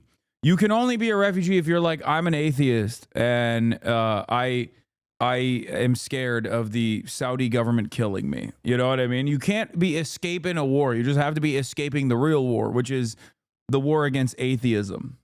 And further, that these would be refugees in the sense that, especially women, I guess, who would be looking to escape the consequences of a oppressive Sharia law. And that would include people in Canada and other non-Muslim countries where Islam has now taken a toehold. Is that fair to say then, to summarize? That's right. Most of them, let's say, definitely there are, I'm not trying to say that they are, perfectly clean, but most of them are literally legit, and they are basically escaping the persecution from the Islamic Sharia. I just need you to understand what level of mental illness we're experiencing right now. We're watching a Rumble video of an American guy. I don't know who the fuck this person is, interviewing the guy who allegedly did, according to Welt's reporting, this is the guy that did the Christmas drive terror attack. Okay. And the guy is like a known entity, I guess, in the right-wing, universal right-wing fascist circuit. He's a Saudi doctor who's been living in Germany since 2006, applied for asylum in Germany in 2016, has a YouTube channel, has a sizable following on Twitter, and is pro-AFD, and sometimes even to the right of the AFD. And not only that, but also he is so fucking insane that he said, I help Muslims or ex-Muslims in Canada escape Sharia. He said Sharia law has overtaken Canada. For reasons, related to the oppression, like imposing the head cover called hijab on women, or basically some of them even threatened because just that they left Islam or they criticized Islam. Like one of the last cases I helped, he is a Saudi guy who had a Twitter account with 9 followers, only 9 followers. And he was complaining on Twitter because he was forced to fast Ramadan. So the Saudi Dog, what the fuck are you saying? Like in your own house, what who's gonna know if you're drinking water? Like what the fuck? Most people in the Muslim world spend most of the fucking daylight sleeping anyway. I mean, not everyone, but I suspect that if you're indoors, you can do whatever the fuck you want. There's no like government surveillance, the haram police. I've never been to Saudi Arabia, so I don't know, but like it would be shocking.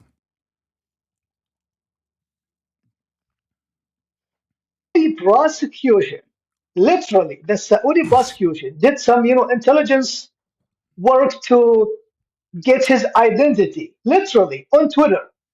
And they were able. Okay, this part I do believe, though. I'm not even joking. The Saudi government has literally done this for like the Shia Saudis and shit. This part is actually not fake. He's insane. I don't know if the story that he's specifically talking about is real. I don't think that the Saudi intelligence would use their resources on one guy being like, they're forcing me to fucking not drink water during Ramadan or anything. But yes, Saudi, the Saudi intelligence agencies absolutely persecute people, and they use Twitter, which is now owned by Elon Musk, who's also in the pocket of Saudis, that to actively out Saudi dissidents and maybe even kill them. Now, the honor killings in Canada, he's out of his fucking mind. Saudi intelligence is incompetent, as we saw from 5 explanations they gave about Khashoggi within 48 hours. It doesn't matter. They might be bad at PR, but it's easy for them to just literally go to Elon Musk and be like, give me the fucking information of this account. And Elon's like, here's the IP address. You can go kill him now. To identify him. I'm not sure if they did that with IP address or with social engineering, but they identified him. They opened a case for him. They summoned him for interrogation. And after the interrogation, he contacted me immediately.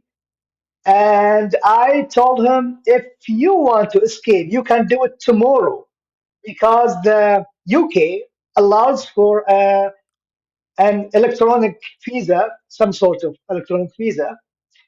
So you can get that immediately within minutes, and you can buy the air ticket immediately. So he said, well, tomorrow, I'm not that in a hurry, but I need probably 3 days maximally.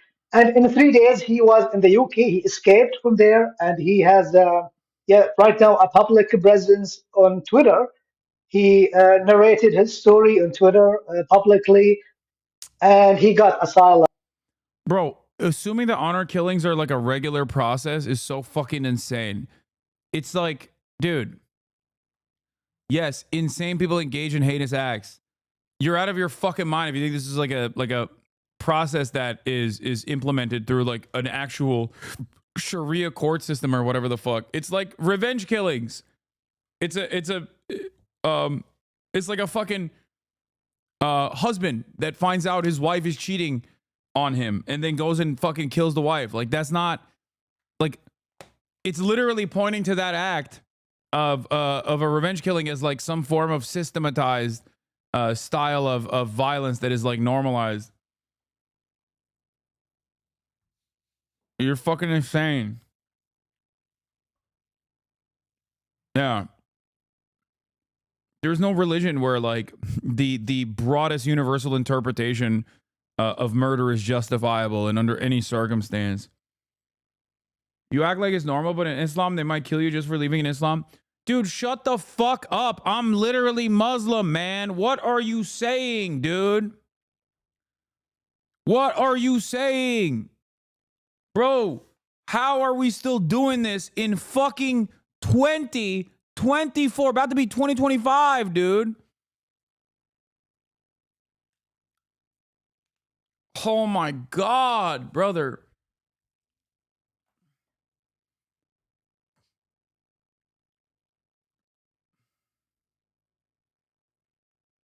That face when white people talk to me about Islam, dude. Sam Harris and all these fucking Reddit atheists, like the damage that they've conducted on the world is so crazy.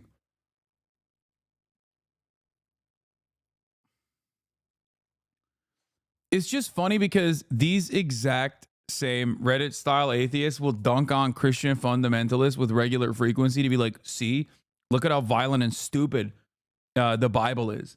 Okay. But they can't comprehend that like any sort of passage they read from the fucking Quran is also subject to the same interpretation. Like, people don't do that. People are not like, oh yeah, we're fucking running around murking. You see, I know the Bible is stupid, dumbass.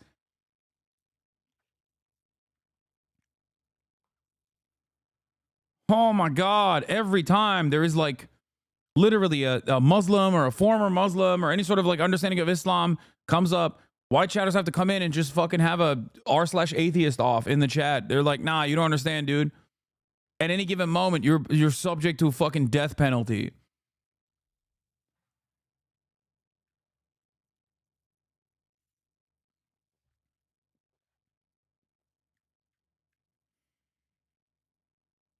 What? The suspected Magdeburg attacker, anti-Muslim activist Talib, published his video shortly after his car drove into the Christian market. The government itself is the criminal. I consider the German nation, German citizens responsible for what I'm facing. For what I'm facing. How the fuck did he film this and post this? He was a supporter of the AFD and made conspiracy videos about Sasan Shebli and Ali Utlu. Wait, Ali Utlu? That's another Turk. He was previously in Magdeburg, but reportedly lived in Bamberg.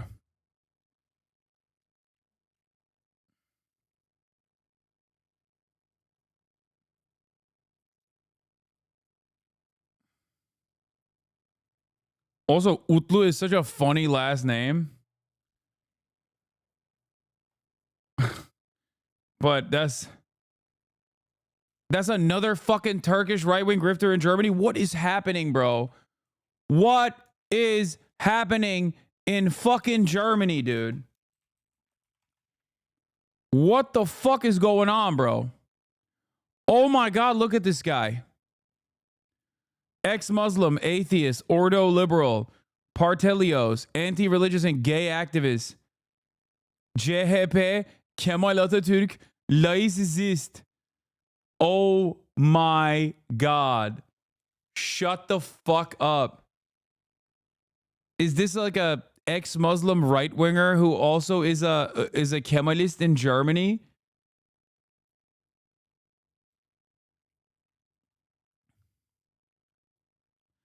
Bro, I'm sorry. We're so fucking cooked, bro. Turks, listen, we got to pack this shit up. We really got to do a cultural reset. We got to get together, okay? We got to shut this shit down immediately, okay? You understand me? We have to literally get together in our communities and just be like, what are we doing? Because from what I see online, notwithstanding the fucking community members that are in here, but German Turks are either like trying to behave like fucking their own version of the Salafists in the UK, but like in a very different way, in a very like ultra nationalist, Turkish ultra nationalist kind of way. Okay. Or they're whatever the fuck this is.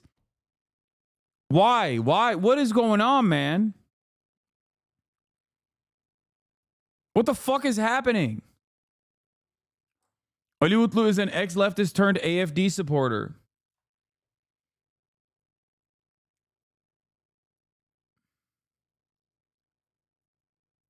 Don't hate on Almancıs. Never will you get inside infos again.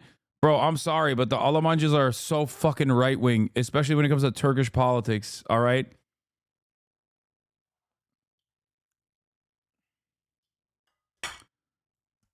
Almancıs are so fucking... I mean, this is Almancı. This is it. Show chat. What? The German Turk neo-Nazis? What? Arcane and the Dangers of Snow Bunny Mind Control?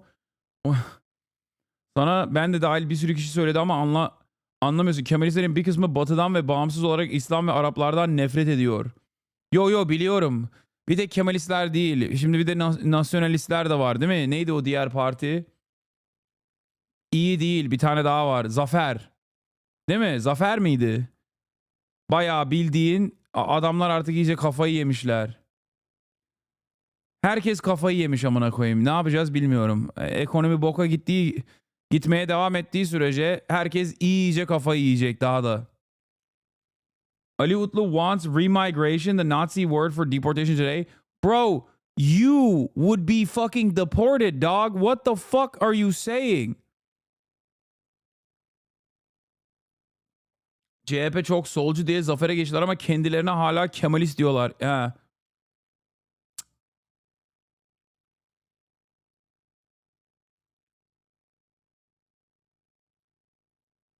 Unbelievably typical for the media to immediately invoke Hamas to frame it as an Islamist terror attack, only for it to be an anti-Islam fascist.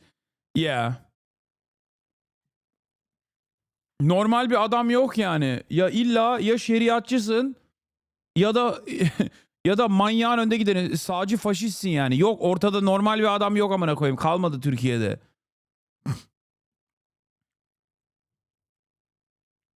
Solcu yok zaten. Bir de gelen göçmenlerden burada bayağı bozdu söylemi var. Yeni dalga içinde. Evet bir de o da var.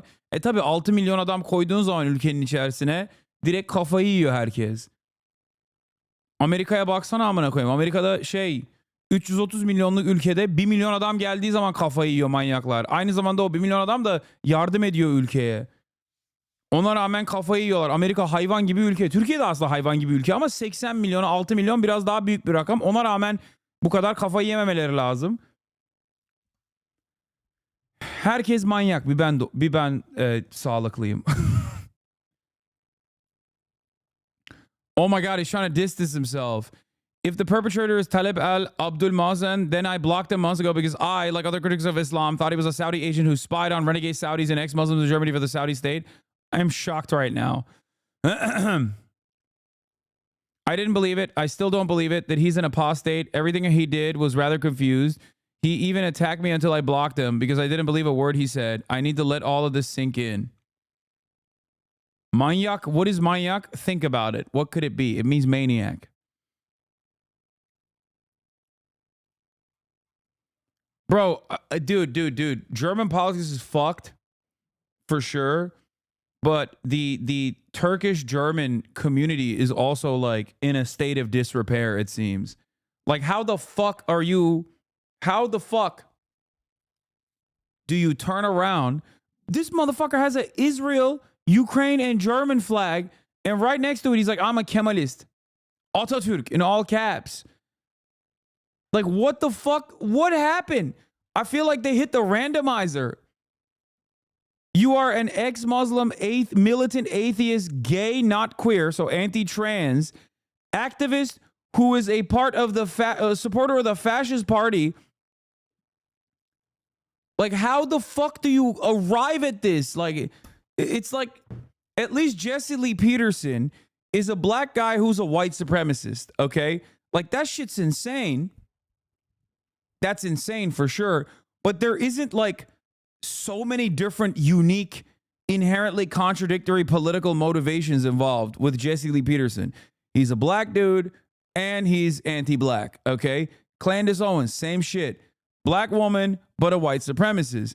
This guy is a Turkish migrant who is directly advocating for the mass deportation of Turkish people, okay? And simultaneously fucking complaining about like the Islamization of Germany, not realizing that the party that he's advocating for is going to deport him as well. And also he's like, I mean, pro-Israel, I guess, is par for the course in that regard. But it's just, materials analysis didn't prepare you for this one. Dude, there's nothing. German politics is so broken, dude. He's retweeting the Nazi Genocia account.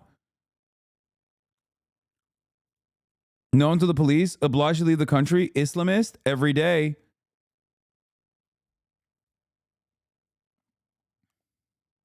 Didn't we just see that in your election too?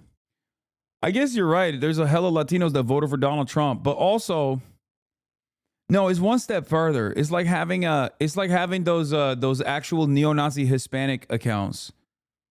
Many such cases, Nicholas Fuentes notwithstanding. You know what I mean?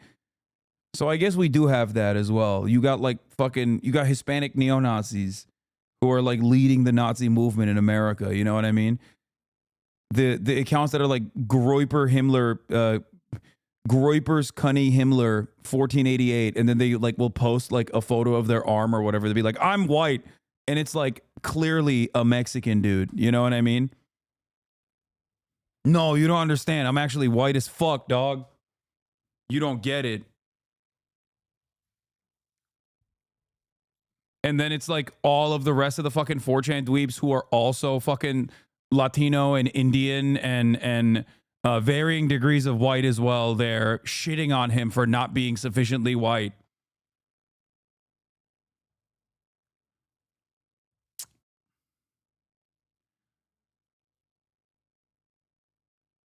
Radio Genoa is a Cambodian man. I'm done.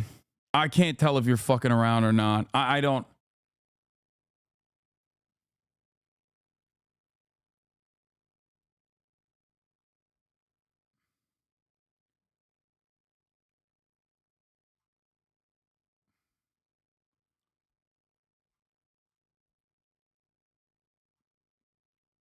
It's just like the starting position for racist people is so stupid.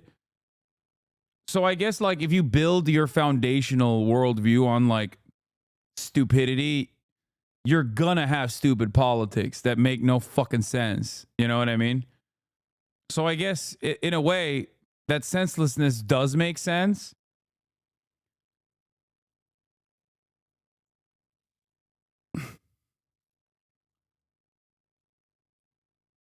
Bro, it's so fucked. Think about it. I'm German Turk and I'm in the stream regularly because there's nothing like you in Germany. I mean, I'm sure there's some normal fucking German leftists out there. I mean, there are definitely normal German leftists out there. They're just not in the anti-Deutsche movement. Let me tell you, okay? They are not a part of that. Whatever the fuck that is, I don't know.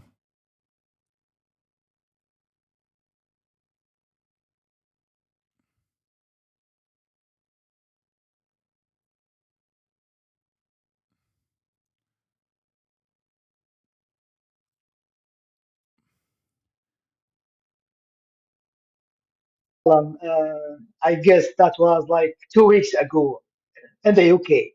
So that's the kind of, I mean, this is an important example because he had only 9 followers on Twitter and he was anonymous on Twitter, but they used either his IP address or Wait.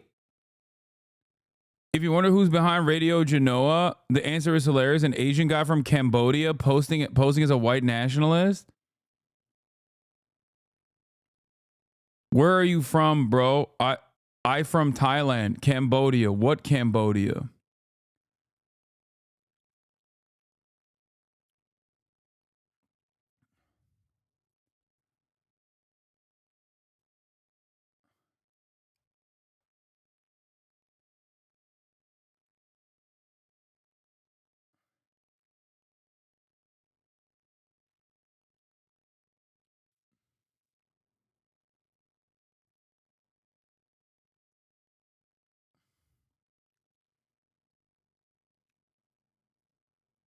What is happening? Like, what? The brain rot goes much deeper than Ali Utlu, by the way. He's a member of the expert circle of circumcision affected ones. He's an intactivist, bro.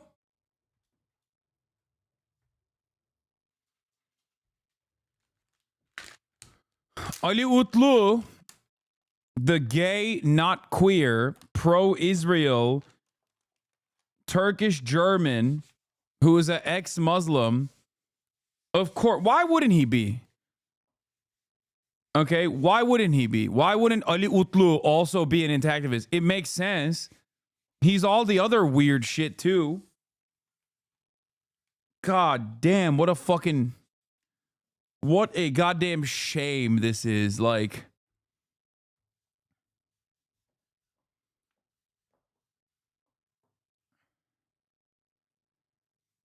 what the fuck?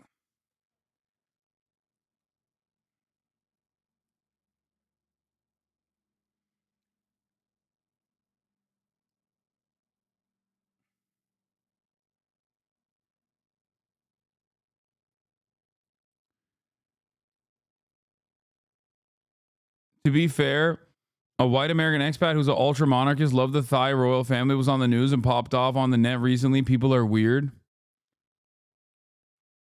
Jesus Christ, dude. Dude, I should have never stepped foot into German politics, dude. The fascinating world of German politics is littered with some of the biggest fucking freaks. Actually.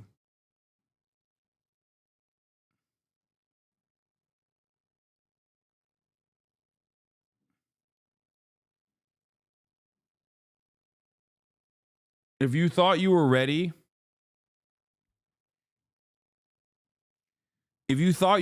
for German politics, you were not ready for it. What is this? OSINT defender Saudi accounts are now claiming that the reason he fled Saudi Arabia in 2006 was accused of rape, and that the Saudi government requested that Germany extradite him, but they refused. He was accused of rape. I don't know about that. I mean, I'm not discounting it. I'm not saying that I don't believe it. But if he was like a dissident of the Saudi government, it's I'm sure that they immediately fucking would just post shit social like this. engineering to identify him, and they summoned him. They opened a investigation case for him. And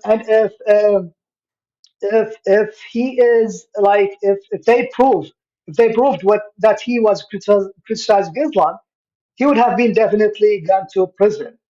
So they do this actively. It's not that just, if someone is confronting them or publicly speaking.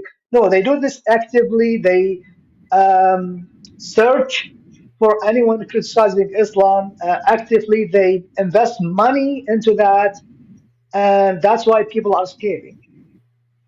So, just by the way, had he not escaped Saudi Arabia, what would be the consequences of not being caught not fasting during Ramadan or skipping lunch? Right. Let me first talk about the legal, and then some kind of the usual consequences. So the legal consequences, if he does not deny that he criticizes Islam or fasting Ramadan, and they did not claim falsely that he is mentally ill, So he is destined to be killed officially. And it happened already to someone called Ahmad Frayeh al-Shamari, um, who, as you can find his name on the, what is that called? The American Commission for Religious Freedom. I'm the one who contacted them to add his name to their list. So Ahmed Frayeh al-Shamari teared the tables of the Quran up, and they caught him. And his lawyer argued that he was drunk and he was drug intoxicated, but that did not help. They insisted and they issued a final verdict twice, not only once, twice, execution, the death penalty for him. Still, they did not remove it until now. And they want to execute him just because he teared the Quran up. Yeah, he's not dead. He's alive. They captured him alive. So you'll be hearing from him.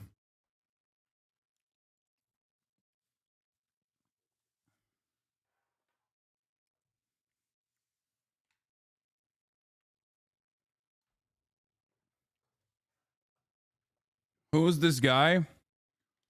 Apparently, he's a known ex-Muslim, Saudi, former Saudi national, and a right-wing fucking freak who's constantly talking about how Germany is Islamizing. He is, according to Welt's reporting, and reporting is coming out about him now, this account, he's the guy who drove into the Christmas the Christmas market in Germany.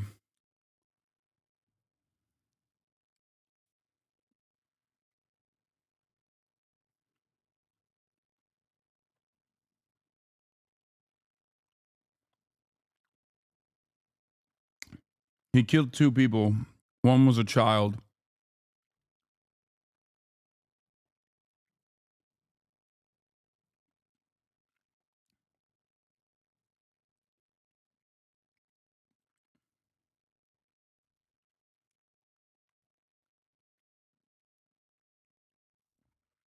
He injured like upwards of 50 people.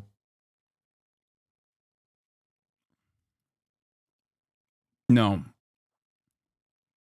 The number is not 11. This is the problem with breaking news coming from Twitter accounts. The initial number was 11. 11 dead. It's actually 11 critically injured, I think.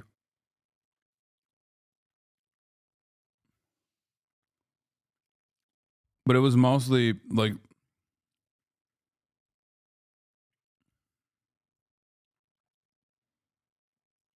that's what I heard from you. No, I didn't say 11 dead. I didn't report on it until verified outlets covered it.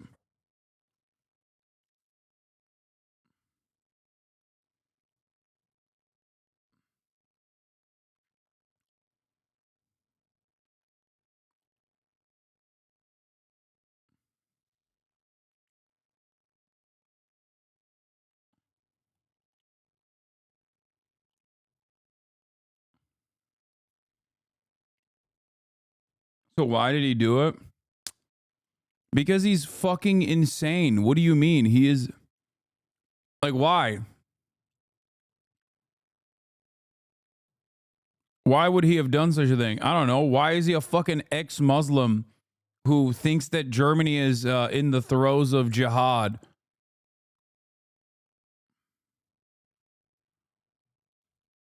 Why is there another right-wing German guy by the name of Ali Utlu, who is a gay anti-trans AFD activist that wants to do remigration of Muslims in Germany, not realizing that he himself is also a part of the people that will be deported? He's also pro-Israel, but that much, that's normal. From fascist to anti-fascist alike, I think most Germans are pro-Israel.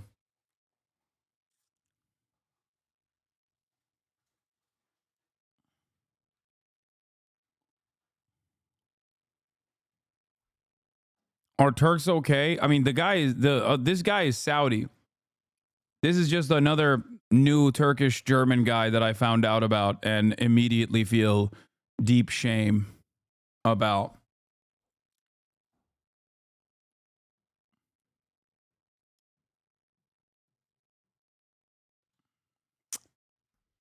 Not anti-fascist and pro-Israel, brother. I know they just call themselves anti-fascist. Most Germans still feel guilty about what happened. Yeah, except these guys are like Turkish Germans.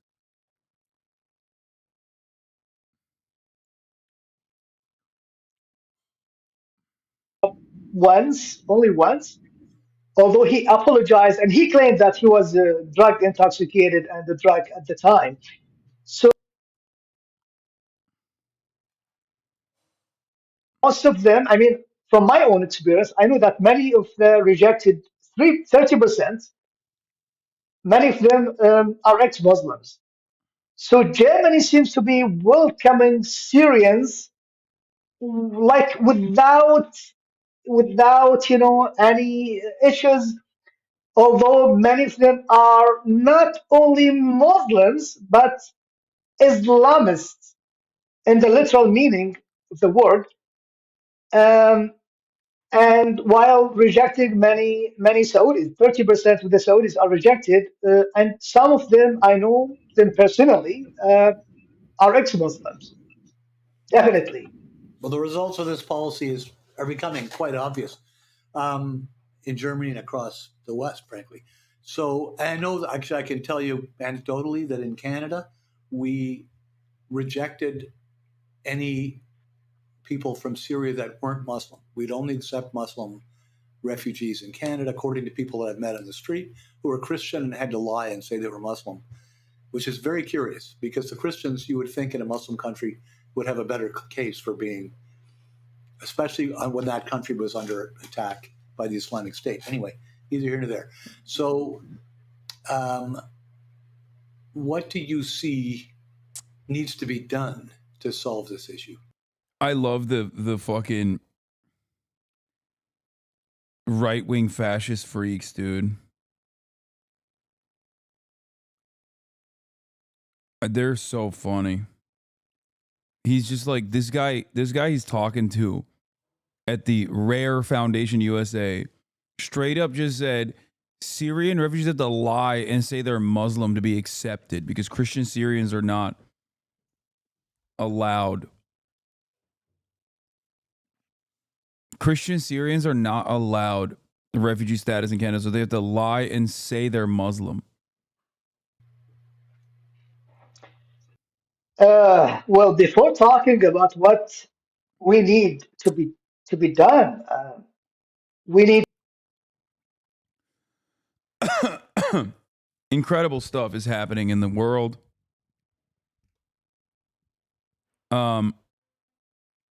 I don't know what else to say about this fucking guy. He's also an Obama is a Muslim truther. The school registered lists Barack Hussein Obama with his childhood name Barry Soetoro, his date and place of birth in Hawaii, his Indonesian nationality, and his Islamic religion. Obama, his teacher Puck Effendi in gray, and his classmates in front of his old school SDN Menteng 01 Jakarta.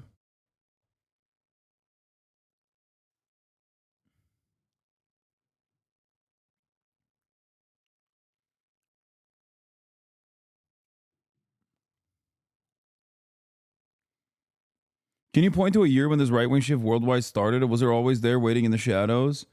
Yes. It was always in the shadows, but it has come to the forefront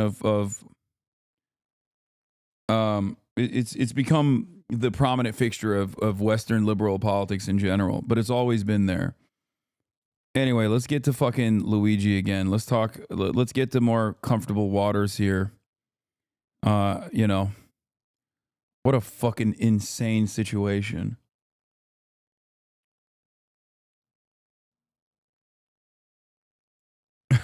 This is a funny ass way to post this though. A gay Saudi ran people over in Germany and he's pro-Israel. We'll link his account below. Go screenshot as much as you can. A gay Saudi.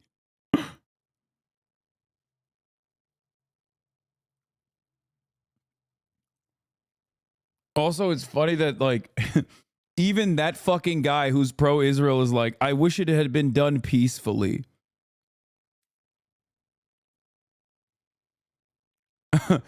Like even the fucking militant atheist ex-Islam guy's like, man, you know, I really love that Israel is doing the gay pride shit in Gaza and the ashes of children's bodies. But like, I wish they were a little less violent about it. No, he's referring to Hamas. Oh, he's saying Israel's official account celebrates raising the gay flag in Gaza after the end of the Islamic occupation. I wish it had been done peacefully. Is he saying like, if only Hamas gave up arms peacefully, and that this is a cause for celebration? I guess that makes more sense. Anyway, here is Ryan Grimm talking about Luigi Mangione. On TikTok, a woman whose parents have been in prison and a former inmate said the taper fade haircut and facial hair grooming Luigi Mangione received while in jail was a message for prisoners to guards in his future facility not to abuse him because he's being looked after. Like many, I assume the grooming was a result of services Mangione received through his attorney and was oriented towards a media audience. I mean, I could see that. I don't know if it's a warning or whatever, but I think it's just like, yeah, people are nice to him.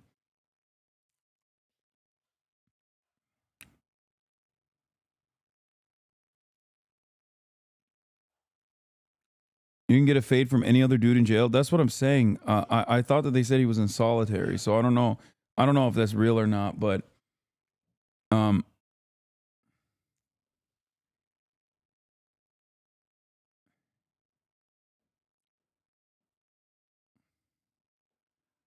okay. Let's watch what Ryan had to say. Ryan got interviewed by Sky News on a TikTok, Sky News TikTok account about Luigi Mangione. I wouldn't say that I endorse murder. No. But, you know. No, I don't endorse murder, but. But what? But I'm glad that they're a little bit nervous. Ryan! He is no hero. How people can like this guy, that's a sickness, actually. This was Luigi Mangione at his latest court hearing. A villain or a hero? Ryan! On that question, America is divided. America. He's the alleged assassin who spawned a line in merchandise and in tattoos, condemned and celebrated simultaneously.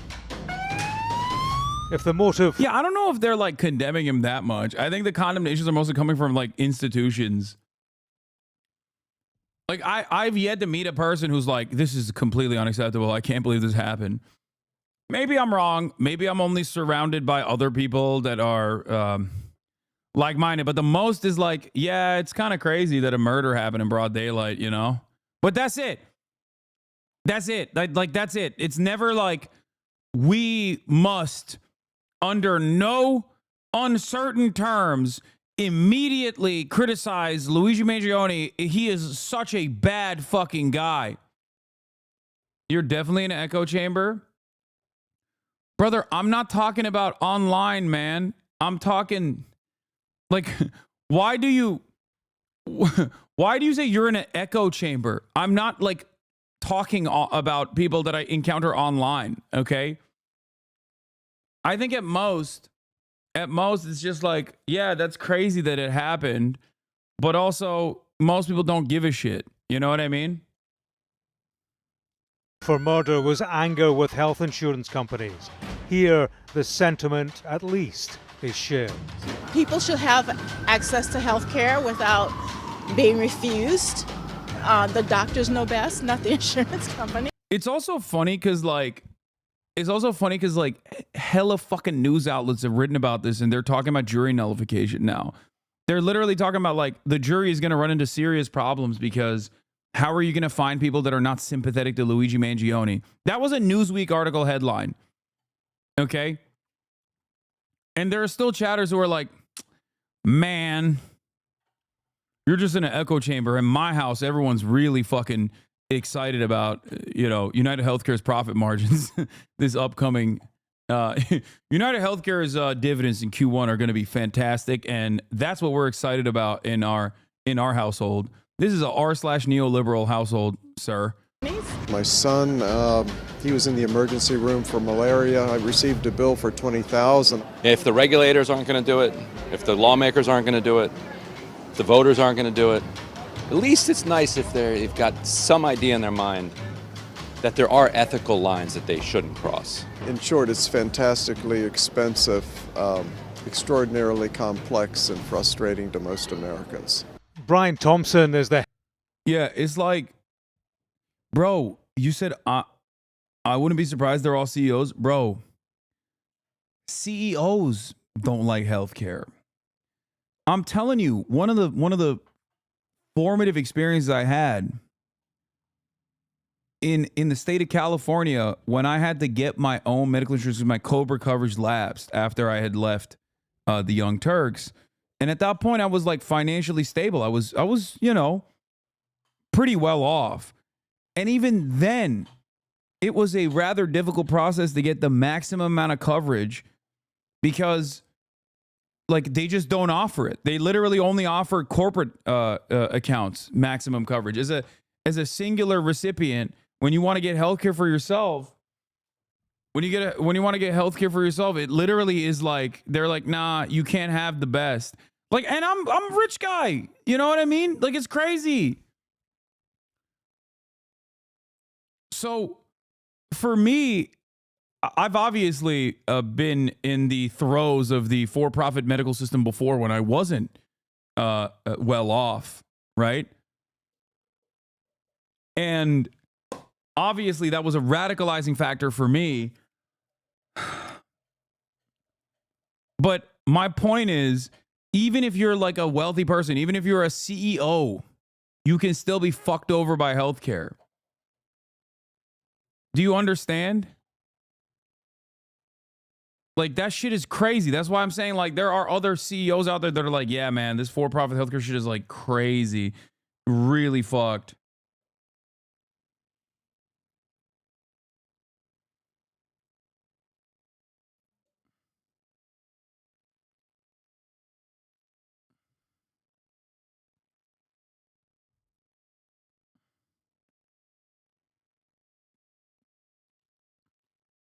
Yeah, with 7-figure prices for shit, even a millionaire could get a bill that makes him sweat. Yeah.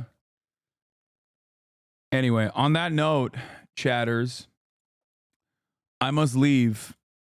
Unfortunately, well, not unfortunately, but fortunately for you, I'm still going to be live. I'm just not going to be live on this account.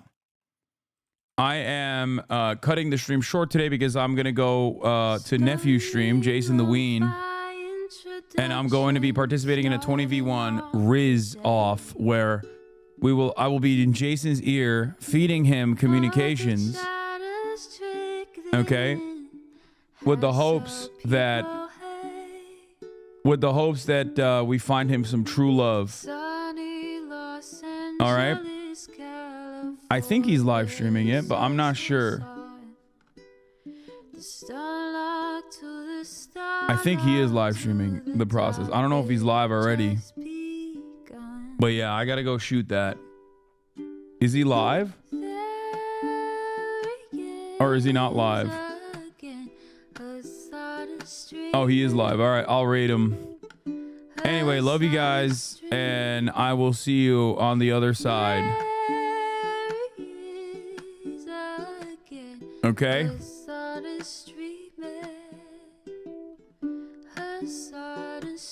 All right. Peace. Reviewing the P.O. box, Uncle Uger's face. Sudden discord at your pride.